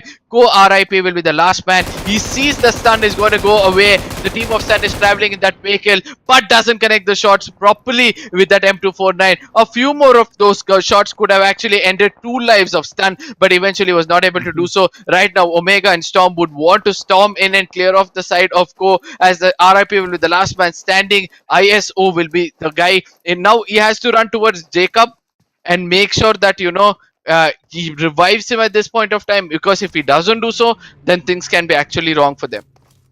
But one team who actually got the winner chicken dinner in the previous map, look at them. It's only up to Sly right now. His entire teammate have been taken down. Now Stun, Omega, and this is what we talked about. They used up so much utility from the side of Team CO that now they are just getting wiped off from this map of Miramar. That's why we say when you pick a fight with one team, make sure it's with the same team. You do not disengage and immediately change over your position to a different one. And that's the reason Sun, after finishing off one, they're going in for another. They've already eliminated another squad. And what a brilliant play coming in. ELIXIR have found the side of Invader. Zephyr is doing a lot of damage on Stark. He needs to continue the same thing, but the smoke right now preventing a little bit of the vision. Axe and Stark are stuck right under the hill, right under the ridge, and Zephyr, one grenade. He's ready for it. It gets cooked, it gets chucked. Is the timing perfect enough to deal damage? Both Axe and Stark move away at the right time, because of which that grenade does not pay any dividends. And now after this, is Zephyr going to still commit? Why is he still blindly spraying? Again, look at that ammunition being wasted. Finally, Stark knocks him, gets the finish. Axe, his position is compromised. Now, Axe does not know where he wants to go, because as he was getting in the vehicle, his comrade gets taken down. Yep, and a good gameplay coming in from the side of Zion as well, because we're able to see that they're holding a very good angle. One player is actually playing as a flanker, a person who's going to gain information. That's going to be Eclipse. The rest of his team are making sure that they stay inside the circle. They're going to gatekeep anybody who will trying to enter in. They have a very good compound to hold to, but at the same time, on the other side, we're able to see that it's going to be invaders who are going to be challenged with another team anytime soon, and I would want to see whether invaders will actually take the fight towards them. In case they won't be able to do so, then things can be a little tough for them. But at the same time, we're able to see that B4X are actually making it inside the circle. Lords are slowly making it inside the circle, as well as the stun team. The team which is actually performing really well in this game are actually coming in late into the zone. So let's see how much of that is going to help them out. As of now, we're able to see that this game is going to be a little harsh for those people on the lower ground. The team on the higher ground will always have an advantage to take the chicken dinner in their name. Exactly, the side of Team Elixir have taken that higher ground for themselves. They're playing completely on the top, and any team rotating, it's going to be very difficult for them to, I would say, easily rotate, as you mentioned, right? Having the higher ground means that you know and you can see players rotating, and as I mentioned, Zown having the higher ground have spotted the players from the side of WARGOD taking their vehicles, making a rotation, late rotation coming in their way. But as soon as Zown start firing, their position gets compromised, and right above them is going to be the side of Team Elixir. So that is one more thing that the side of Team Zown have to be worried before they start firing upon their opponents. But look at one more thing. With this third phase, third circle coming in, it's only 10 teams surviving. So if you compare day 1's matches to day 4's, we are seeing at least 50% of, I would say close to 50% of the fights or players being taken down out from each and every map in the first 2 or 3 circles itself. This says a lot about the team understanding and re-strategizing to pick fights very early on. Elixir with the sniper takes one player. I guess that was one player from the side of Invader, and now he's looking forward to some more with that sniper action. And yes, it was Invader, and especially taking down a sniper with the sniper itself. This is just amazing. Ironic for him though. Yeah, but at the same time, I want to see who's got the right kind of scope to do so, because that is when everything is going to fall into place. But at the same time, ELIXIR, I don't know what ELIXIR is doing at the highest ground at this point of time, because once the rotation starts to come in, that is where they'll need vehicles to actually come out of that range and travel around. But at the same time, stun on the other side. You see, ELIXIR again trying to taunt the side of WARGOD at this point of time, but that higher ground, I don't know how much of that higher ground is going to support them for now, because there's a team pretty much close to them. It's blue color in the small map. I want to see which is that one team which can come closer to him and make sure that they make him pay the price. Right now, WARGOD, a brilliant, I would say, position for them in terms of a compound that they have to play around. And yes, their position right now is compromised. That is right. But one more thing that they can play around is let the other teams fight against each other, and then they start looking forward to go up a hill, climb up. But looks like the side of Elixir, the early on advantage in terms of getting the higher ground for themselves is paying up for them. They know the positions, they know the location of each and every team, and the region, the way they're able to hold on to those positions is just brilliant. Invaders are trying to push them from, I would say, at least 5 to 10 minutes now, and they've been completely unsuccessful. They're right below them, but they don't know where to push further. Blooded 4 as well, they do have a higher ground and they know the positions of LEBAGANG. They're looking forward to the side of LEBAGANG pushing out, and LEBAGANG also know that Blooded 4 are waiting for them. But Blooded 4, they need to start moving, because I did see the blue zone crumbling close to their backsides, backlines, and with especially this circle about to change its position, Blooded 4 have to make a run for the circle. Same goes for the side of LEBAGANG. Are the side of Blooded 4 going to make use of this? But one player from the side of COxRIP MIZO, ISO, he's coming in as a late rotate, especially with the vehicle, and his sound cue, I guess, has been hurt because he was very close to the side of Blooded 4. But he has now 1 minute to play before he actually starts entering again and patch himself up. But being the last player with 5 finishes, he has I would say, a huge responsibility to carry forward for his team. Yep, let's see how things are going to turn out as we're able to see Zowns right now coming into action. I really want to see how this team is going to go forward from here on, as B4X is also coming into play.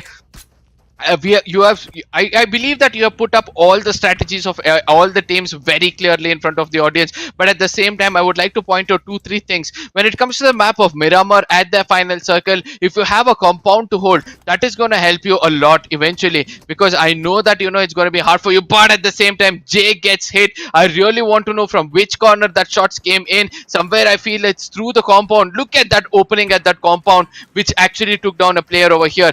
Jack was trying to sit in that buggy, but eventually that small opening gave them the gave the shots. At the same time, Zowns at this point of time had decided to actually move away from here, make themselves inside the circle, which is more important for them than anybody else. North Ace finally still alive until now is something I would want to see. I want to see them alive for the final circle, at least have one chicken dinner in their name. And I know that the other teams over here would also want a chicken dinner in their name, some in one way or the other, especially teams like WARGOD or probably the teams like Zown. It looks like the chances of getting a chicken dinner is more towards Warzone, North Ace, and Zown at this point of time. LEBAGANG with just 2 players, Co with just 1 player, and Stun with 3 players. They all look vulnerable at this point of time. But we can say, I can't say that they are not the teams which can take the booyah. They have a very great opportunity to do so.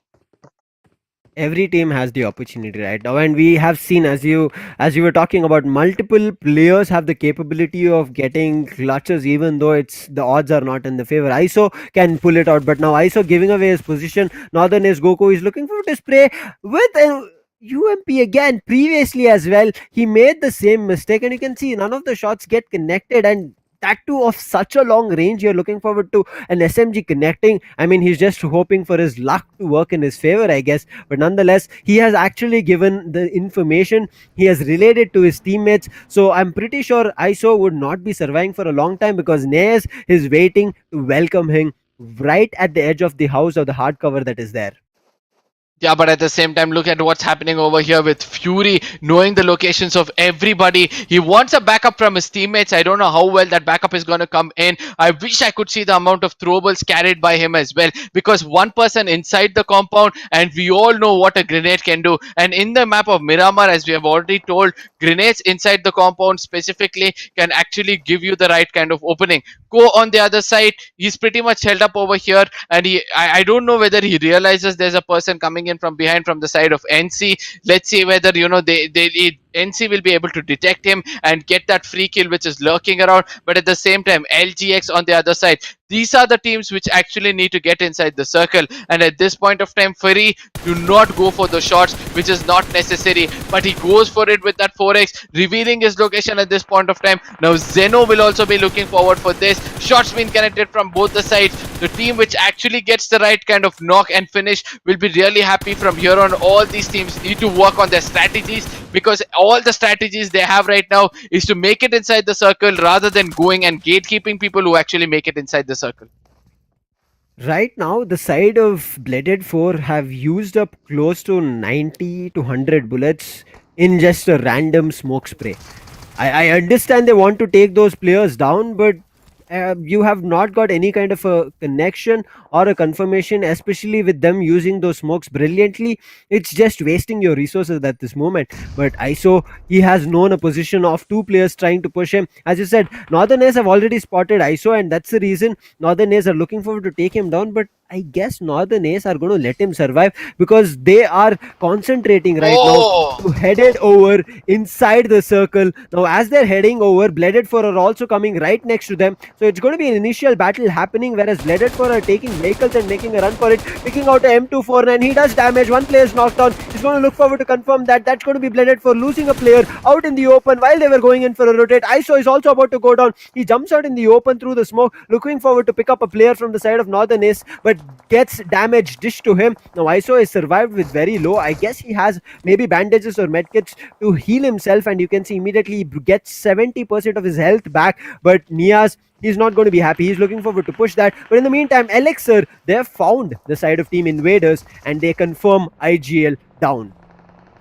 Yep, and I believe that could be the beginning of the end for the side of Invaders, to be specific, because we have seen that once IGL gets taken down, then things can go bad. RIP, after suffering so much under the wrath of the team, is completely compromised at this point of time and gets eliminated. NC on the other side, after taking down one lone player who was actually a thorn in an unwanted place, they'll be wanting to see what's going to happen next, as Stun is still coming into action. 5 finishes in their name, and 5 finishes in the name of NC, and they're looking forward for some more coming in from their way. All of these teams have to make it inside the circle, even though WARGODs actually have a very, very good spot inside the circle. I want to see how the Zowns are actually going to make it inside the circle at this point of time. We can see that Invader Sniper has also got taken down. Stun is also still over there. Zown is left out with only 2 players, so that is something to watch out for. And if Zown have performed this well so far, I think they've gained at least 12 points over here on an average. So let's see how things will turn out for them, as WARGOD have all 4 men standing, and this time they would want I think they want to take the top spot, and that is why they're pretty much playing in a way. As I said, in the final circle, you have to have a compound to hold for yourself, and that's the only way for you to get chicken dinner.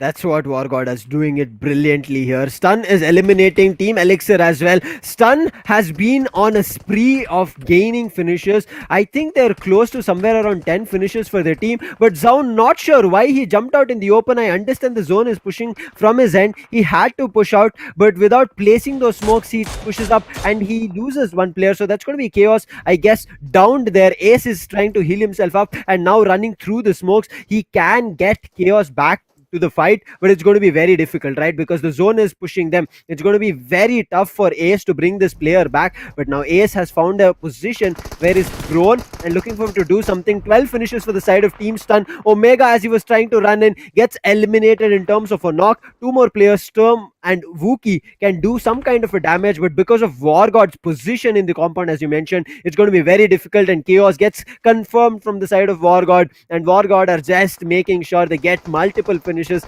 as players are looking forward to head to the 6th land, the close to being one of the last 2 or 3 circles that we are going to see in this map of Miramar. And WARGOD have played brilliantly. Stun having 14, double the amount of what WARGOD has. But if WARGOD wins here, they'll be getting 15 placement points, so that's way more than enough, and they'll be immediately, I would say, matching the side of Team Stun. Whether the side of Team Stun get 15 finish points or not, I guess WARGOD will be looking forward to finish this, as we are only with last 3 teams surviving. It's going to be the side of Team Stun, Zown and WARGOD have the upper hand, as initially you talked about, Arka, with that compound. Yes, eventually, I strongly feel that WARGOD can actually take this away from the side of Zown. In the previous game, who took the chicken dinner? I think it was the Lords who actually took the chicken dinner, and this time they're nowhere in the picture. Stun at this point of time, they are pretty much alive. Zown on the other side, they're doing their best to actually go for a heal battle and get themselves in, so that at least they get the 2nd position, but get eliminated because of the zone. Stun is still alive at this point of time. They do not want to give the kill point. They did not want to give the kill point to the opponents. They want to give it to the zone rather. They want to pick up as much as health kits as possible and go in for a heal battle. I don't know how well that is going to turn out for Wookie, and eventually Wookie gets taken down because of the play zone, and that is going to be a winner chicken dinner for the side of WARGOD, and a very, very good one coming from their side.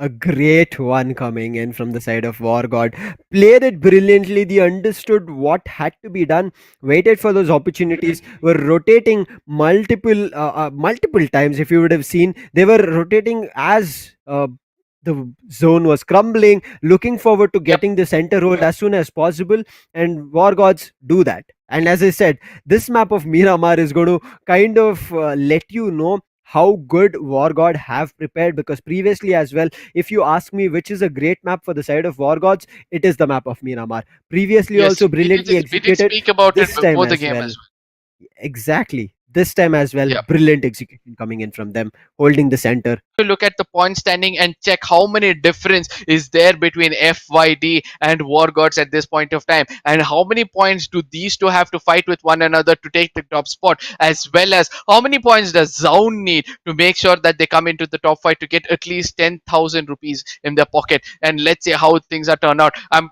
with my fingers crossed, I'm vouching for most of these teams to actually come in to be. I know, Mhm. Lucifer, that you wanted War Gods to be actually on the top of the table, but for me, the way I'm seeing FID perform so far, the way they have been able to execute kills and come up to play such a mature and professional game, I would believe that FID actually deserve to be on the top spot. But let's see who amongst us is gonna go home pretty much happier by the end of the day at this Skirmish series, ladies and gentlemen. This is Sky Sports presenting Skirmish series in association with AMD.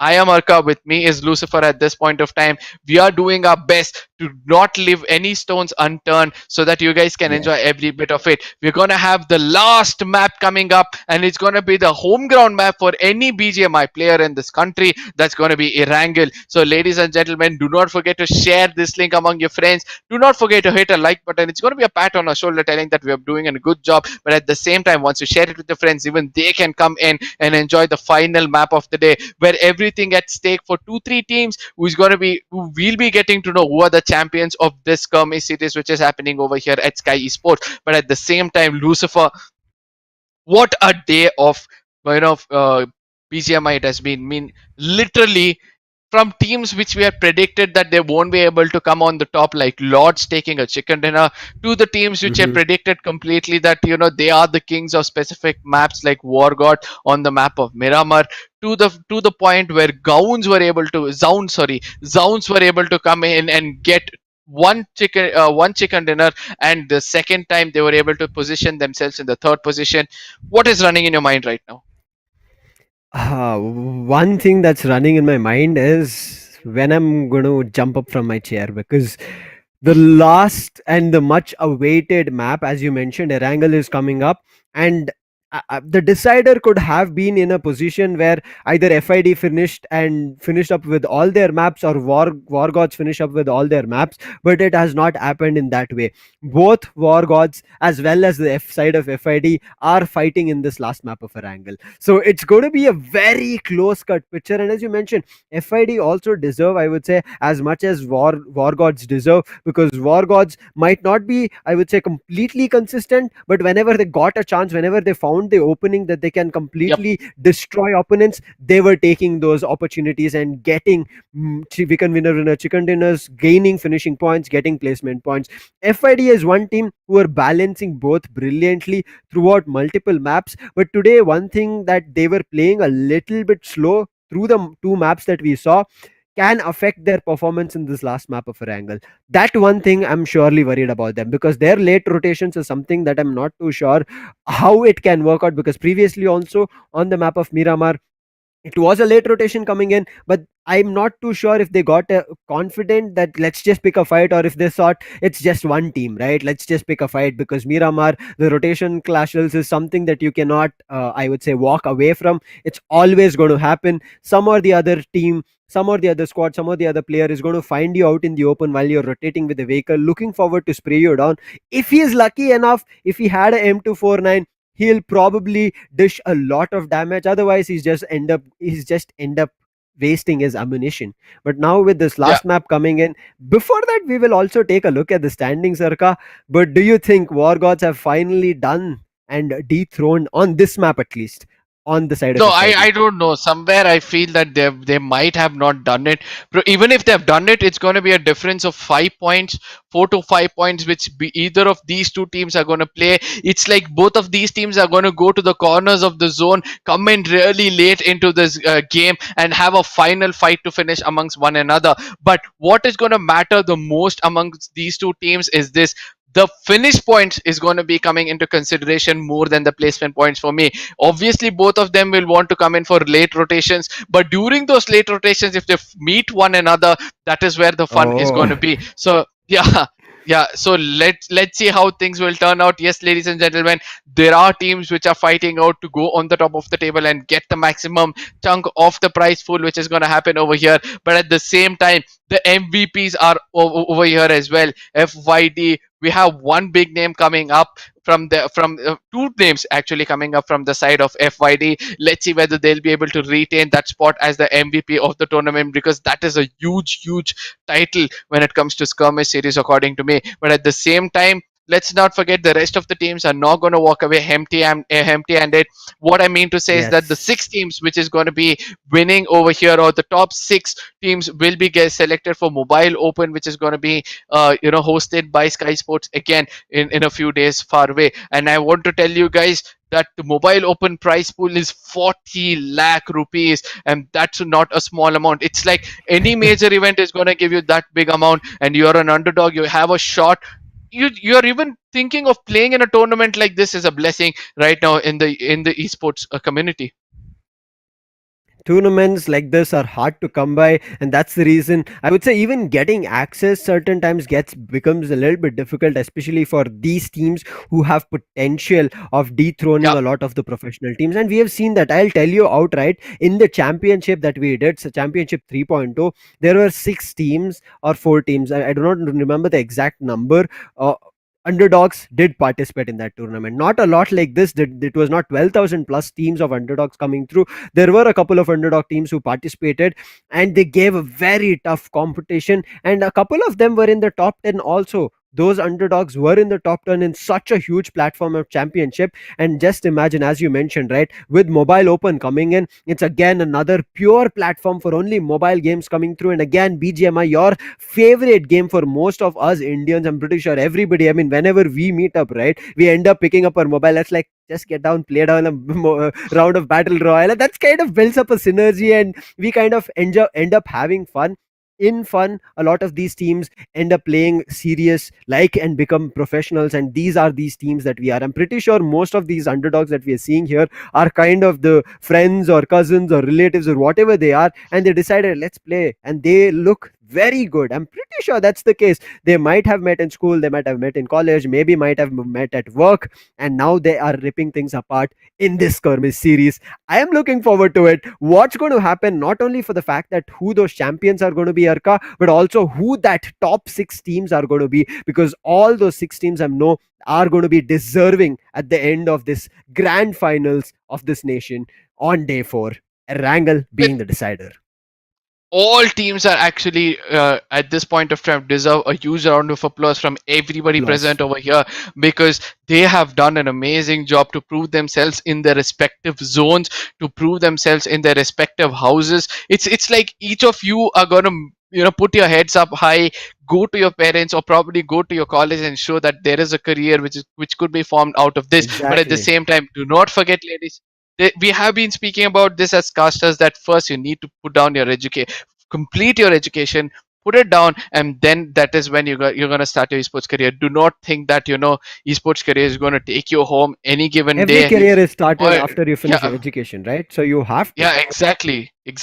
So do not let go of your education. Keep your education intact, as well as keep your sports career going next to it. It's just that you will have your own pocket money earning. Nobody is going to question you at that point of time. That is the only privilege you're going to receive, and trust me, that's the best privilege you guys can have. Now let's look at the standing of what has happened so far, so that we get a very clear picture. War Gods have Oh, overtaken FYD, and it's not just 5 points, as I said, and it's a huge number of 7 points. If I'm no 6 points, if I'm not wrong, 1 point away is what I felt, but 6 points coming in from their side, and all thanks to the placement points which they have played until now. FYD are relying on placement points in the previous day, especially today. But whereas War Gods have actually relied on it from a long time, and that is why they have hit the century mark of 109 placement points with just 65 finishes.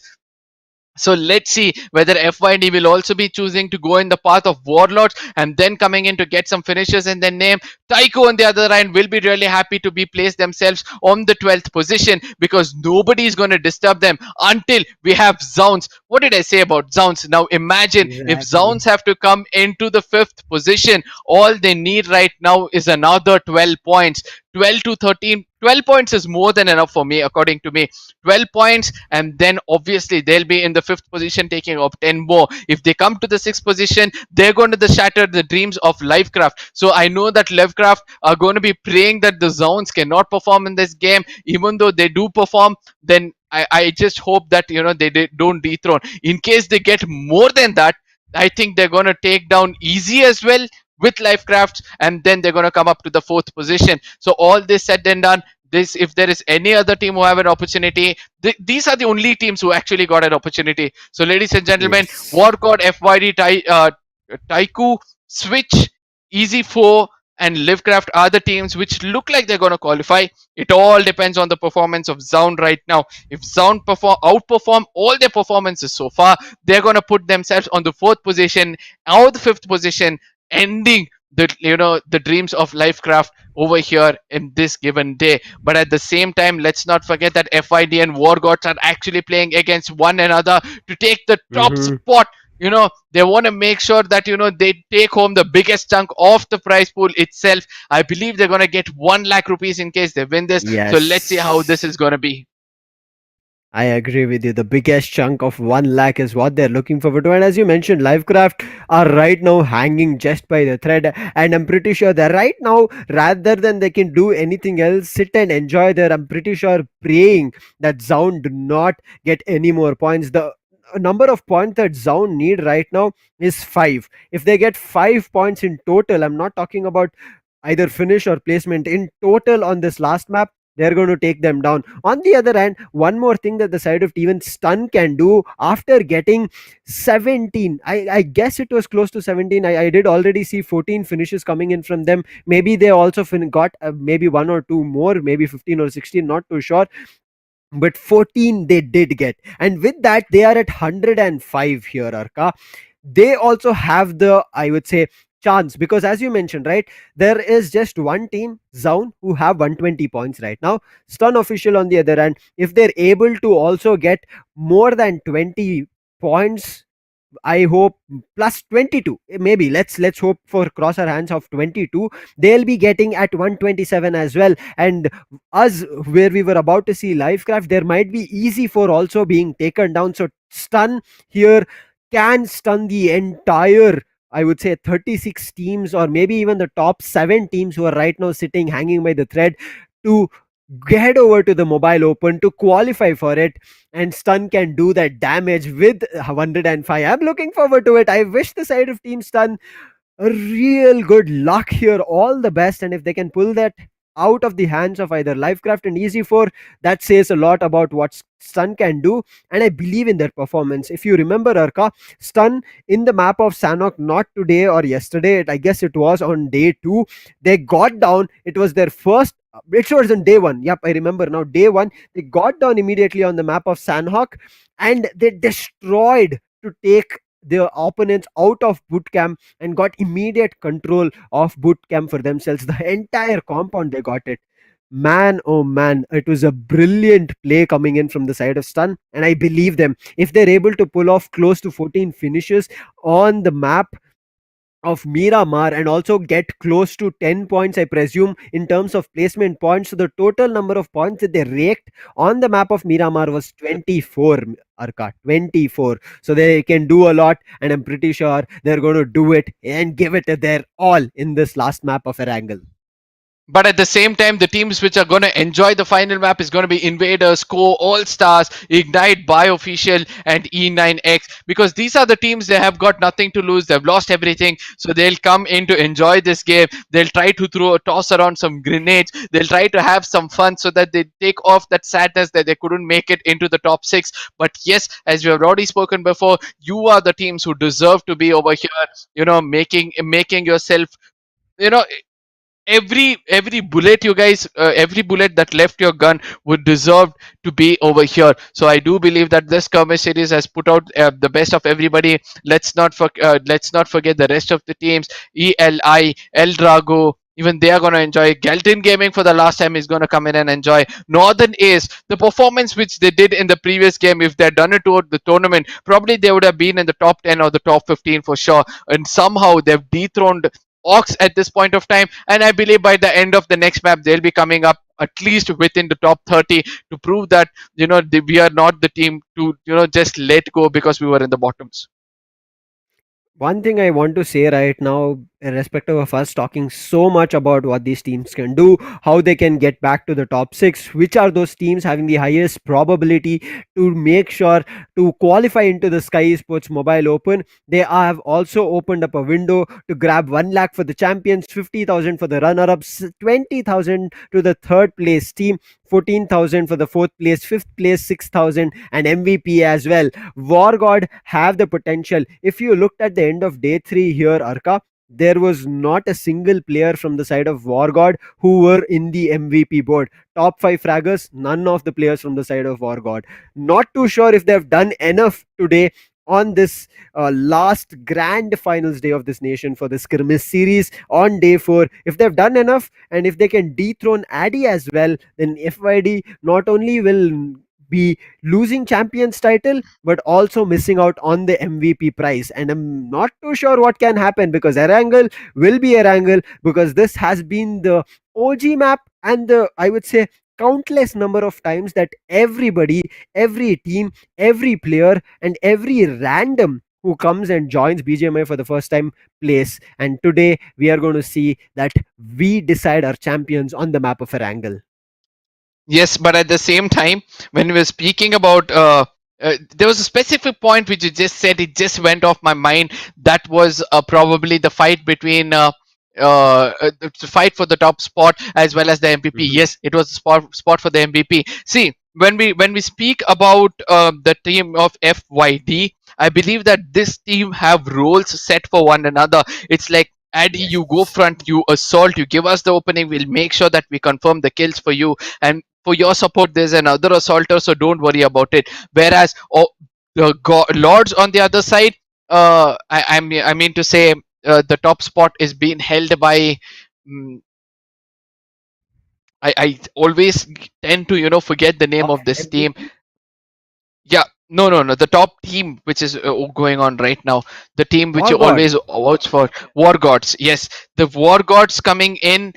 The WARGODs are a team which play like a team. They're like, instead of assigning roles, they all believe in one another. They're like, as soon as I go front, they take a call. They're like, I'm pretty much confident in this fight, so let me lead this. So the IGL gives a throw to them, telling that you go here, or probably the IGL actually knows that which is that one player who has to lead the fight, either especially on specific maps or specific terrains, and due to which they are able to be on the top. If not for the MVP, I don't think WARGODs is going to be pretty much sad, but in case WARGODs won't be able to be crowned as champions, that is when they might regret that they were not in the MVP as well. But as far as I know what's going to happen over here, it's as simple as that.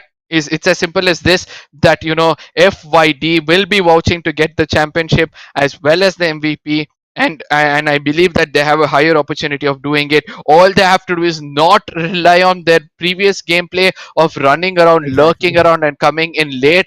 Just make sure that you play your normal game where you guys will be able to fetch some, your natural game where you guys will be able to fetch some finish points and then come into the final circle with just 1 or 2 players. Obviously, you guys can play for placement points even with 1 player left out, go in for a heal battle or probably get the 3rd or 4th spot. It's just that you guys come so far with the finish points. Rely on it, and I think that's going to save you guys. You have to rely on your usual game. You have to rely on what you have done until now and what was successful. You have to replicate it. It does happen. You certain times question your own strategy, because if it has worked for such a long time, what if it does not work today? What if it does not work on the specific map of Erangel where we have the possibility of grabbing the champions title? These kind of questions, these kind of fears will start setting in, and that is the reason this is a game, right? That's the reason this is sports. You end up having those double thoughts coming through your mind. I mean, take it any game for the matter. Every sportsman, when he is in a situation about to win a tournament for his team, for his zone, for his country, whatever it may be, they are in the same thought process. I've done so much, I've done this kind of strategy, I've been with all the energy I've got, but now what if it does not work out? What if I make a mistake? That does happen, but again, you would have to take a deep breath and then rely on your own quality. And I'm pretty sure either FYD, WARGOD, TYCO, Zown, Stun, all these teams can make the best game possible. I understand I took the side of TYCO's name because they're already there in the top 6, but TYCO, yes, they have confirmed one of the spots. Whether it's going to be the third or the fourth will be eventually decided depending on the Yep. other team, which can actually enter as well. But I am ready. The only thing right now in the mind, the viewers, I'm pretty sure the players also. Let's start. Get that flight engine running. Let's take off.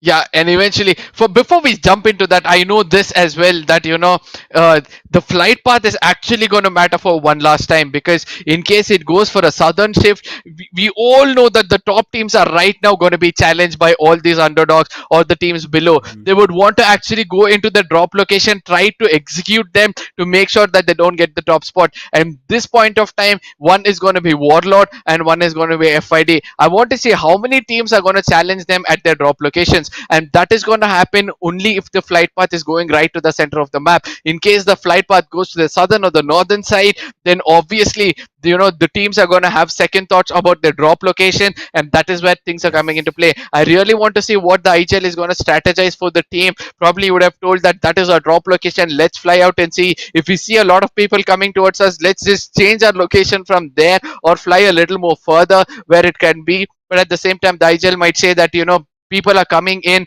these finish points are what we'll actually need in this game, so let's go for it.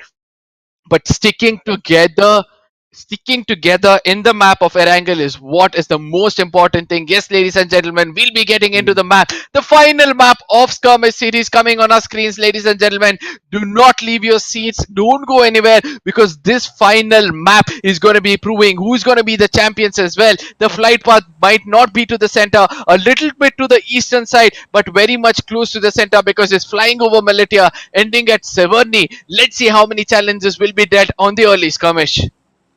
Exactly, as you said, initial drop clashes are something that are highly probable right as of now, because teams who want to get to Georgiopol, who want to get to Gatka, Pochinki is very close, and teams who also want to get to military base, they will be traveling together, and that might initially have, I would say, initial skirmishes that we are ending up seeing a lot of the battles, and maybe certain teams who are in the top might eventually have a casualty, and then they would have to just rely on what better they can do, try to look forward to placement points. Not too sure what's going to happen. Stun is heading over to military base right now. We remember whenever we see military base right as of now, I'm pretty sure for all viewers as well, it's going to be the name coming up is going to be ACBC. Right now, ACBC again not playing in this map.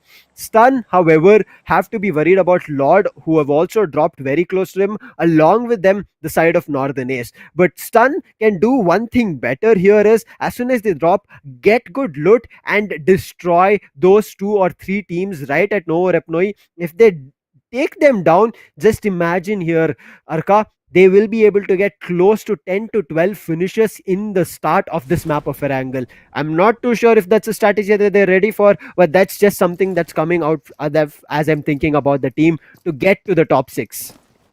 Yes, this skirmish which is going to held up at the side of Novo is something to watch out for. LG on the other side have taken a long rotation. Probably they've got pretty much close to Severny, where there's another team which is already taking shots against them. That's going to be the side of Drago, and I believe that it's going to be which is that one team? Black Dragons or the Black Ldragos? Dragons, yes. So the Black Dragons have come in over here. Black Dragons wants to take those early fights. NC gets taken down. All this is pretty much close to Nova at this point of time. Every kill is going to count for all the teams over here, especially the top teams. As usual, we do not expect them to see any kind of hot drops, and it's not happened as well. Lords are over here, NC is over here, and sections are over here. Let's not forget that this three-way Mexican standoff can actually prove something different. As we were speaking about, it's going to be section 302 not looking out for their backs, eventually giving one life away and one what do you say, one kill point or one finish point for the opponents at this point of time. Beast trying his best to give the right kind of backup, won't be able to do much for his Demis. Let's see whether he'll be able to go and revive him at this point of time, as there are more fights which is going to take place. The second person from section gets taken down and will be finished as well, as Sentry will be trying to regroup.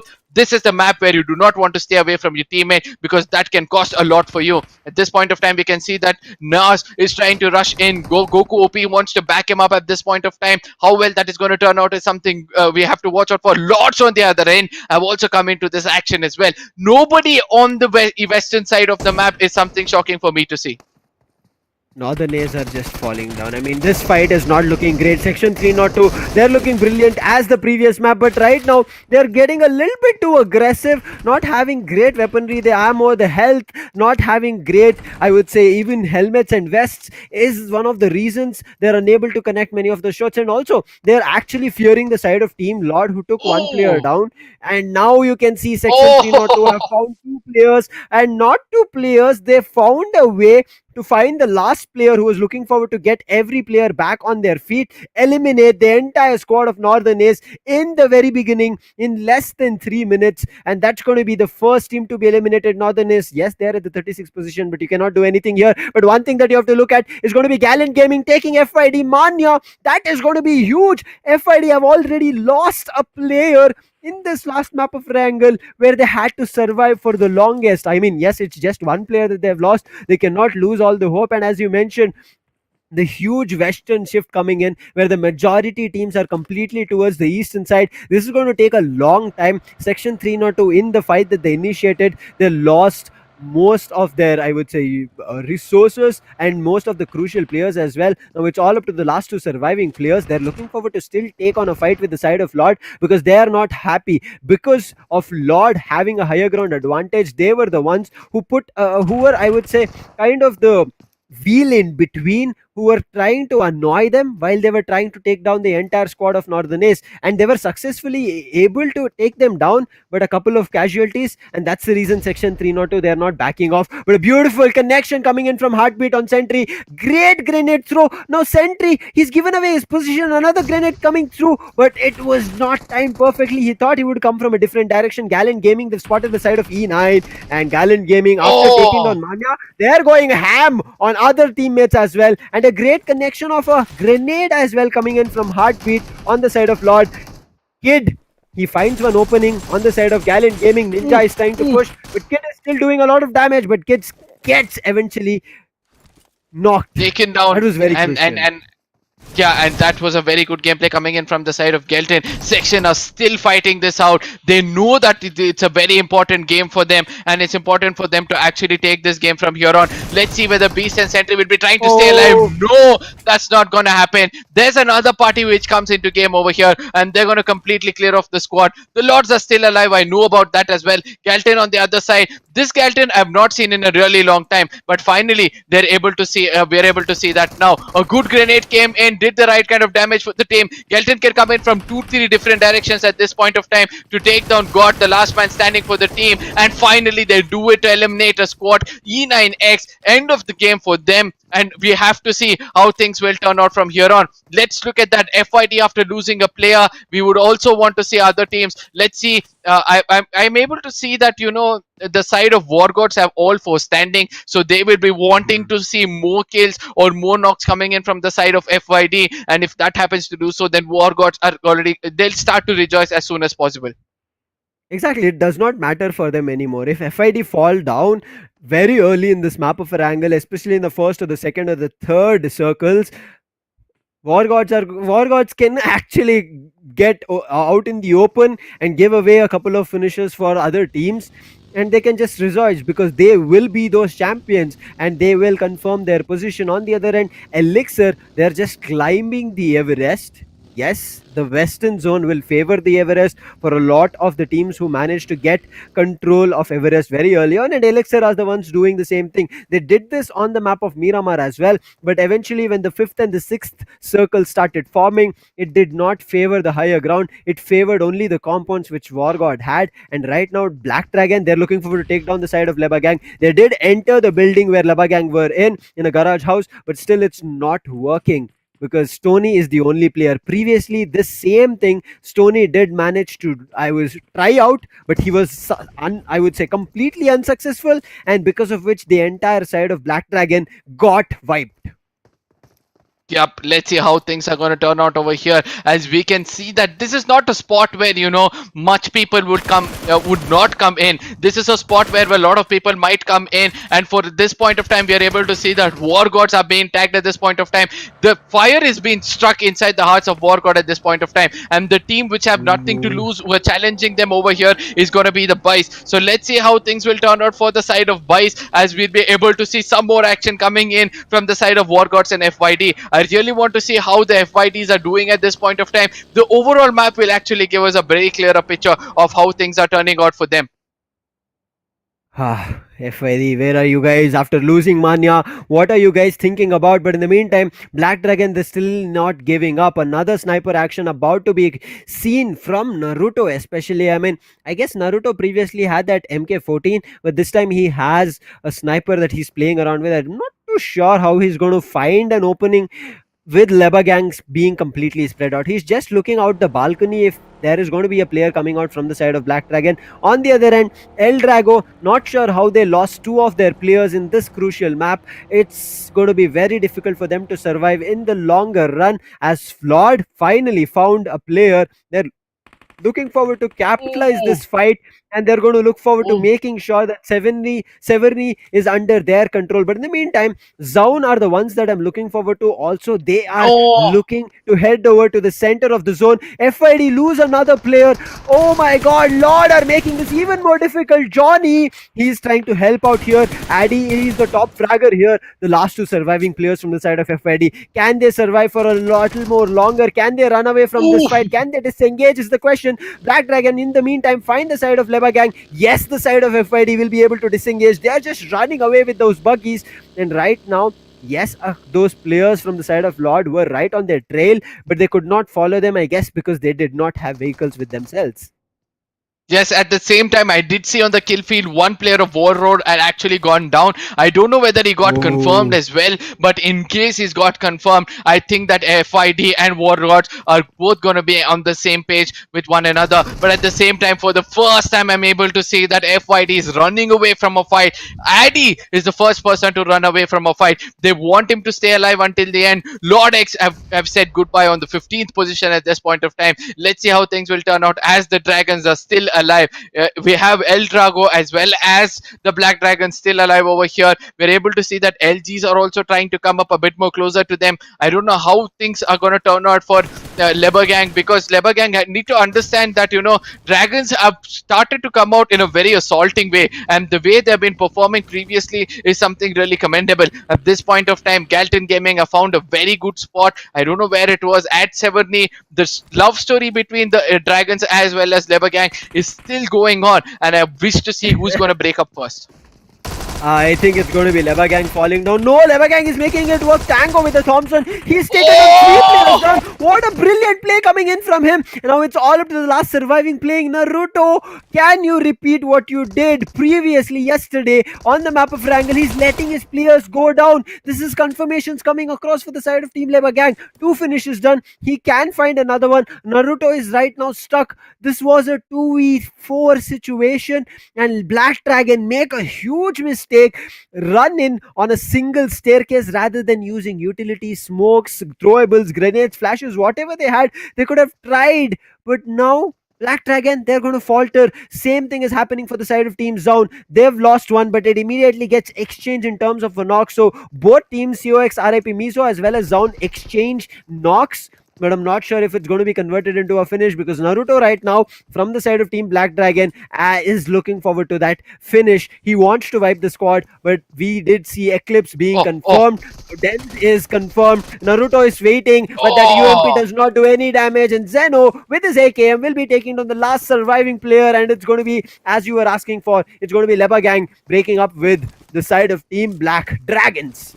And now Black Dragons not only broken up with them, they've broken them down as well. And let's see how things will turn out. It's going to be Stun with all 4, Zown with 2. Zown wants to keep their journey up and running. King is trying to go around in another spot, and we have seen that Ace is trying to run around in another spot. Ace at this point of time pretty much close to this pretty much close to the northern side of the map, if I'm not wrong. Try to get somewhere into the side of shooting range. He's going towards shooting range for sure, but at the same time I want to see what the other player is doing. Where is he headed? And having vehicles so open, probably that's going to attract a lot of enemies towards you. So let's see what's going to happen. ALS All Stars on the other side, they're also trying to find and kill enemies. They're on that search and kill mode at this point of time. We can see that all 4 players, we all said that All Stars do not have anything to lose at this point of time. So let's see whether they'll be doing so, whether they'll be, you know, taking this fight to everybody else, as Ldrago will be eliminated on the 13th spot, giving more chances for teams like Zown and FYD to actually take it home. At Severny, we still have LG. Look at what's happening over here. I can see a small group happening at Pochinki. I don't see Zown over there. Neither do I see FYD. There's a player of FYD gets taken down, and it's War who are actually making it do it for them. Johnny's right now trying to run away, and I believe that, you know, it's going to be Addy who will get cleared off at this point of time. Stun on the other side is getting taken down. I think that's happening at Pochinki as well. WARGOD, Bablu has taken down Addy. That comes up to say that Johnny will be the last man standing, and he has a lot of work to do, a lot of things on his shoulder as well. He's just got 5 health kits. We have seen that Johnny is one person who will go in for a heal battle at the end moment of any given game. Yep. And in one game when he had 28 health kits, he bought his team on the 2nd position, and let's see whether he'll be able to repeat history and give that placement points for his team. And let me remind you this, WARGODs at this point of time have more finish points than anybody else. Though that comes up to say the only way for FIT to dethrone them right now will be to get the chicken dinner without any kind of finish points. Exactly, they have to look forward to it. But on the other end, WARGOD are also outside of the zone. They were surrounded from the side of team by official. So I'm looking forward to that being a difficult scenario for the side of team WARGODs to get out. Yes, they did get Addy out, but they also gave away their position. One more thing was the side of team Stun. They have the probability of getting to the top 6, but they've still now not done anything. I mean, we did see the kill fade once with their name in terms of a knock or a finish, but right now they also need to look forward to get 25 to 26, or I mean close to 30 points. If they're able to pull off, the side of team Stun can qualify, not only qualify, maybe even have a chance to get a prize in their name. Whether it's going to be the 5th or the 4th position, yet to be seen. But right now, Ignite have found the side of team Gallant Gaming. Gallant Gaming have been brilliant. Lord initiated a fight with the side of team FYD, and Gallant Gaming heard that. Gallant Gaming went for the third party, took down the side of team Lord. But right now, Gallant Gaming, with the amount of damage and with the amount of different teams that they're picking up the fight, it's getting bad for them. You saw Gallant Gaming was fighting with 3 different teams with 3 different players. I'm not too sure what that strategy was from them, because of which you saw 2 players were either knocked or at least drained to their lowest of their health. Yes, at this point of time, we are able to see that, you know, a 3-way Mexican standoff started off on the I would say that this is the northern side of the ruins, or probably the center part of ruins itself. Let's see whether, you know, the teams which are going to come up over here is going to be facing one another from a 3-way Mexican standoff, which has become a 4-way standoff happening over here. At the same time, Edwin is trying to see whether he can get any kind of damage, any kind of opening to kill enemies over here.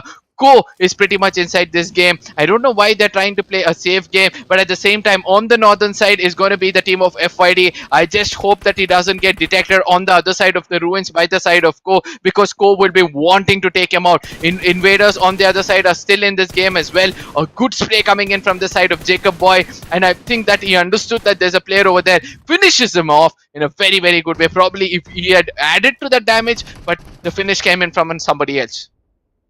Great plays, guns getting their ammos being used multiple times, but right now it's going to be All Stars being pushed from the side of Invaders. What a great spray coming in from Shashank. He pulls up his AKM as soon as the bullet gets over from a different rifle. He's again looking forward to heal himself, creates a little bit space between himself and Stark, but IGL, he's looking forward to a flank. Now this is going to be very crucial. Shashank needs to read this right. If he does not, it's going to be very difficult. Sniper is giving away his position. Stark comes in along with IGL from the left side. Another initiation. And what happened over there? Where was Where was IGL? How did he get taken down? I guess All Star, there was Otto playing from a different direction. The cover that Otto gave, if Otto wouldn't have given that, Invader would have taken Shashank down, and then the side of All Stars would have been eliminated. A great play coming in from both Shashank and Otto. Shashank for the fact that he sprayed and played brilliantly over there. Otto for covering his back. Elixir right now, we did see a couple of times that this team players were knocked, but now still they are standing. They've spotted the side of Team Ignite. They're looking forward to do something here. One finish in their name. They're looking for something more. Kind of an impact that they want to do on this map of Erangel.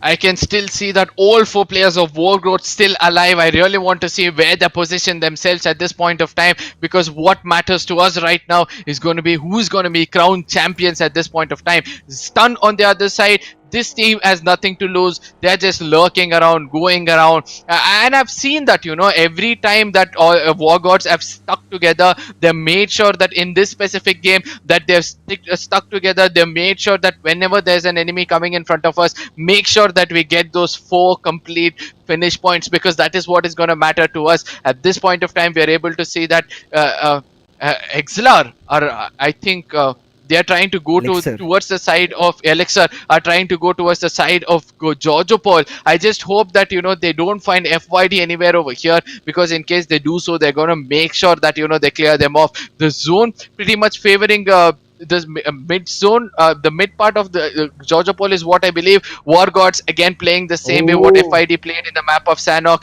coming in from the southern side. I think they're pretty much close to refinery at this point of time. They're trying to come from outside the zone. We are able to see that, you know, 2 drivers and 2 vehicles, as one heals, the other is going to drive, and a very good strategy coming in from their side. Let's see how things are going to be. And over here at shooting range is going to be Johnny. Pretty much close to them is going to be Warlords. They're pretty much coming here only is what I believe, because look at that. You know, they're coming from the side of, yes, now they've changed. Now they've turned towards the side of shooting range, and they're heading right towards it. They take a pause before they enter over there, and let's see whether they'll be able to you know, detect Johnny anytime soon. Johnny and Warlords are pretty much 500 to 1000 meters away from one another at this point of time.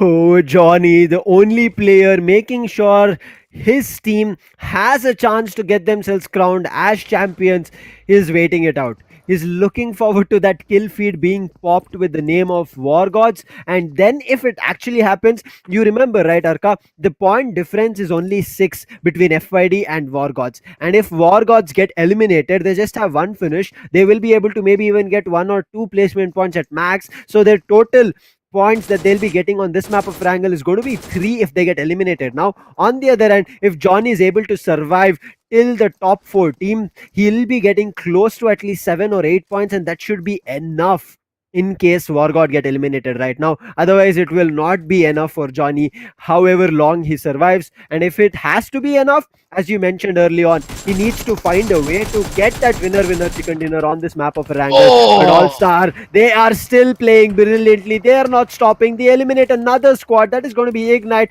And still, all the 4 players from the side of All Stars are standing. Total 8 finishes coming in from the side of All Stars, and this kind of brilliant performance that teams are putting up, Exactly. I'm feeling a little bit bad. Why couldn't you do this very early on? Yeah, you remember I told you All Stars are that one team which can actually take an opportunity because they have nothing to lose. They can go all in. I expected this kind of performance in the previous game, especially from the map of Sanhok. And if they'd done it, I believe somewhere they could have come in the top 3 or the top 4 position. And that could be the end for Gallant Gaming at this point of time. COs are going to put an end for them, and they will be probably the next team to say goodbye. No, one last player of Gallant is still alive at this point of time. Oh, I'm so sorry. That's the person. Yeah. No, Galton is already gone down at this point of time. Zown is left out with one last player. Zown has come up to the 9th spot, and I don't know whether that's enough for them at this point of time to get things done. Look at All Stars. Everybody are inside zone, either side of the islands itself, and this is the best spot for you to stay. FYD, I think, will choose to go for a heal battle at this point of time, but in case he takes a longer rotation, makes it inside Rozhok on the southern side of Rozhok, I believe on the other island, he'll have a great opportunity, because everybody knows that nobody's going to be coming in from the side of school, because All Stars are going to gatekeep each and every person. At this point of time, we are able to see that team 13, and this is going to be the team of by all 4 players still alive. These are the teams which can actually give a good fight for the side of WARGODs, and I'm wanting to see whether they will come in close proximity with them. WARGODs at this point of time have chosen not to take any kinds of fights. They're pretty much alive. They're having at least the 9th position at this point. Let's see whether they'll be able to put it in good use, and we'll see how things will go from here on. I mean, right now for teams such as WARGOD and FID, it's going to be very crucial. But on the other end, Zown did have the opportunity to get themselves the top 6 position, one of the top 6 position, but they have 0 finishes here, Arka, and that's going to be very fatal for them in this last map of Erangel. Yes, I do understand that. Co's are still finding out where the enemies are. Nobody's coming into their crosshairs at this point of time. ELS on the other hand have some players in the crosshair, but at the same time, with Starboy down, they're trying their best not to lose any more players. Oh my god, by official have all their 4 players. All-Stars, as you mentioned, they have their players. All-Stars have been very brilliant. By official, on the other hand, they have 3 finishes in their favor. COxRIP MIZO, they have 4. Every team in this circle have at least 3 to 4 finishes in their name.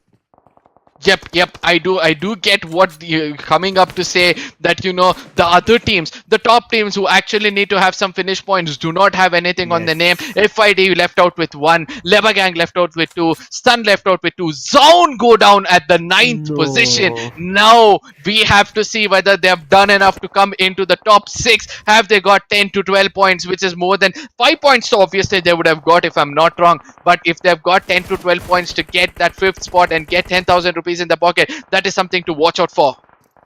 I agree with you, but right now, COxRIP MIZO, they're losing their players. Jacob Boy is out in the open. In the meantime, ELIXIR are dropping bodies because of COxRIP MIZO. They're holding them, gatekeeping them brilliantly. And look at Edwin. He's found an off angle. He knocks Ninja. He found Zephyr over there. He takes Zephyr also down. It's going to be only one last player. He's looking forward to his information. It's going to be Axum Free Fly. He's still a little bit further away now. Johnny's position. He's being scoping out Johnny if he gets eliminated. WARGODs are in the clear path to being the champions. But in the meantime, by official, are they going to pick this fight with All-Stars? Because All-Stars are looking ready for it. Yes, Johnny on the other side has to go in for a heal, or else he might give up his life for the zone. This is gonna be 5, 4, 3, 2. Oh my god, Johnny! That's not the way to go down, my friend. You had an opportunity to take your team into the top, but somehow, I believe that Johnny had done his part. To be specific, when his teammates let go of him, he did try to survive. There was a time where God allowed his Bucky to get clashed to a tree, and that is where he could have gone in for a heal battle. But probably the IGL was telling him to get inside the zone, and that is where he got taken down. Not the right thing for us to say. All fans of FID at this point of time will be a little sad, but congratulations to WARGOD for your performance so far. Let's see how much more points you guys can actually pick up from here. We know your placement point seems to be more stronger. That has been your strength, and that is continued to do so. But for now, let's see what buys are planning out. Bai is completely planning to eliminate the side of Team All-Star, and they're successfully able to do that. Bai are looking forward to initiate another fight with the side of Team, I guess it was COxRIP MIZO who were crossing, but LEBAGANG, I'm not too sure how here they managed to survive, Arka. If you saw initially, LEBAGANG were being hit so much damage, does not matter because right now Bai official are ready for any team that comes their way. COxRIP MIZO lose 2 players, there's one more player surviving, Stun Omega, the last surviving look player. at his head. It's one of them. Omega is so low, but Taz, what? I couldn't even see the bar over there, but he survived. Because he was boosted, and that is how the game works for you guys. He had the 1 HP remaining left out for him. Somehow that has saved him so far, or probably his helmet and vest was, intact, that made him survive for a long time. Yes, but at the same time, let's see what LGs are doing with just 3 players and 2 players left out. They've been trying to do something over here. Course on the other side gets taken down, and Bai in this game are looking like they're gonna say bye to everybody. They're gonna leave a huge mark. WARGODs on the other end, they know that they've done their job as much as possible, but right now they're just gonna enjoy the rest of the game. They're gonna show that this is how firepower actually works. We still have 4 teams left out in this game, and let's see who's going to be crowned winner chicken dinner for the last time in Skirmish series. Exactly, WARGOD have the center of the circle, and look at how their players are playing. One player is still looking forward to the backlines. LEBAGANG still finding players, even though they do not worry about the number of players they don't have. They are playing with the number of players they do have. They believe in their duo and they're making it work. They have taken a little bit of a damage themselves while they were sending away some on the side of Team Buy official, but they were not successfully able to knock a player from the side of Buy. If they did that, that would have been even more brilliant to see. But on the other end, Stun are also still surviving. I'm not too sure how, but yes, eventually as they try to enter, WARGOD are going to be the prick to not let them enter anymore. And Stun, who had the probability to also get to their way to the top 6, might just not be enough, because look at this, Justin is gatekeeping them. Justin is ready for it. Justin spots them out, sprays, gets stormed, a little tagged up. Omega, he's going to be very crucial. Omega needs to help out, but if Omega stays there for a long time, it's going to get even more difficult. Minato gets knocked as he was exchanging blows, but there are players to help him out, and that will be a revive being kicked. Storm and Omega still playing prone. Yeah, but at the same time, this is what I love about WARGODs. They're not gonna let go of any player whom they have with them. There was a time where Addy and his teammate left out from the side of FYD, but WARGODs, they're sticking on to their motto: don't let any man down as you go down. And this time, everything is working out for them. They are the only team. They are the only team alongside Buy to have all 4 players alive. That could be a huge advantage for them. On the side of Stun, we have 2 players alive, and LEBAGANG have 2 players alive. 2 players from the side of LEBAGANG as well as Stun, as you mentioned. But right now, the 4 players surviving from the side of Buy official, they might be the ones who will deny this last winner chicken dinner for the side of WARGODs. And yes, 2 players from LEBAGANG and Stun being in the 2 different directions can also be a hassle that the side of Team WARGODs are facing right now to make sure they get a couple more finishes and close this last map also in their favor. But at the same time, somewhere I feel that WARGODs really have this game in the hand, because they are the team very much inside the circle. They have control of the circle. They're spread around in every place possible. And at this point of time, I believe that, this is going to be good. At the same time, let's see how the things are going to turn out for the side of Buys, because they have to make it inside the circle. Stun are going to restrict them as much as possible. But on the other side, LG are still being the thorn, which shouldn't be for the side of WARGODs. LG gets eliminated, if I'm not wrong, or left out with one last player, because I saw that one player just got taken down. Omega on the other side. It's going to be the fight between these 2, and let's see who's going to come out on the top. Oh my god, WARGOD are pushing their limits. They're crossing. They're looking forward to not only being the champions, but also get this last map in their name. It's going to be Buy who will be potentially denying it. But yes, look at Buy. Their attention right now is on the side of Team Stun. Good Boy has spotted there Omega, but he was unable to connect his spray. He goes in for a reload. His AKM is ready. Storm is covering Omega there, but look at this, using the TPP angle, he's just hiding himself. WARGOD having the center circle in their favor. They're playing it brilliantly. LEBAGANG, the last surviving player, he's still out in the open. He's still outside of the circle. For him to push, it's going to be difficult. He just needs to try and look forward to fights in the long and try to deny a couple more sprays or finishes for the Team WARGOD.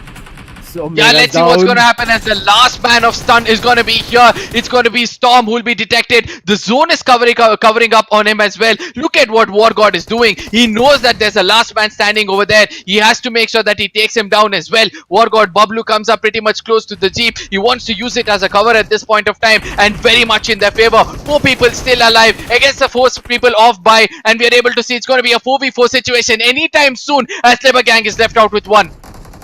LEBAGANG, he is outside, but Buy, what is happening to the side of Buy? They still are surviving with 4 players. Duke is down in his knees. He will be revived very soon, but WARGOD, right now they're playing it very strategically. They spotted 2 players, but are they going to get takedown? It's going to be a healing battle coming in from Tango. There's going to be 1 knock coming in from Minato. Minato is very low now. Duke is getting pushed. Star is already on a good flank right now. He needs to get 1 more player, but a great confirmation. Minato is already confirmed, so that's going to be 3 players who have to fight from the side of WARGOD, whereas 4 players could have played, but it comes back to a 3v3 situation. Eliminate LEBAGANG Tango. That was very crucial. Now it's a 3v3 fight, I guess, coming in. Yes, Buy official have 3 players. WARGODs have 3 players. Oh my god, what an interesting stage WARGOD has brought this matchup to. Yes, at the same time, WARGODs have the control over the zone itself. This is what Justin can do. Justin has a very good off angle. Doesn't see the enemies coming in from their side. It's going to be Bablu who has to do most of the job for the team at this point of time. God on the other side is waiting it out. Mumps is waiting it out as well. Bablu knows the location of these two players, but it's going to be a 2v3 fight which is going to happen over here. I am at the edge of my seat, hoping to see that, we're able to see WARGODs coming on the top. Bablu sees the player coming in. Bablu takes the shot, connects it really well. The last man is right in front of his eyes with that AKM, goes in for a chicken, finishes him, and that is WARGOD, ladies and gentlemen. The champions coming in for you for the Skirmish series. What a gameplay coming in from their side. The final circle was played so well, control over it, looking out in all different directions. WARGOD did an amazing job, Lucifer. What a day of BGMI this has been. What a chicken dinner coming in their way. What a way to become the champions. Again, for the viewers to let you guys know, by official and the side of WARGODs were caught out in the blue zone, in the play zone very early on. But WARGOD managed to make a run, managed to move away, and both Bai and WARGOD, without having a lot of damage being dished, managed to be the only last two teams in the last zone, and WARGOD making that advantage of the play zone, making the last circle work in their favor, making sure they control their nerves over there. And you saw by official, they had the zone pushing them, they had their players falling down. Yes, they were also getting a couple of knocks on the side of WARGOD, but WARGOD playing calm and composed in that scenario, waiting for that opportunity, and also push. Actually, I would say Justin was very crucial there. If Justin wasn't in, I would say, in the forefront, they would have had no idea of where the side of by official were. And with Justin giving them information that who have pushed, how many have pushed, Bablu played really brilliantly at the edge. I'm pretty sure, just like we were on the edge of the seat, everybody around Bablu, his teammates, were just waiting. And man, WARGOD, a beautiful way not only to become champions of the Skirmish series, but also in the last map. It rarely happens here, Arka, that in the last map that the champions actually get the winner chicken dinner. Here, WARGODs make it happen.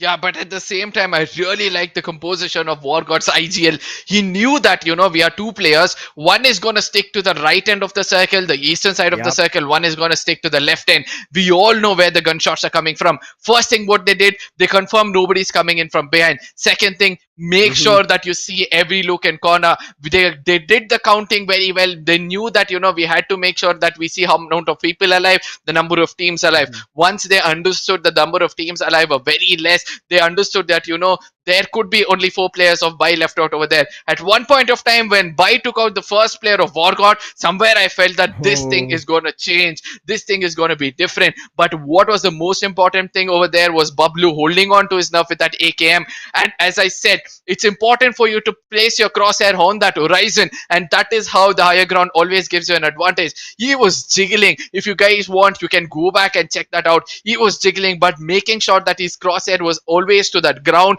at that opening where the heads can pop up of the opponents of Bai. And eventually once they came in, every shot connected. Even though the jiggle was absolutely right, one of them did not connect. The second bullet on the side was connecting, and he was also getting the support of the Rich as cover, due to which he was able to take it. One more person of Warlord with that Uzi had an opportunity to take down a player, but I don't know what happened to him. By the time he could turn, he had realized it too late that he got taken down. And what a game it had been, ladies and gentlemen. I believe that you guys would have loved that nth moment. If you have loved it, do not forget to hit the like button. We are always here for you to entertain you. I just hope that we not leave any stone unturned. I'm pretty sure. Yeah, as Arka said, I hope we as casters were also up to your expectations. If you enjoyed, don't forget to follow us also. Our Instagram handles are right below our names. The way we were also completely energized, I will say, over the period of 4 days, somewhere we were also feeling that teams are feeling low. Some teams are not putting up their best game, but on this last map, every team gave it all that they could. They knew what was at stakes. All they wanted to do was put up one hell of a show. All Stars did. Section 302 did. Section Stun tried to do. LEBAGANG in the last moment tried to do. Stun, you saw Omega and Storm trying to play right at the edge. They were being the thorn for the side of Team By Official to take down WARGOD. But Tango as well from the side of LEBAGANG, if he was not eliminated from the side of WARGOD could have had a very difficult scenario. And you saw the way, as you mentioned, right, Arka, maintaining the backline, knowing that players are there. WARGOD, this is the reason I like WARGOD. Whereas FYD as well, I really love them. The way they have potential, as you mentioned, they have roles assigned for each and everybody. There's going to be an assaulter, supporter. There's going to be a player who's going to be a scout who's looking forward to information. But you actually, I would say, kind of decoded the side of WARGOD and FYD brilliantly, where you mentioned WARGOD. Everybody has the capability. It's just that one of those IGLs decide who does what in a particular map, and in the scenario, they call and play together as a team. I think that's the reason WARGOD deserve this skirmish series. Let's take a look at the standings. We will also be One last seeing time. your champions very soon. One last time from the bottom, but this time, because before we see the champions, let's give, I would say, kudos and also a pat on the back to all these teams who fought here in this skirmish series from various 6 zones, 36 teams, Arka. Kudos to them. Yes, I would let you yes, name all of exactly. them.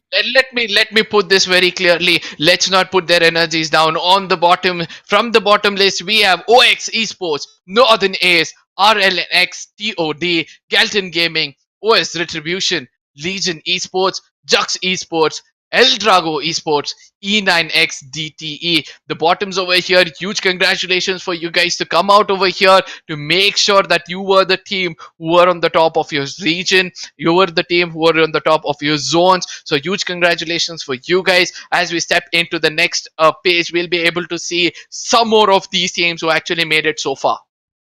Exactly. From 27 to, I guess, 19, we're going to be see the next set of teams. It's going to be Maximus, Team Panic, ELIXIR, Ignite, Team MiiND, RN, Invaders, All Stars. A brilliant performance, especially in this last map that this showed us. They pulled off, I guess, close to 10 finishers. And if this is the Yep. capability they had, they could have done a lot more. I mean, it does happen, right? It takes time. And I think this is the experience that All Stars have gained throughout these 4 days of this national finals, but also not to disregard the numerous weeks that they battled to be one of the teams from their own respective zone. Right above them is going to be the side of ACBC. We are going to all remember them. And one more team that we are going to remember is going to be the side of RedXross. They were the table toppers on day one, but somewhere down the line, as we progressed to multiple days, other teams started doing better, and that's the reason RedXross are at the 19th position. But they showed us one hell of a show, and they kept our, I would say, kept us believing that RedXross can make it back on the table. Now we'll take a look at the next set of standings here, Arka. That will be from 18th to the 10th. Man, Yes, wow. these were the teams which almost had it in their hands, but it was like the best of the teams actually snatched it away from them. RIP, By Officials, Revolution Esports, Team Tactical, Lord X, Section 302, Black Dragons, LEBAGANG, Stun Official. What an amazing game you guys have put up. What an amazing game you guys have shown to us. You guys have always proved to us that fighting until the end actually matters a lot. A good gameplay coming in from all these teams. Now we'll be finally stepping into the top 10 teams, the top 9 teams, the teams amongst the 9, the top 6, which will be actually making it into the next series or the next game, the next Yes. tournament which is going to be coming up. That is going to be the Mobile Open. From the bottoms, blooded for a good gameplay coming from your side, ladies and gentlemen. I want to take your attentions to the bottom of your screens. 121, 123 and 126. That was the difference. The difference of 5 points is what it took for teams to get selected to Skyesports Mobile Open. Zown going down on the 8th position, where we all thought that they could have got an opportunity to make it into the top 6 at 123 points, being tied up with Legacy 360 on the 7th position. Man, what a way here. You can see Legacy, yes, very close, but then the top six teams on your screens, my friends, it's going to be WARGOD starting it off, being your champions. Congratulations, WARGOD Esports, with 197. I did predict this, Arka, yesterday. We did talk about this, and I did mention the team winning out, being the champions, will be very close to 200. WARGOD make it Yes, happen. yes, I do 197, remember. very less. And not only that, they have four winner chicken dinners for themselves. The second team is going to be FYD in the second position.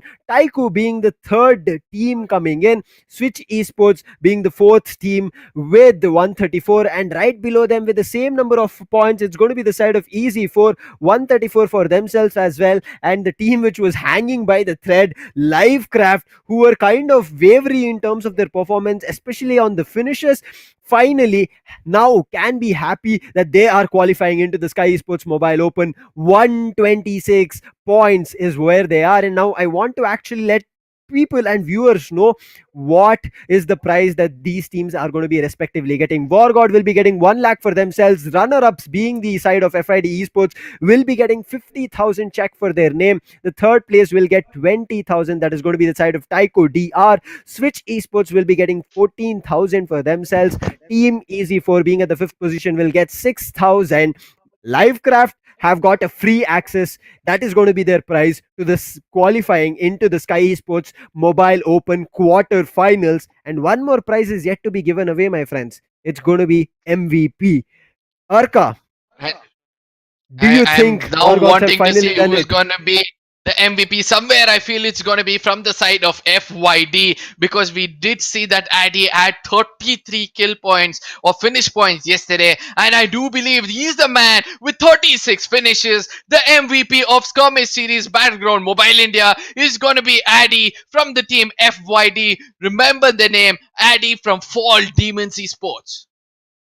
FYD made it possible. Man, oh man. Demons they were, yes, it's there in their name. 36 was just crazy for him to pull off, and especially even though Wargods were right behind them. Congratulations, Addy. Addy will be getting himself a 10,000 rupees check for being this MVP of this skirmish series. One or the other thing, the side of team FYD are walking away with, it's going to be the runner-up prize as well as the MVP. So a total of 60,000 is what the side of team FYD Esports are walking away with. What a brilliant fight that we have seen today. Man, oh man, I could not have asked for something better here, but I would say all these teams have done justice for representing respective teams, respective places that they have come up from. I couldn't have asked for anything more here, Arka. Do you have anything to say? I mean, I just got an info that League Legacy Lucifer got 28 finishes. Probably that was the person who came in second, Oh, and I do very believe that close. with yeah. So I do believe that somebody who carries your name was able to outshine you a bit more when it comes to AMD over here, or probably you outshone him at this point of time. But still, what a game it has been! What a series it has been! Even though I came at the nth moment, I wouldn't have enjoyed this much better. I know what the other casters have lost in the final moments in this game, but I do have to say this: it was an amazing gameplay. Thank you for the opportunity, as well as it has always been a greatest pleasure of mine to be casting alongside of Lucifer. Same here, Arka. Had a wonderful time, but now let's take a look at Mobile Open.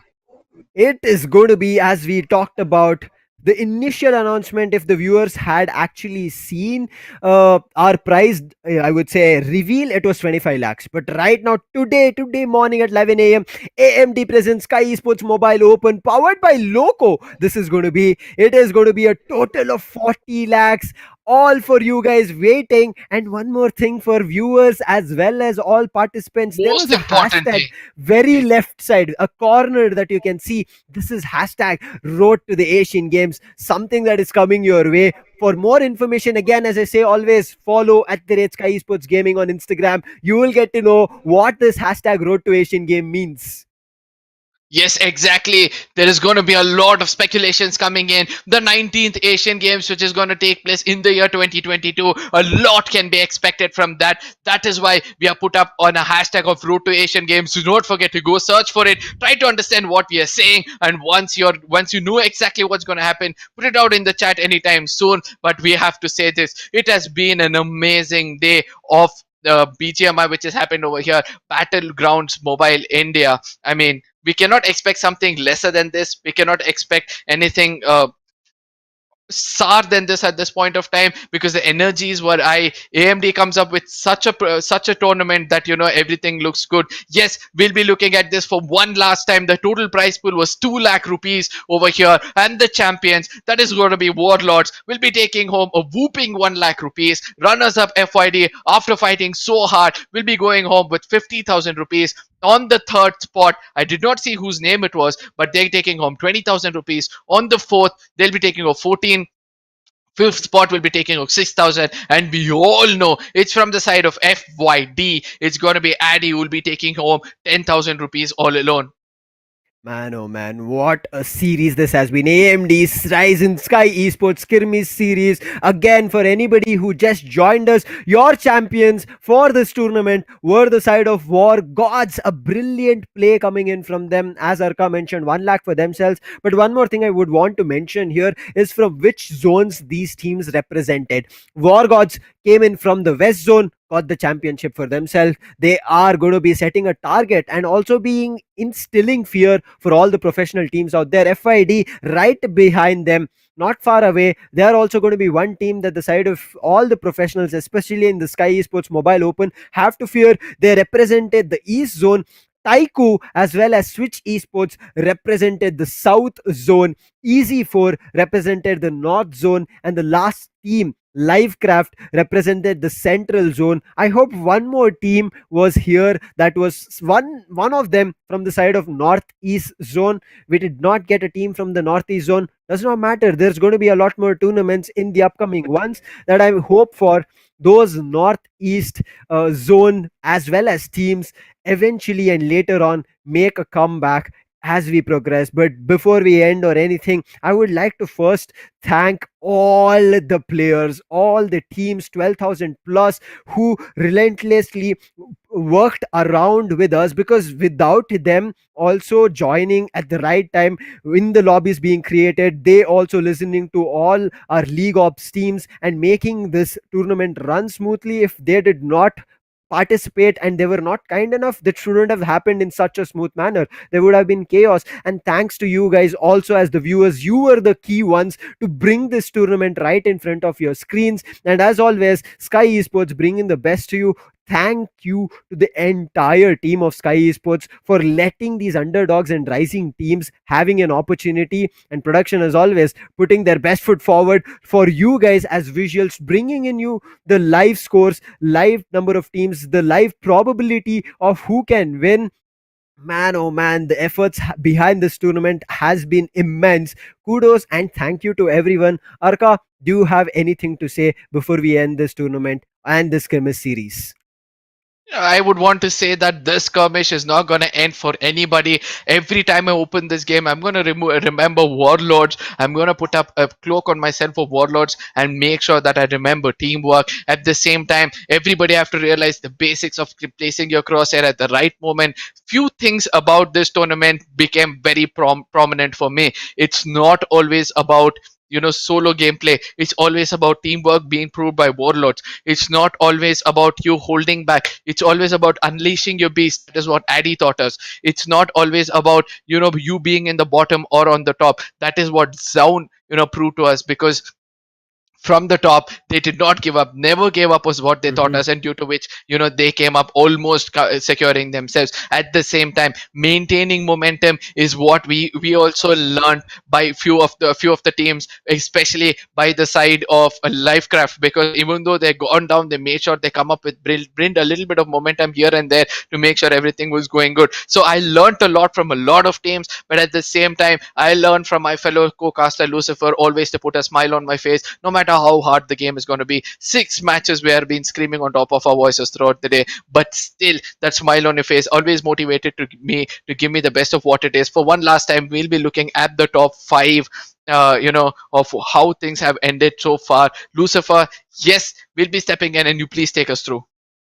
Man, oh man, for the one last time, all these individual players, they've done so much here, and that's the reason we have to actually also, I would say, give kudos and actually also give credit where it is due. If it was not to these representative players from each and every team, it wouldn't have been possible for them to be in the top 6 as well. Yes, one team is going to be, I'll be talking about them as we progress. First, as you all know, it's going to be MVP Addy with 36 finishes. 28 finishes is going to be Emil Sam with in the for the team of TYCO. 28 finishes coming in for Legacy 360. I do feel bad for this team, even though they have Lucifer, who did a brilliant job. 28 finishes is not easy. Their team did have the right to qualify, but unfortunately, they did not get the opportunity. They were very, I would say, very in a couple of points managed to miss their position just because Livecraft had that 3 points in terms of difference of 123 or 126, I guess. On the other end, Switch being the fourth top fragger with 24 finishes, Ghost OP from the side of Switch Esports, and WARGOD. And I think this is just brilliant. This lets us know that WARGOD, not only Justin, other players are also right behind him. Coming in at the 5th position gives us an idea that WARGOD did not, I would say, specifically have players individually standard, but the whole team together as a squad stood out brilliantly, and Justin representing all of them here with this 23 finishes. Yes, I would completely agree to this. And this, let's remind you that all these top 6 teams who played over here will be actually ending up in this huge tournament. It's going to be Sky Esports present Mobile Open, where the total prize pool is going to be bigger and bigger for 40 lakh rupees. And do not forget to see what's on the bottom of your screens. A Road to Asian Games, hashtag Road to Asian Games. Do not forget to spamming on your chat as well. There is something huge coming up in the year of 2022. Do not forget to be a part of it as well, but do follow the hashtag of Road to Asian Games as well. I mean, right now we are coming to the nth moment of this tournament where we have nothing left to say. We just hope that you guys enjoyed it. If you guys liked our casting, please do put it on the chat below. And Lucifer, it's all over to you. It's a little bit sad that we have to come to an end. We have to conclude this evening, yes, with the champions and with great, I would say, good things coming to an end. Great things are right at the horizon. This is something that I say in the end of every tournament, and that's what is going to happen. As we said, Sky Esports Mobile Open, it was 25, it happened to be 40 lakhs. And with that, another teaser has come your way that is going to be hashtag Road to Asian Games. But again, thanking one and all, thanking all and everybody in terms of the viewers, the production, the entire team of Sky Esports, all the players, the 12,000 plus teams. Yeah, I would say thanking all the zones as well, all the 6 zones that participated: North, South, East, West, Northeast, and Central zones that played with us in this AMD present Sky Esports Skirmish series. This is going to be me, Lucifer, for Arka, for Captain Price, and Darshita on behalf of them one last time, saying that AMD presents Sky Esports Skirmish series. This is going to be me, Lucifer, and Arka bidding you goodbye for this tournament, saying that we'll be coming back very soon in the other games coming through with a lot more action packing. But until then, have a great evening, enjoy your weekend, take care, and make sure you keep grinding on for the upcoming tournaments. But until then, see ya.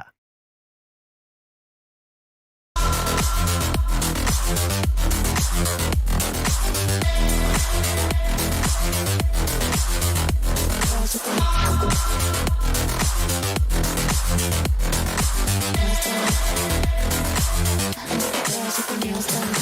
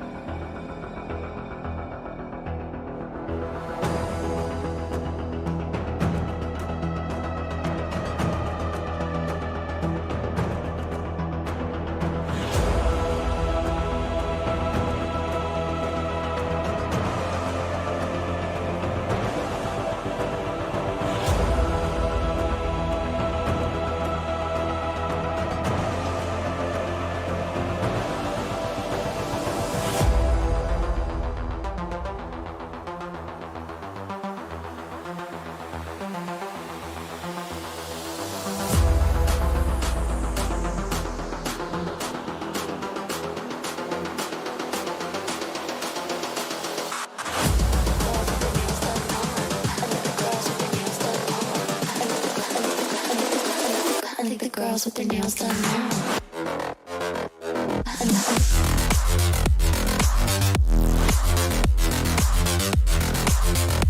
Girls with their nails done. Girls with their nails done.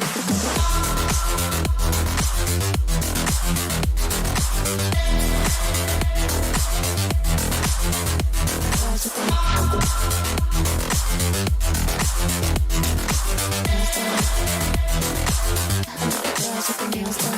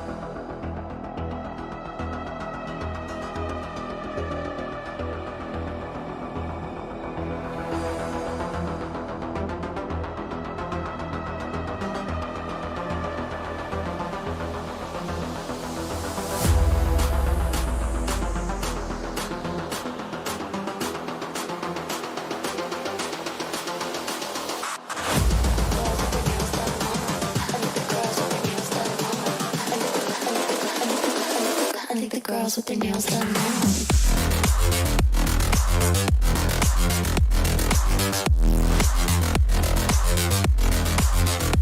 Girls with their nails done. I think the girls with their nails done. Girls with their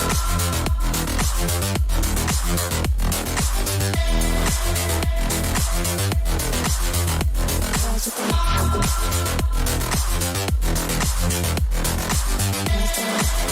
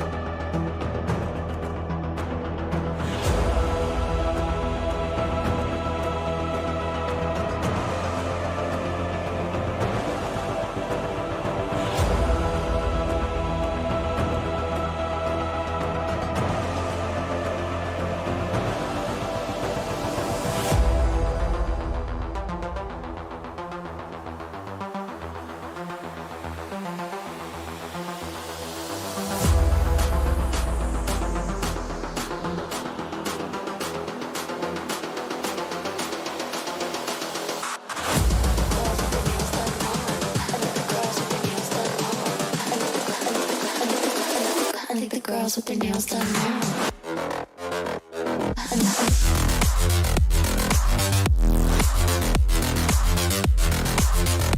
Girls with their nails done. I think the girls with their nails done.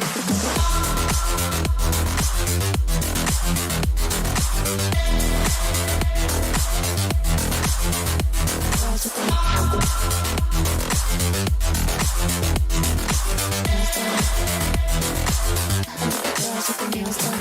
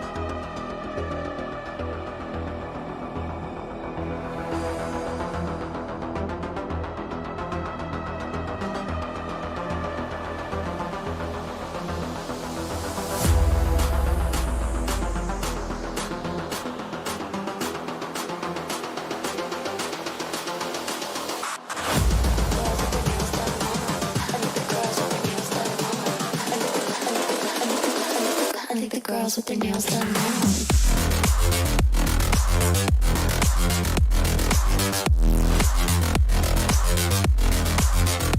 Girls with their nails done. I think the girls with their nails done.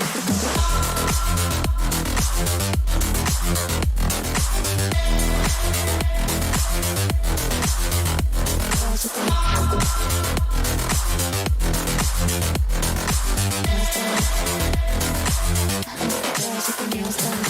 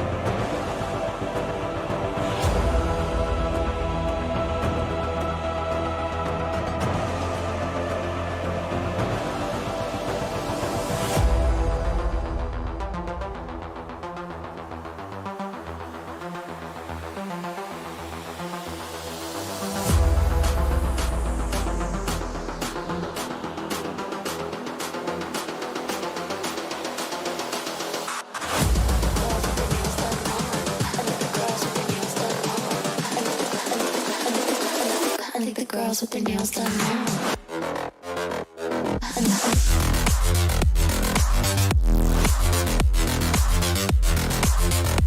Girls with their nails done. I think the girls with their nails done.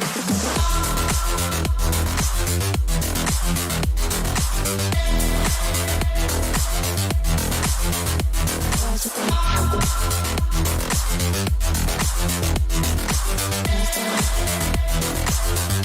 girls with their nails done now.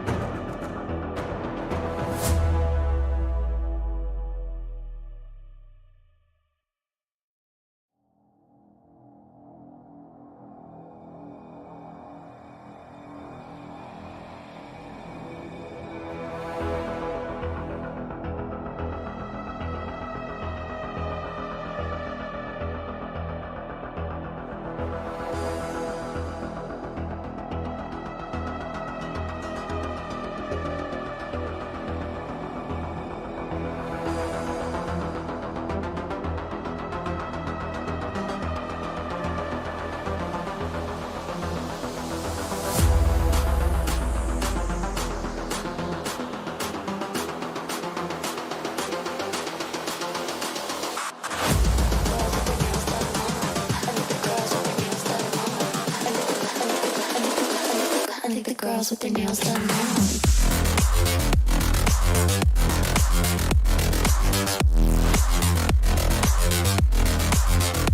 Girls with their nails done.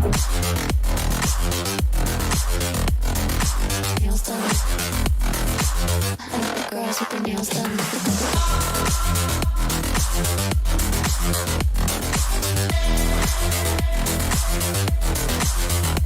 Girls with their nails done.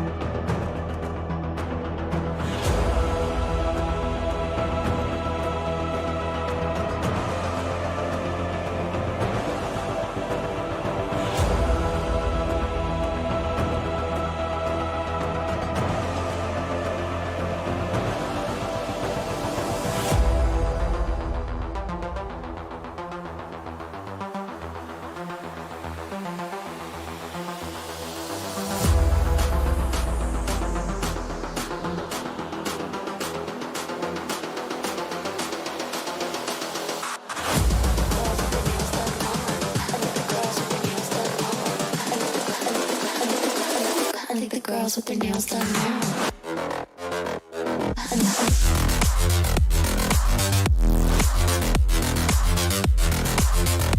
Girls with their nails done. Girls with their nails done.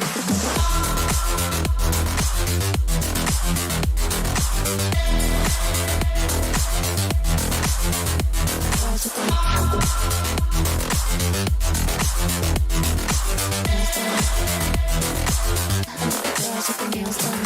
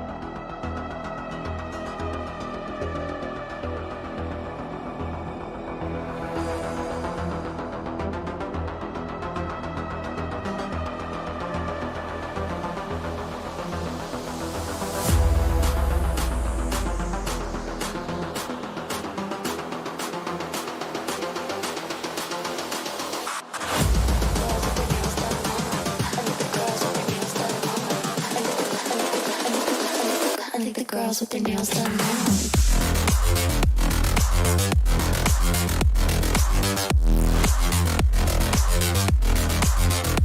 Girls with their nails done. I think the girls with their nails done.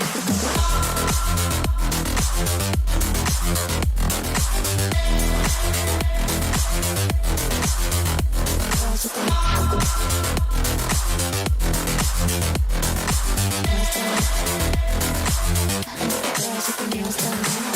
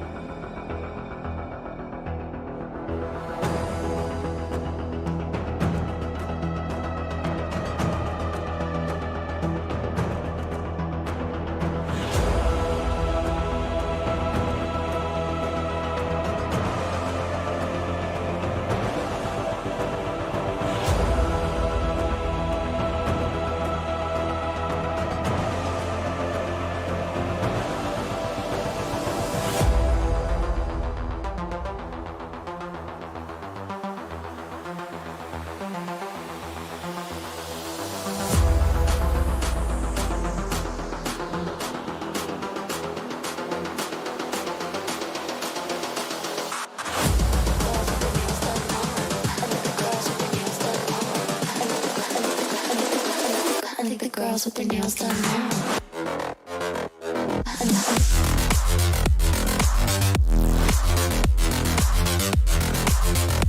Girls with their nails done. I think the girls with their nails done.